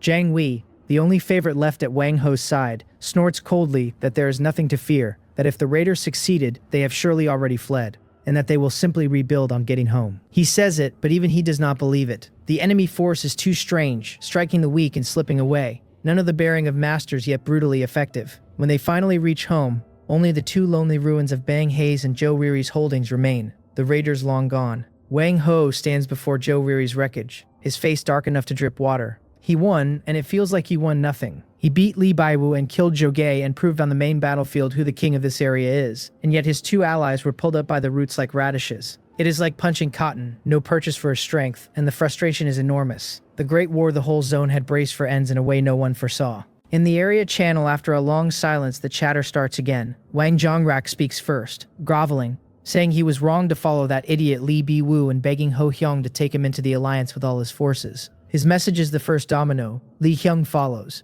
claiming he was confused and pleading to be spared since he never truly harmed the alliance. Jin Hado piles on, hailing Ho Young's might and long-standing wish to join. Familiar names that cheered Li Baiwu an hour ago now scramble to swear loyalty to Wang Ho, because his reckless charge scattered the alliance, and the survivors who saw his strength and his madness would rather surrender early than be hunted down one by one. Jiang Wei tells them they finally know what is good for them, that Ho Hyung is generous enough to let them reform. Then Wang Ho posts his own line, addressing Li Baiyu, Gangjin, me, and everyone else who still refuses to bend. He tells us to wait, that once he finishes consolidating Here We Are Next, that he will teach us what it means to have no escape in heaven or on earth. For a moment, the whole zone fills with dread. Wang Ho's army comes home in an eerie hush, having set out grand and returned beaten like a flock of whipped roosters. He stands before the smoking ruins of Zhou Riri's territory, saying nothing, the lords behind him pale and looking away, each afraid he is next. Jiang Wei edges up and tries to lift the mood, insisting they won, that Li Biwu's rabble is crippled, and Zhou Ge is dead, that they are the final victors. Wang Ho ignores him, staring at the charred corpse of a hellhound in the rubble. He repeats the word "won" back at him, soft enough to make Jiang Wei shiver, and asks how losing 2 of his allies counts as winning. Jiang Wei dares not answer. A lord works up the nerve to ask what comes next, whether they pursue Li Baiwu's remnants. Wang Ho sneers that Li Baiwu is a crippled dog who can be crushed any time, that the real problem is the rat in the gutter that dared to bite them. He scans the crowd, all of them struck dumb, and gives his orders. The army rests, the wounded are settled, the dead are dealt with, and once he drags that rat into the open, he will close the account with Li Baiwu. He understands clearly that until he handles the home-raiding menace, the alliance morale will never steady, since no one will risk the front knowing his base might be ransacked behind him.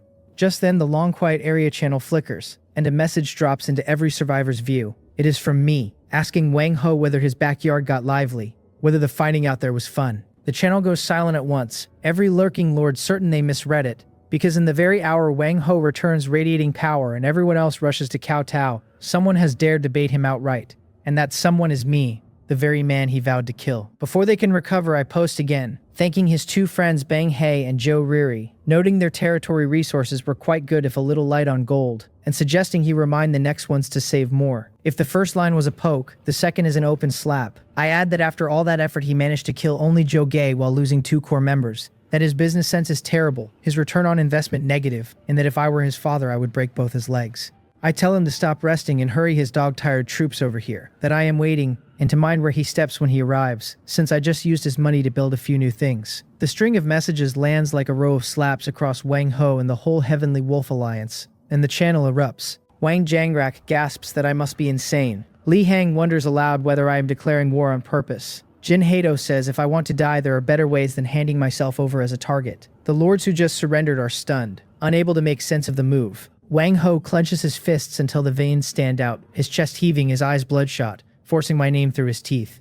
Jiang Wei reacts first, hurrying to warn Ho Young not to fall for the trap, that I am only trying to enrage him. The troops just finished a major battle and need rest most of all, he says, and I want to drag them here exhausted to break themselves on a territory built like an iron barrel. He talks until his mouth runs dry. Wang Ho throws the word rest back at him, wheeling around with a gaze that chills Jiang Wei's spine, and asks whether Jiang Wei really expects him to rest while a man curses him to his face. If he swallows this today, he says, the whole zone will decide that Wang Ho fears me. He shoves Jiang Wei aside, grabs the great metal megaphone, and calls every alliance member to order. His roar drowns the camp. He commands them to abandon the rest, to assemble the whole army and march southeast on my territory. He does not care how tired or sleepy they are, that today they will crawl to the foot of my walls if they have to, that he will twist off my head himself and grind my territory to dust. The lords who just set down their weapons to breathe stand dumbfounded. A few beg him to think twice, saying the brothers truly cannot go on, that marching now is suicide. He draws his saber and lays the blade against one speaker's neck, telling them whoever says another word goes to join Bang Hae right now,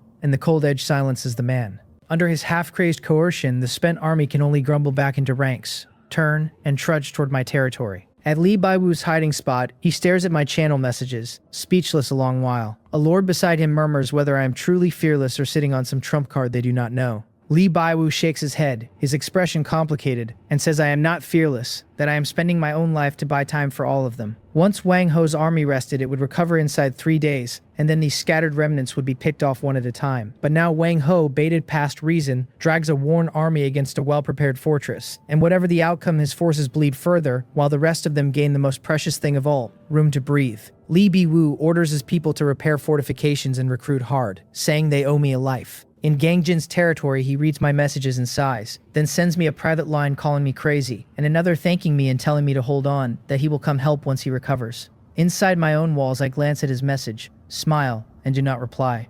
I am too busy running flat out. A peasant jogs up sweating to report that the resources seized from Bang Hae and Joe Riri are all counted. 12,000 wood, 8,000 stone, 1,000 iron ore, and 3,200 gold. Good. I open the construction list, since I did not fight that hard to let plunder rot in the warehouse. I order 8 more catapult towers, telling the system the 4 corners are not enough and to fill every empty spot. I order 6 more heavy crossbow towers at the main gate, so the wolf cavalry never even get close. I order repeater crossbow towers, raising 12 of them to fill every open slot, until the sky over the place is a no-fly zone. The system asks me to confirm each one, and I confirm and confirm again. And in a few minutes, the 3,000-odd gold and most of the warehouse drain away. I feel no regret at all. Across the territory, over 100 peasants rush at the ghostly blueprints with their tools, and the whole place turns into one vast construction site. Then I run to the longbow camp and recruit this week's 12 longbowmen, then to the boar rider's nest in the Earthrock Grotto, telling them to recruit every available unit, and the same at the refugee camp and the mushroom house, whatever they have. Take it all.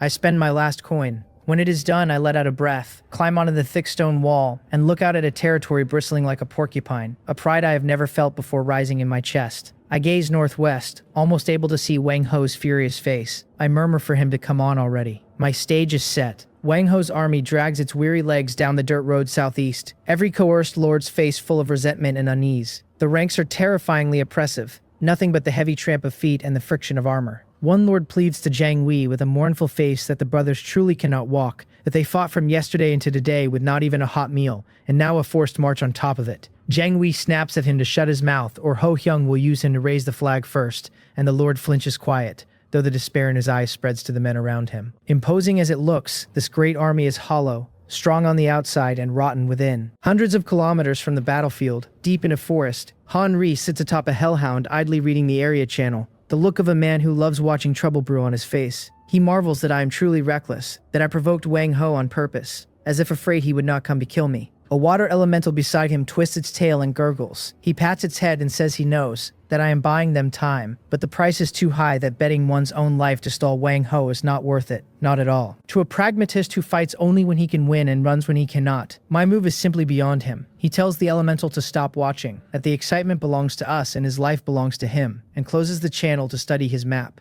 Wang Ho will be hunting them across the whole world now, so this forest is not safe, and they need a better hole. His eyes settle on a patch of deep green in the northwest corner of the map, the Black Swamp. He decides on it, since the godforsaken place has more mosquitoes than people, and Wang Ho's men will be too lazy to comb it. At his word, the troops change course. The swamp lives up to its name. The moment they enter, a stench of rot and mud hits them hard enough to gag. The ground full of mud pits that swallow half a leg at a wrong step. Pale duckweed riding the dark green water. Here and there a few white bones showing through. Henri tells everyone to stick close and watch their footing, his hellhounds scouting ahead on their sharp noses, while the water elementals glide through the muck like fish in a pond. A hellhound stops and growls low at a murky stretch of water, and the next second, 3 black pythons thick as water barrels burst out, jaws gaping at the lead hound, the system reading them as Tier 2 blackwater giant pythons. Henri's eyes go cold, and without an order, 2 water elementals rush in, water whips lashing the snakes until they writhe and thrash and fling mud everywhere, while other hellhounds dart from the flanks, claws and teeth opening bloody gashes in the thick scales. The woodland sling shooters in the rear whip stones at the pythons' heads to daze them, and inside 3 minutes the 3 giant snakes are corpses sinking into the mud. Henri orders the bodies fished out, the skin and gallbladders both useful materials, though the wind cost 1 wounded hellhound and a good deal of the elemental's energy. He curses the place as a pitfall at every step and pushes on. The deeper they go, the stranger it grows. The rot in the air fades into a cold damp. Fog rises from nowhere and crushes visibility past 10 meters, and the trees twist into bizarre shapes, bare black branches clawing at the sky. The hellhounds clearing the path turn restless, whimpering and unwilling to advance. Henri frowns, drops off his mount, and walks to the very front, pushing through the last thin mist until the sight ahead halts him cold. In the center of the swamp lies a patch of relatively dry black land, and at its heart a broken black spire stands in silence. It is built of some black stone, its surface weathered and carved with strange spiral patterns, its tips snapped off, cracks running its length with dark green vines crawling out of the fissures. The system reads it as an unknown ancient ruin and warns that an unknown energy field permeates the area, danger level extremely high. Henri's heart skips, since high risk usually means high reward. He steps closer, studying the spire, its entrance tightly sealed. The door carved with a massive eyeball made of countless twisting tentacles, a pattern that makes the head swim just to look at. He licks his lips, his eyes blazing, certain there has to be something good in here, thinking that a special troop-building blueprint or a hero-exclusive item, even one of them, would let him leave Wang Ho and me in the dust over the next 30 days. He wonders whether to go in. The instant the thought rises, he crushes it. He looks at his troops in poor shape and at the extremely high danger reading and decides it is too risky. He had survived this long by keeping others in front of him whenever things turn bad. His water elementals lose most of their edge in a sealed ruin. His hellhounds are too few besides, and worst of all, he has no idea what waits inside. So if it is a trap, his whole stake would not cover the loss. Forcing in now would be a reckless gamble. Win and take the spoils, lose and end up in the dirt. And Henri does not gamble. A gentleman's revenge is never too late, he tells himself. And good things will not run off just for being left a while. Safety first. He takes a blank animal hide map and a charcoal stick from his storage and sketches the terrain in careful detail, marking the spire with a large red cross, then leaves marks only he can read on several nearby trees. He calls it done, putting the map away and giving the ominous spire one last look, promising to come back for it once he has gathered more troops. He turns, mounts his hellhound, and waves the army back toward a small hill east of the swamp to sun themselves and watch the show. On the way, he opens the area channel again, still dead quiet, which means Wang Ho's army has not reached my territory yet. He wonders just how thick I built my turtle shell and hopes I hold out a while, since the longer I last, the more Wang Ho bleeds and the more scraps he gets to pick up. Wang Ho's army finally arrives. Dragging their leaden legs around the last hill, they stop dead. Ahead, a ferocious war fortress crouches quiet on the horizon. Its outermost ring a thick stone wall 5 meters high, riddled with black firing holes. The outline of a second wooden wall behind it. At the 4 corners and out on the open ground stand tall catapult towers, throwing arms pointed at the sky, and along the ramparts a dense forest of heavy crossbows, repeater crossbows, and wooden arrow towers layers up into a thicket of death. One lord asks in a shaking voice whether this is really my territory. Another marvels that I hollowed out an entire mine in a few days. A third just calls it a fortress. The coerced lords lose the last color in their faces, looking from their pitiful cannon fodder to the fortress armed to the teeth, and find only despair. How do they fight this with their bare heads? Jiang Wei swallows hard and edges up to Wang Ho, saying the defense is a bit exaggerated and the troops are tired, suggesting they camp first and plan for the long haul. Wang Ho echoes the word camp, his voice calm but the madness in his eyes chilling Jiang Wei's spine. He stares at the fortress as if to devour it, saying his people were killed by me, his face trampled under my feet, and now Jiang Wei tells him to camp. He turns on the frightened lords behind him and asks whether they are scared, calls them trash for fearing a turtle shell, swears nobody leaves today and that he will kill anyone who takes a step back. He levels his saber at one shaking lord and orders him to take his soldiers and charge in first. The lord's face goes ashen and he protests that his men are only going to their deaths. That is exactly right, Wang Ho grins. Their deaths to fill my traps with their bodies and exhaust my arrow towers. And he orders every vassal troop forward, promising to settle accounts first with whoever lags. Under the naked death threat, the lords have no choice but to steel themselves and drive their cannon fodder at my territory. Kobolds and goblins and slimes and skeletons converging into a messy torrent that shouts toward the silent fortress. I stand atop the stone wall watching the surging crowd below. What a spectacular scene of suicide, I think, and good enough humor to crack a joke that Wang Ho is a master at running a pyramid scheme. I raise a hand, my voice carrying the length of the wall. I order all wooden arrow towers and repeater crossbow towers to aim at the charging formation and fire freely without conserving a single shaft. The catapult towers are to fire alternately on my command and smash them, and the heavy crossbow towers to ignore the fodder and focus the Tier 3 troops. The orders go out one after another, and this war machine finally begins to run on my will. The arrow towers and repeater crossbows fire first, a dense rain falling from the sky and swallowing the front ranks. Whole knots of goblins and kobolds shot into hedgehogs and screaming down before they cover 100 meters, the torrent stalling as if it struck an invisible wall. Then the catapult towers open up, great stones whistling over the cannon fodder and crashing accurately into Wang Ho's elite in the rear. Wang Ho is steering the wolf cavalry for an opening on the flank when he hears the tearing in the air above, and changes color, shouting to scatter. Too late, a stone slams the edge of the formation and flings several riders back with a chunk of health gone. The nomads take the same blow on their side, the light cavalry forced to dodge endlessly on mobility alone. A heavy crossbow tower releases its bolt, and a maneuvering wolf cavalryman shudders as an armor-piercing shaft punches through his chest and carries him off his wolf. Wang Ho watches his elite take losses from ranged fire before they can even engage, his eyes going red, and roars for everyone to charge the wall where the ranged attacks will be useless. Driven by the combat supervisors, the cannon fodder step over their comrades' corpses and press on, finally reaching the base of the stone wall. What greets them is not victory but a deeper pit of despair.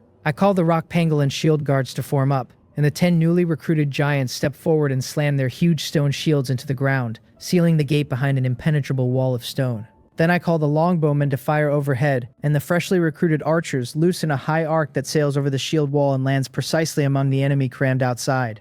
An elite Tier 2 goblin raises its weapon at the wall, and a long arrow drops through the top of its skull, the longbowmen shooting armor-piercing shafts. Trapped between advance and retreat, the cannon fodder become live targets for the wall-top towers and the longbowmen behind, corpses stacking layer on layer. The battle turns to one-sided slaughter, Wang Ho's fodder taking over 1,000 casualties without even scratching the first wall. He trembles with rage, cursing them all for trash, and then he sees the thing that will haunt him. A crack opens in my gate, and dozens of peasants, escorted by a few skeleton soldiers, rush out with ropes and grappling hooks. They are not here to fight. They hook the freshly fallen bodies and drag them back inside. Fast, Jiang Wei looks puzzled and asks whether they are cleaning the battlefield, and Wang Ho frowns with a sudden foreboding. He soon learns what it is. Inside my walls, beside a pool bubbling green, the dragged-in bodies go into it. One by one, the water churns, and new skeleton soldiers crawl out with soul fire in their sockets, pick up weapons, climb the wall, and join the line. A kobold shot dead a moment ago is hauled away, thrown in the pool, and within minutes stands on my rampart as a skeleton stabbing a bone spear, made from its comrade's bones, down at another kobold.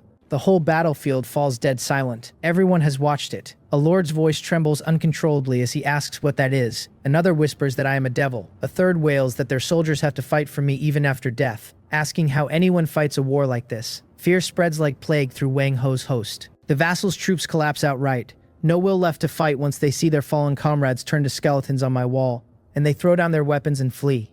Wang Ho frantically swings his saber and cuts down a few deserters, but he cannot stop the front line caving in. I stand on the wall watching the farce. The bone pool is a fine thing, I think, the conversion rate a touch low, and the output only Tier 1 skeletons. But free cannon fodder, what more could anyone want? I look at the exasperated Wang Ho, then at my pool still churning out skeletons, and tell him to take his time filling it. That today I will show him what it means for a force to grow stronger the more it fights. Wang Ho watches the fodder retreat like a tide, his eyes near bursting. The lords he forced into this fleeing in terror from a fortress that looks like a meat grinder. Their morale shattered the instant they saw their dead turned against them. Several gather around him crying that they cannot fight, that the man is a devil, that their men keep dying while his keep growing, begging to retreat first. Wang Ho spins on the word retreat, his crimson eyes sweeping them, demanding who dares say it again, and the icy killing intent silences them. A bunch of trash that does not even count as cannon fodder, he rasps. If they die, they die. The real battle starts now. He shoves Jiang Wei from his path and raises his saber high at the fortress, calling the elite of the Heavenly Wolf Alliance to order, ordering the wolf cavalry and nomads to charge with him,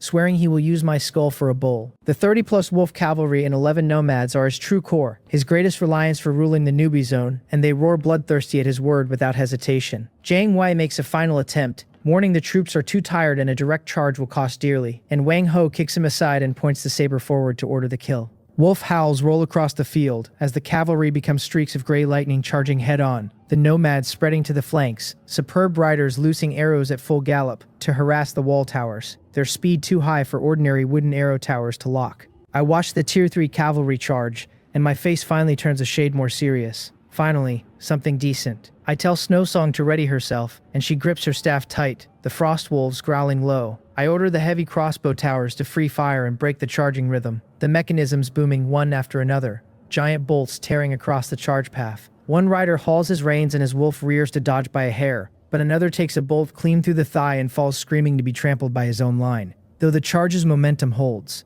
they disperse no longer bunched, meaning to hit the stone wall from several sides at once, since if they reach it, the wolves leaping and the rider's strength would carry them onto the ramparts to butcher my ranged units. The lead rider's close to under 50 meters. Now is the time. A smile curves my lips and I snap my fingers, telling them to taste our specialty. The ground beneath the dozen frontmost wolf cavalry collapses without warning, the riders crying out as their wolves pitch forward into shallow disguised traps floored with a thick layer of pungent black sludge. The asphalt trap, a special defensive structure my custom building tree unlocked at level 3 mansion. The wolves' paws sink as if into swamp, the sticky tar binding their limbs and killing the speed they prided themselves on. One rider whips his mount in a frenzy, but the wolf only roars and struggles and sinks deeper, and the riders behind try to wheel away far too late, trap after trap triggering in a chain. Wang Ho watches his trump card stall helpless dozens of meters from the wall. I call for Snowsong, and she raises her staff as ice blue energy bursts from her center. Frost nova sweeping the field and crusting every trapped rider in frost. The black asphalt freezing over thick, the wolves and riders coated in crystals, and slowed further. Slow stacked on slow, tormented twice over. I give the final verdict, ordering all repeater crossbow towers to a saturation barrage to pin them, and the 10 towers swing onto the frozen targets and pour bolts like a downpour, blanketing the whole area.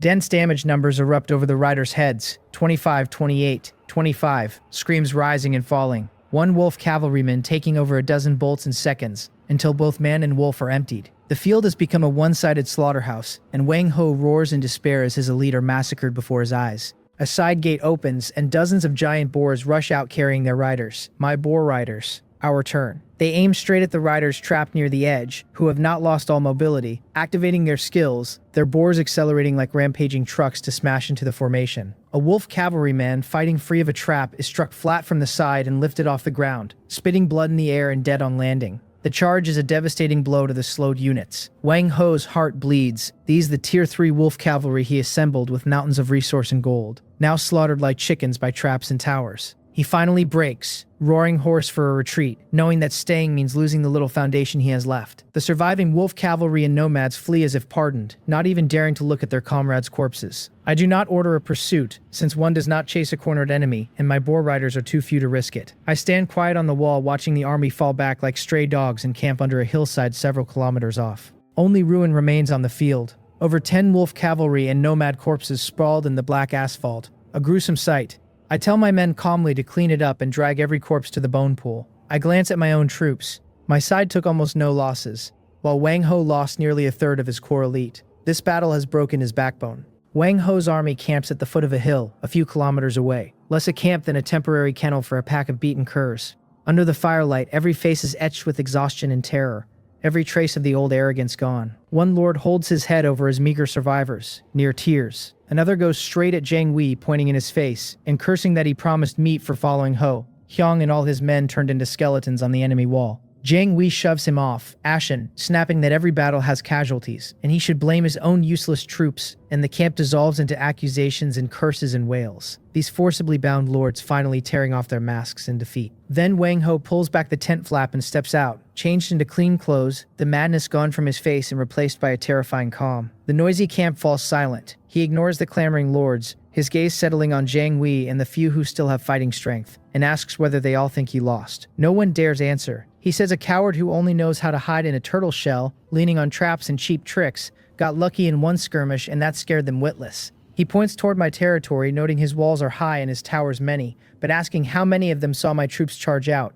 because I dare not, my strength only enough to defend my home. He tells them that if they just surround the place, I am a dead man, unable to mine or chop wood, eventually starved out. The few lords trade glances, half convinced. Jiang Wei asks what they do now, since they cannot just stall here. Of course they will not, Wang Ho answers, and he names Jiang Wei and 7 other lords whose strength trails only his own, among them Sun Ge and Ma Dong. He tells the 8 of them to stay, set up a frontline camp, and watch me like hawks, not to attack but to keep my men from stepping out 1 inch. They exchange glances and nod fast, the task far safer than charging in to die. Then Wang Ho turns to the rest, his voice rising, telling them to stop looking miserable, that he is giving them a chance to redeem themselves. He unrolls a beast skin map, the other directions ringed in red beside the southeast corner where I sit, saying I am not the only stubborn nut in the area, that a few others think they can stay safe in their corners. He tells them to follow him, full of temptation, to plunder all the others' resources and troops and territory, to use their gold for stronger soldiers and their corpses to swell the cannon fodder. Every man comes home with his numbers doubled, he promises. And then my turtle shell shatters with 1 kick. It must be said his speech is inflammatory. The lords in despair a moment ago, hearing there are soft targets to crush and resources and land to take, watch their fear curdle into greed. Better to go bully someone else than to stall here against the devil. The camp's morale reignites, one crowing that he has long been annoyed by the sissy in the west who raises elves, and soon Wang Ho's main force marches out again, this time hunting the other fat sheep scattered across the region. On the hillside, only the 8 lords' troops remain, plus some forcibly retained fodder, forming a loose ring.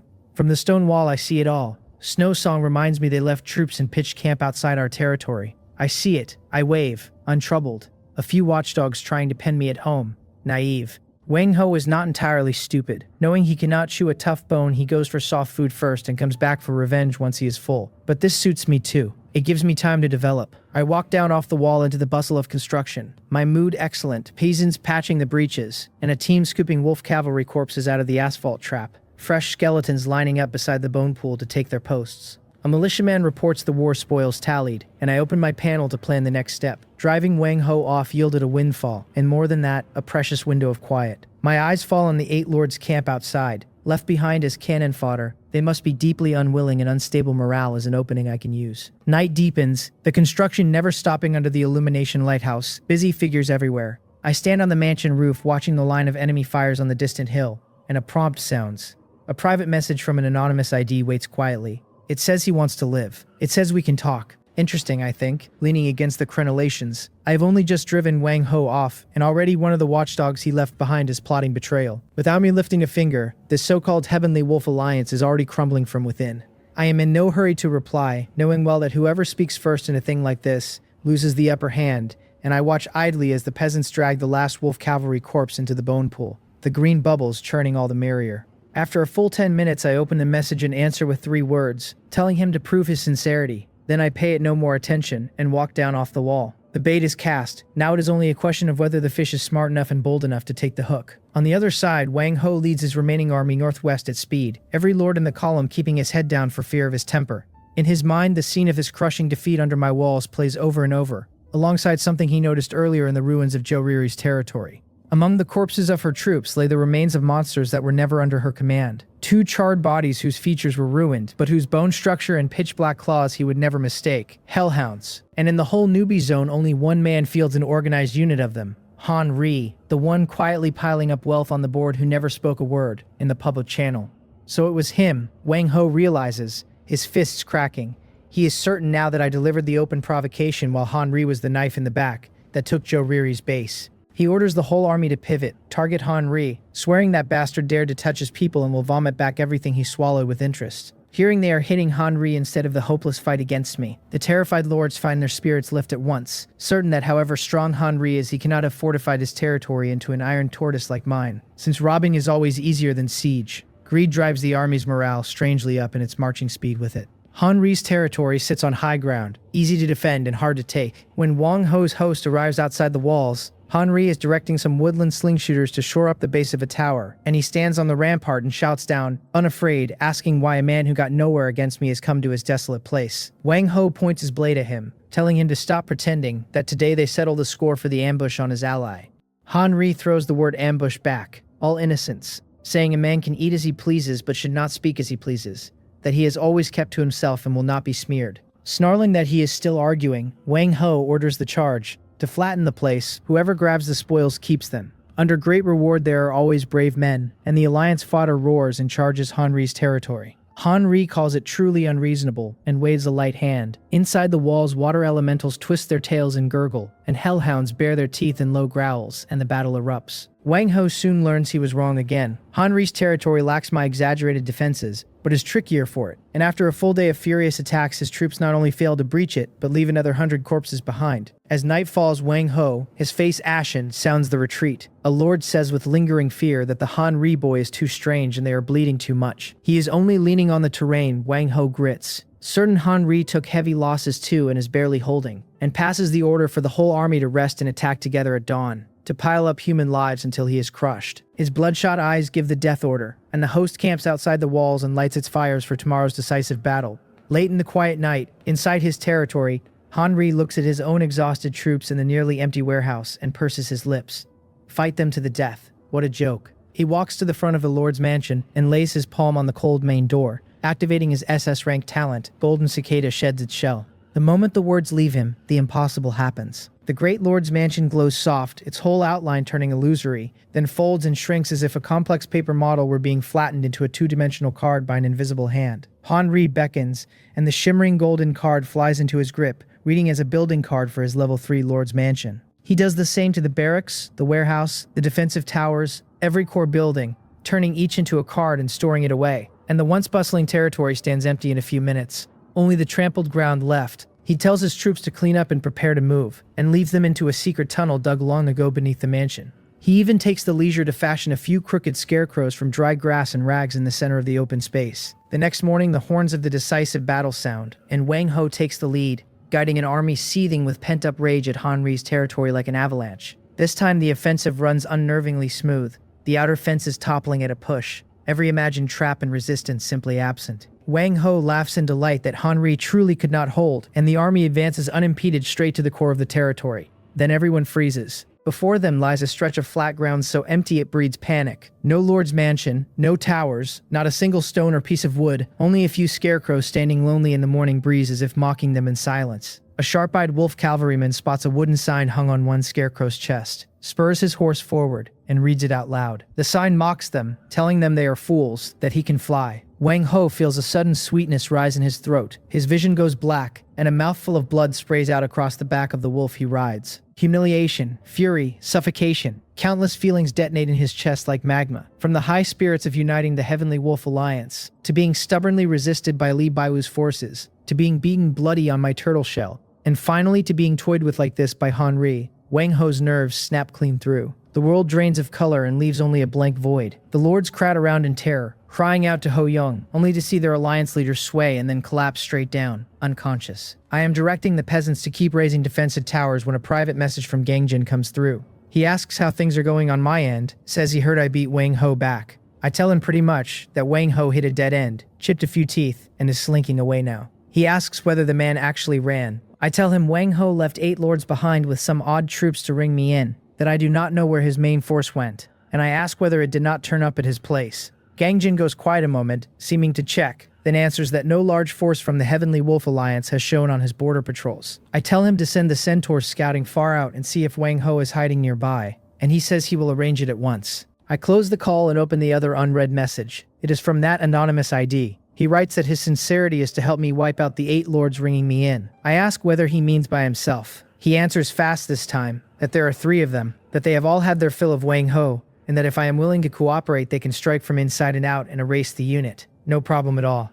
3 of them, and I run the math. 8 lords outside, and if 3 defect, the enemy strength drops by nearly half. With my troops and gangjins added, the battle turns winnable. But it could be a trap. Wang Ho is not the sharpest tool in the shed, yet what if some clever advisor stands at his shoulder? He could be sending these 3 to lure me out of the city, while the main army waits in some corner to fall on both sides once we have bled each other thin.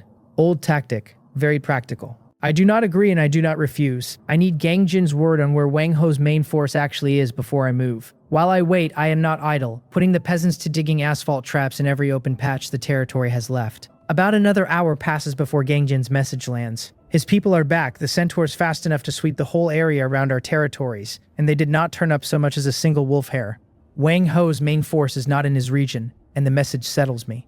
Wang Ho either never came this way or he went somewhere else entirely. I tell Gang Jin about the anonymous person, and lay out my worry, that I suspect a trick, that Wang Ho might be tucked away nearby waiting for me to take the bait. He says it is possible, and asks for my plan. I tell him I need a favor. He should leave enough defenders on his own end, then bring an elite unit and slip quietly toward my location. He asks what comes after that. I tell him we wait and do nothing, that if Wang Ho really has an ambush he cannot hold it forever, and if he does not, then we join the 3 moles inside and wipe out the whole outside force in one stroke. At that moment, Gang Jin hits their rear by surprise while I charge out the front, and with 3 traitors loose in the camp, these lords could sprout wings and still not escape. Gang Jin falls silent again. The plan is bold. I will give myself that, swallowing the entire force Wang Ho left behind. After a long while he answers that it is good, that we will do it, and he goes off to gather troops at once. I am about to contact the anonymous person and start arranging things when a cold system announcement drops into every survivor's mind without warning. It announces that in our newbie zone, a lord named Ban Charang has been obliterated, his territory destroyed. Ban Charang, the name rings faintly.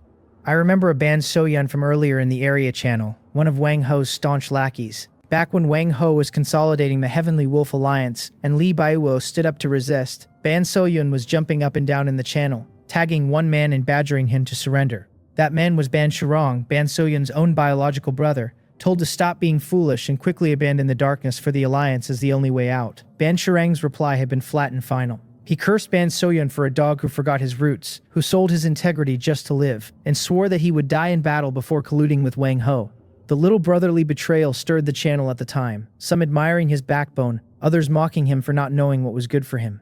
And now Ban Charang could not hold on after all. I open the map and find the rough spot where Ban Charang's territory had been. It sits a long way from mine. Wang Ho's main force had actually run that far off. And just like that, every doubt dissolves. Wang Ho's main force is conquering far away, in no position to ambush near my walls. The anonymous ID is not bait. They genuinely mean to rebel. A turtle in a jar. I look at the enemy camps outside the city and message Gang Jin at once, telling him the plan has changed. He sends back a single question mark. I tell him not to come quietly but to come openly, to bring his troops and rush over at top speed, that Wang Ho's main force is to the northwest and we need not worry about any ambush. This time I want Wang Ho to learn what it means to lose both the wife and the soldiers. Then I contact the anonymous person again, telling him I agree to the proposal, that my reinforcements are on the way, that he should wait for my signal and start making trouble inside the camp the moment it sounds.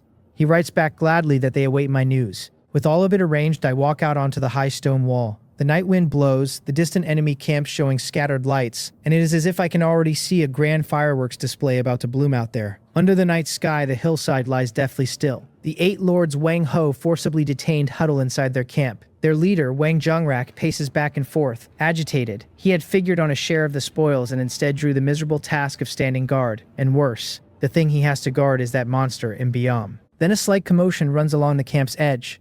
Wang Zhongrak shouts, "Who goes there?" And a kobold on watch comes scrambling back, his voice trembling, crying that it is bad, that it is Gang Jin's troops. Wang Zhongrak's heart skips. He rushes the watchtower beside the camp and looks into the distance. And under the moonlight, an army of real size approaches from the west, banners flying clear, Gang Jin's force at its head. They make no effort to hide, appearing openly below the hillside and sealing the only retreat route. Wang Zhongrak's palms go wet. Imbiam is in the west, Gang Jin in the east, and they are completely surrounded. He urgently orders someone to report to Ho Hyung, but the words barely fall before a flight of arrows whips in from afar and drops the few scouts who have just bolted from camp. Gang Jin's centaur archers have sealed every exit. Inside, the other 7 lords catch on and crowd around Wang Zhongrak. A lord named Songae asks in a panic what they do now that they are surrounded. Wang Zhongrak forces himself calm and tells them not to panic, that Gang Jin's forces are only so-so, that if all 8 families combine they might still break out. He orders everyone to assemble at once and prepare to punch east, knowing full well that charging at Imbiam is no different from courting death.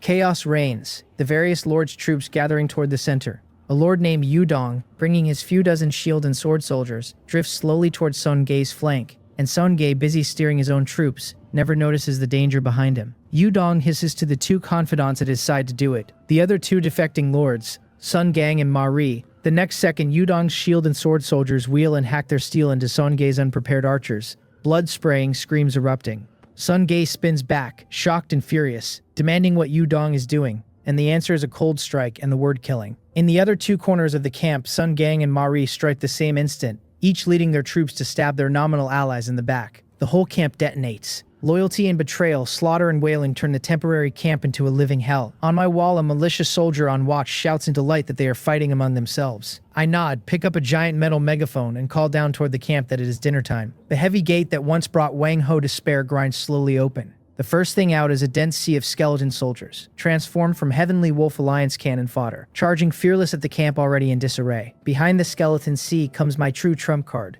The rock pangolin shield guards forming an unbreakable moving wall, advancing steady. The longbowmen follow behind the shields, loosing deadly armor-piercing arrows into the enemy. Snowsong rides a frost wolf, her staff flickering with ice blue light. And out on the far flank, giant boars grunt in excitement, carrying their masters ready to tear the enemy lines open at a word. The fight on the hillside boils over. Wang Zhongrak never dreamed 3 moles sat in his own ranks. His plan of 8 families joined turns in an instant into 5 against 5, and ambushed at that. His eyes go bloodshot as he screams at Yudong, Sun Gang, and Ma Ri that they are traitors, that Ho Hyung will not let them go, driving his own troops into a frantic counterattack. He still has a fair number of Tier 2 soldiers and several Tier 3, so for a while he trades blows back and forth with Yudong's force. But then my army arrives. The skeleton sea at the very front swallows the outer defense line of Wang Zhongrak's troops whole. I tell Snowsong to give them a little cooling off, and she taps her staff, the frost nova spreading an ice blue halo across the chaotic field. Every unit caught in it crusting with frost, their movements stalling. I ordered the boar riders to scatter them, and they crash into Wang Zhongrak's flank like beasts loosed from a cage, tearing a huge gap in the line he had just managed to organize. Yudong seizes the moment and hits from behind, telling Wang Zhongrak his time to die has come.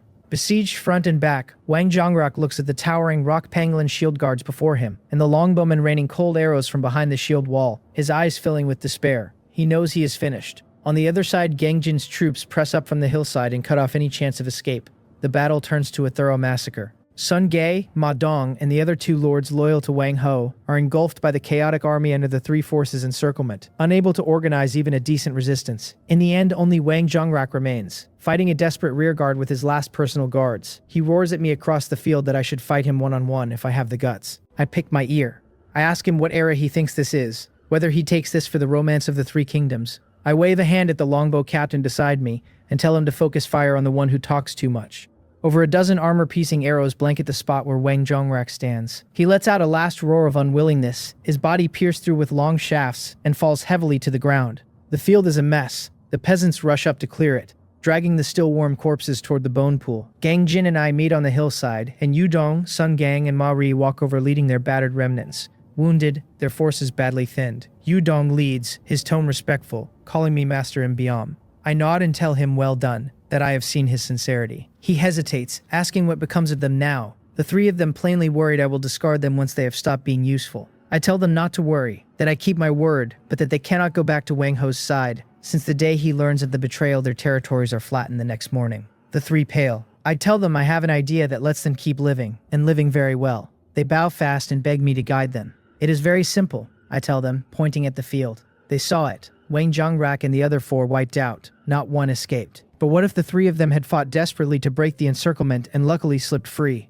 Their eyes light up, and they understand at once. I tell them to take the remaining troops and leave now to find Wang Ho. They are to tell him they were ambushed by Imbam and Gangjin together, that Wang Zhongrak and the others all died in battle, and that they barely escaped after paying a heavy price. I tell them to exaggerate our strength as much as they can, to say my skeletons are endless and Gangjin's centaurs everywhere, whatever sounds most terrifying, to make him feel we are invincible. Yudong hesitates, asking whether Wang Ho will believe it. He will, I tell him, because he needs a way out. He is off fighting for territory, and it is not going smoothly, and he needs a reason to explain why he dares not come back and deal with me. Their intelligence is his best excuse. When they go back, they will not only escape punishment, they will gain his trust for bringing important news, and from then on they can sit safe at his side. I lower my voice and tell them to be my eyes and ears. Yu Dong and the other two trade glances, finding determination in one another's eyes. This is their only path to survival, and the three answer as one that they understand. I tell them to go, to act convincingly, not to let the mask drop. The three act as if granted amnesty and lead their defeated forces in a flight toward the northwest. Gang Jin watches their backs and walks to my side, asking whether I am afraid they will sell me out once they return. Sell me out, I laugh. Do they dare? I have the coordinates of all their territories noted down, and if Wang Ho can kill them, so can I. Besides, a man like Wang Ho is suspicious to the bone. Gang Jin nods and asks nothing more. I clap him on the shoulder and tell him to stop thinking so much and divide the spoils, that he made a real contribution this time and gets first pick. The night wind blows, and only the victor's cheers remain on the hillside. I look up at the northwest sky, half able to see Wang Ho's furious face when the bad news reaches him. Let Wang Ho take his time. Bigger surprises are still coming. I am laying out the next round of defensive towers when a system announcement that shakes the heavens cuts off every lord at once. It reports that high concentrations of ancient energy have been detected, and that a special trial dungeon, the Ancient God Ruins, has been activated. The rules unfold in my head as I read. Every surviving lord may enter through a ruins teleportation gate that appears before the lord's mansion. It is single-player challenge mode, each lord bringing only his own troops, no teaming allowed. The ruins run 100 floors, with a basic reward per floor cleared, and a guardian boss every 10 floors whose defeat grants rich reward chests. The first lord to hit certain milestones earns an extra first clear reward. Death inside means permanent loss of troops, though the lord himself is teleported home unharmed. The whole thing lasts 48 hours, after which lords are ranked by the floor they reached, and ranking rewards go out. My eyes light up. Single-player challenge. Permanent troop loss, but the lord stays safe. Is this not just handing me benefits? Tower climbing tests endurance and battle loss control above all, and those two things are exactly what I am best at. Snowsong asks whether we are going in. Of course we are, I tell her with a grand wave, ordering her to bring every unit that can fight. Soon the troops assemble before the lord's mansion, where a teleportation gate shimmering faint blue is slowly taking shape. Without hesitation, I leave my troops inside. After a slight weightlessness, I find myself in a sealed stone chamber about 100 square meters across, with a faintly glowing stone door at its end, marked with a large character reading 1. A hint tells me I have entered the first floor of the Ancient God Ruins and should prepare for the challenge. That is it, I think, surveying the bare walls. The dungeon design is too insincere. They could not even be bothered to write a background story. The words barely land before the stone door blazes and 7 or 8 frenzied goblins with blood-red eyes shriek out of it. I do not even bother to lift an eyelid. I order the rock pangolin shield guards to block the entrance, and the longbowmen to fire freely. Several shield guards stride forward heavily and plant their massive stone shields right at the doorway, forming an impenetrable wall, and the goblins behind the front pile up in a mass. The longbowmen draw without needing to aim, arrows raining down into the heap, and in less than 10 seconds the first floor is done. A notice congratulates me on clearing it and grants 10 gold coins, then asks whether I want to proceed. Too easy, I think, and select yes. The scene shifts to the second floor. Same chamber, same door, and over a dozen boar riders charge out. Same order, block the door and fire, and the battle ends. The third floor, over 20 kobolds. Block the door, fire, and it ends again. My rock pangolin shield guards have not a scratch on their shields, and my longbowmen have already started taking turns to rest. This is not tower climbing, this is idle farming. I yawn and steamroll my way to the 9th floor. The 10th floor changes. This time it opens into a massive circular arena, with a gargoyle statue 5 meters high, standing in its center. The moment I step onto the field, the statue's eyes flare red and gravel rains down. A label names it the Gargoyle Guardian, a Tier 3 elite at level 20, health 350, mana 45, with high strength and stamina, low agility, weak spirit and intelligence, carrying stone skin and diving smash. Finally something decent, I think, stretching my wrists. The Gargoyle Guardian roars, beats its wings, kicks up a gale and shoots for the sky. Trying to fly, I chuckle and tell Little Gold to go play with it. The butterfly sprite flies up at once and circles the Gargoyle Guardian without attacking, only harassing, and the thing tries several times to swat the agile little sprite, missing each time, screeching in fury. I tell the lizardman archers to shoot it down for me and 7 of them fire together, arrows striking the joints of its wings. The damage low, but the provocation perfect. It gives up chasing the butterfly sprite, folds its wings, and dives at my ground troops like a meteor. Good timing, I think. With the Gargoyle Guardian still 10 meters up, I snap my fingers. The ground at its landing spot erupts with a gush of black, viscous liquid, and the Gargoyle Guardian plunges headfirst into the asphalt trap, its proud impact force vanishing on the spot, feet stuck fast. I tell Snowsong to freeze it, and she taps her staff, several ice cones piercing the asphalt around it, the chill spreading and hardening the already gluey tar. I order the rock pangolin shield guards to surround it, the boar riders to ready a charge, the longbowmen to aim for its head and fire. Pinned in place, the gargoyle guardian becomes a living target, struggling, flinging sharp stones that the massive shields swat aside, its health plummeting under sustained ranged focus. Then 2 boar riders charge from left and right, their huge tusks slamming its legs, bone cracking, and the gargoyle guardian crashes down with a last howl of unwillingness. A notice congratulates me on clearing the 10th floor with a blue resource chest, then adds that I am the first lord in the region to clear it, and grants a special building blueprint chest as first clear reward. Finally, some gains. The resource chest yields 2,000 wood, 1,000 stone, 500 gold coins. The blueprint chest gives me a special building blueprint for an elemental charging tower in blue. It is a structure that applies elemental enchantment to every defensive tower within 100 meters, lending their attacks an extra effect, with options for flame to burn, frost to slow, or lightning for small area paralysis. Its construction wants wood, stone, iron ore, gold coins, and 10 white crystals. Good stuff, I think, my eyes lighting. This building is tailor-made for my tortoiseshell tactic. Picture hundreds, thousands of arrows carrying a slowing effect, blanketing the field. Too beautiful. Meanwhile, on the 15th floor of the ancient god ruins, Wang Ho is steering his troops in a furious fight against a pack of demonic hounds burning with flame, his face grim. The monsters here are not only level 20 but viciously aggressive, and a moment ago one lapse let 3 of the hounds pounce a tier 3 wolf cavalryman and tear him to shreds. Wang Ho curses him for trash. As the last monster falls, the gate to the next floor appears, and Wang Ho gasps for breath, his heart aching at the wolf cavalry losses piling up. He opens the guardian chest on the 15th floor, a beam of light shooting up, and grasps a massive warhammer of exaggerated design. A label names it the city-shattering Great Hammer, a special Lord equipment item whose effect when the Lord equips it increases by 100% the damage all his subordinate units deal to structures, walls, defensive towers, the Lord's mansion. Unstoppable when attacking cities and conquering strongholds. Damage doubled. He can already see my sturdy stone walls crumbling like paper under his wolf cavalry. He can almost hear the wails of my countless towers under double damage. This time, he thinks, Imbium's tortoiseshell will not save him. I contentedly put away the elemental charging tower blueprint. With this, my turtle shell is no longer mere physical defense, but a true magical fortress. I open my status panel to tally the spoils of the first 10 floors, and beyond the basic golden resources, a brand new entry catches my eye. 358 ruin tokens. What is this, I wonder? Clicking the description. Ruin tokens, special currency inside the ancient god ruins, earned by killing ruin creatures, redeemable on exit at a ruin shop for exclusive rewards by quantity. So there is a shop too. I find the newly added button marked with an ancient stone door icon and open it onto a dazzling list of goods. A small resource pack runs 100 tokens, a green random troop recruitment order 500, and on down a long list growing steadily more outrageous in effect and astronomical in price. My breathing quickens a little, and it seems the more ruin tokens the better. Let us continue to the next floor, I think, high-spirited. Time to start aggressively shopping. From the 11th floor, the monsters clearly strengthen, but it is the same old formula. 11th floor, 20 tier 2 were hyena men, the shields blocking the entrance, and the arrows clearing them out. 12th floor, 30 tier 2 cave spiders, the same blocking and firing. Done. I push through smoothly, this brainless tactic leaving my troops almost no casualties. My token count climbing steadily past 1,000.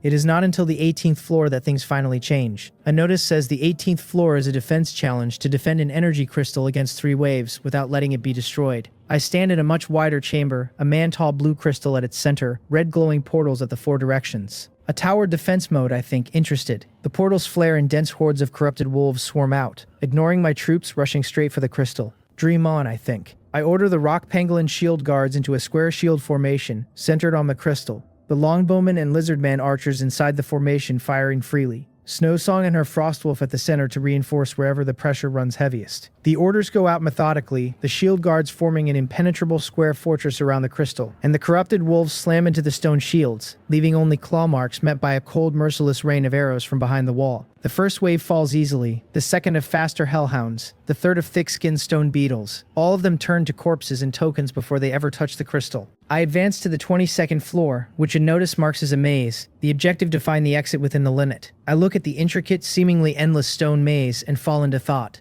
Anyone else would probably wander it until the end of time. The thing is built insidiously, fork after fork, walls covered in triggerable traps, and I can picture a simple-minded brute like Wang Ho, charging and heedless with his wolf cavalry, and ending up pierced full of holes. Too bad I am not an ordinary person. My gaze falls on the few short, ugly cave dwellers in my squad. Time to prove their worth, I think. I walk to a wall, knock on it, and tell Stonehammer to take his men and dig straight through starting here. He answers at once that he will, the Tier 2 Hell Cave Dweller raising his stone pick, his Tier 1 compatriots in tow. With a string of clanging, the hard wall is chiseled away like tofu under the cave dweller's digging talent, and while other lords are still spinning through the maze, battling wits with monsters and traps, I am already leading my troops down a broad avenue carved straight through. In under 10 minutes, I stand at the exit portal. The 25th floor washes a thick smell of sulfur over me. In the center stands a stooped green-skinned creature with a bone staff, a line of text above its head naming it a goblin shaman, Tier 3, with a dozen or so small goblins scattered around it. Finally, another boss fight.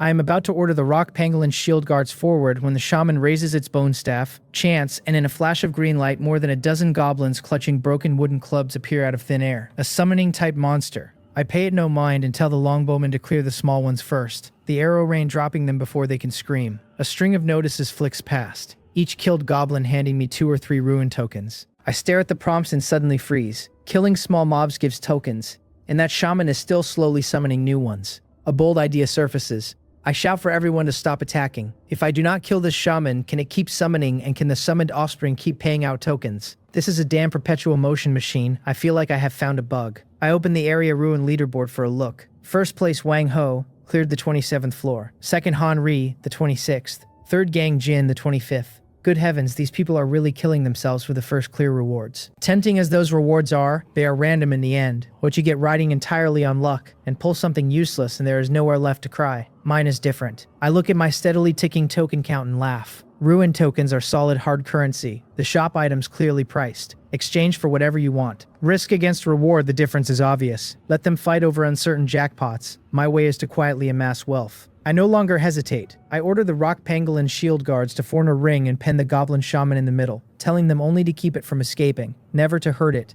and above all, never to interrupt its casting. They move at once, forming a tight ring, politely inviting the diligently summoning shaman into the encirclement. I split all ranged units into 3 groups to fire in rotation outside the circle, ensuring continuous firepower. A perfect monster farming formation takes shape in an instant. The goblin shaman, walled in by shields, looks bewildered, but its instinct to summon holds. The goblins it conjures are shot into sieves by the rain from the sky the moment they poke their heads out before they ever get a clear look at the world, then turn to ruin tokens and drop into my pocket. Dense prompts flood my vision like a waterfall, my token count surging at a terrifying speed. 2,000, 5,000, 10,000. I lean against a rock with my legs crossed, watching the spectacular farming scene, my mouth curving into a wide grin. This is not clearing a dungeon. This is stocking up inventory. Time ticks by, and golden light blooms over Snowsong again and again as her level climbs. And not only her, the Tier 3 rock pangolin shield guards and boar riders and longbowmen all rapidly level under the flood of experience, every level lifting their base attributes a notch. My tokens go from 4 digits to 5.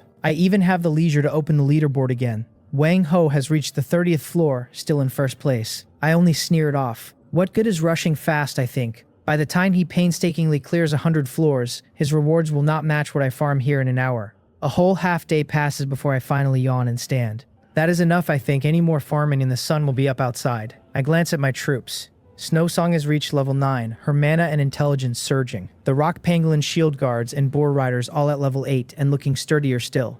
I order them to pack up. The longbowmen loose a final volley, clearing every goblin on the field, and a few boar riders charge. The goblin shaman that had toiled half a day flung into the air on the massive tusks before it can even react. A notice congratulates me on clearing the 25th floor. I tell my troops to keep moving and see what other tricks this ruin has in store, and I step into the portal for the 30th floor. The scene shifts, a pungent reek of sour rot and damp slapping my face. No more neat stone chambers, but a massive underground cavern, the ground sticky underfoot, gurgling with every step, menacing stalactites hanging from the ceiling and dripping green liquid.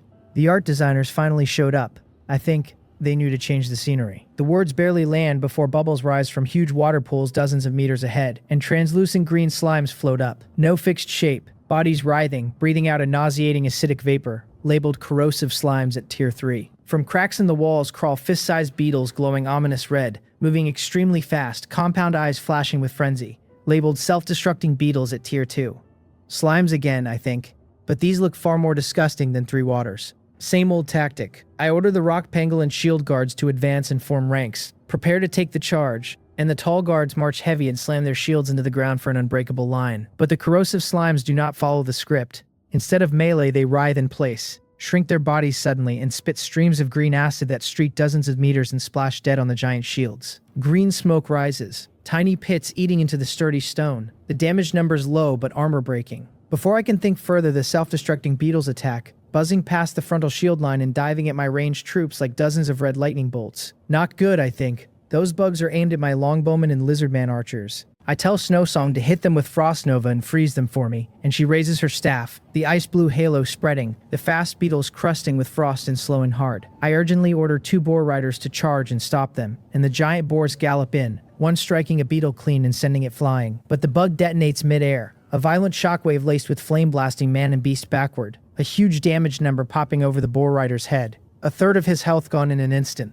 On the other side, a longbowman set too far out fails to fully clear another beetle's blast, a scream sounding as the Tier 3 ranged unit's health bar empties at once and vanishes into white light. The first unit I have lost since entering the ruin. The first wave costs me 1 Tier 3 unit dead, and another badly hurt. I order all ranged units to focus fire on those bugs and not let them close, and the longbowmen and lizardman archers shift targets and pour arrows onto the slowed beetles. Terrible as their attack power is, the bugs are fragile, and after a few volleys the rest are shot down mid-flight. With the beetles cleared, I finally breathe and turn the troops on the slimes still spitting acid, and without the beetles to worry about, the corrosive slimes become sitting ducks, soon wiped out. I look at the spot where my dead longbowman vanished, my face somewhat grim. A Tier 3 longbowman just gone. The injured boar rider will need time or healing to recover, and the shield guard shields have lost durability across the board. And this was only the small fry of the first round. I look toward the end of the cavern, where a stone door carved with a giant slime pattern glows faint purple, the guardian boss waiting behind it without a doubt. It is certainly an enhanced version of these monsters, maybe some slime queen able to summon corrosive slimes and self-destructing beetles at once. I weigh it. I might pass by fighting head-on, but the cost could be several more longbowmen and perhaps even permanent losses among my precious boar riders and rock pangolin shield guards. The foundation I'd built with such care cannot be squandered here. I opened the regional ruin rankings. First place Wang Ho cleared the 31st floor. Second Han Ri, third Gang Jin, fourth Li Baiwu. All stopped at 29, and there at 8th, my own name, also at 29. The board tells me everything in an instant. That brute Wang Ho, leaning on sheer numbers, forced his way through the 30th floor by manpower alone, reaching only the 31st, likely so depleted he could push no further. The smart ones like Han Ri and Gang Jin took one look at the 30th floor and chose to stop. The 30th is a massive threshold, a meat grinder built to devour the Lord's vital strength. The first clear for the 30th floor is already Wang Ho's. The standard clear depends entirely on luck. Should I grind myself to death here for an uncertain reward? I shake my head. The deal is a total loss. Whoever wants to fight can fight. I am not playing along.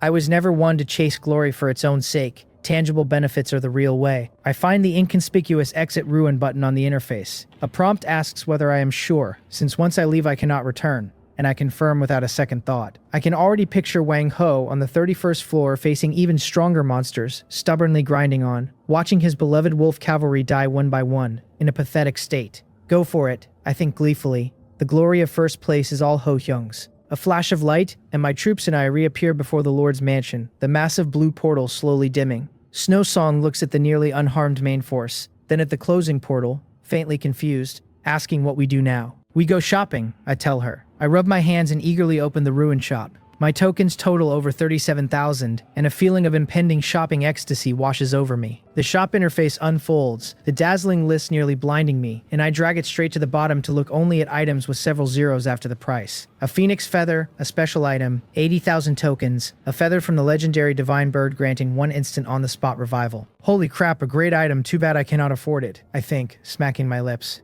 80,000 tokens, I could sell myself and not raise that. A dragon blood potion, a consumable, 50,000, permanently boosting all of the hero's attributes after use with a very low chance to awaken dragon bloodline. Cannot afford that either. Next. My gaze sweeps lower, and at last a few affordable items come into view. The Heart of Earth Shaker, a special recruitment order, 12,500 tokens. An ancient core of earthen power that on use awakens 3 4th tier troops, the Earth Elementals, from the ground. A unique item that vanishes after exchange. 4th tier troops. I quickly click the Earth Elementals detail. It enters at level 1, health 450, mana 75, modest strength towering stamina at 90, pitiful agility at 7, low spirit, fair intelligence.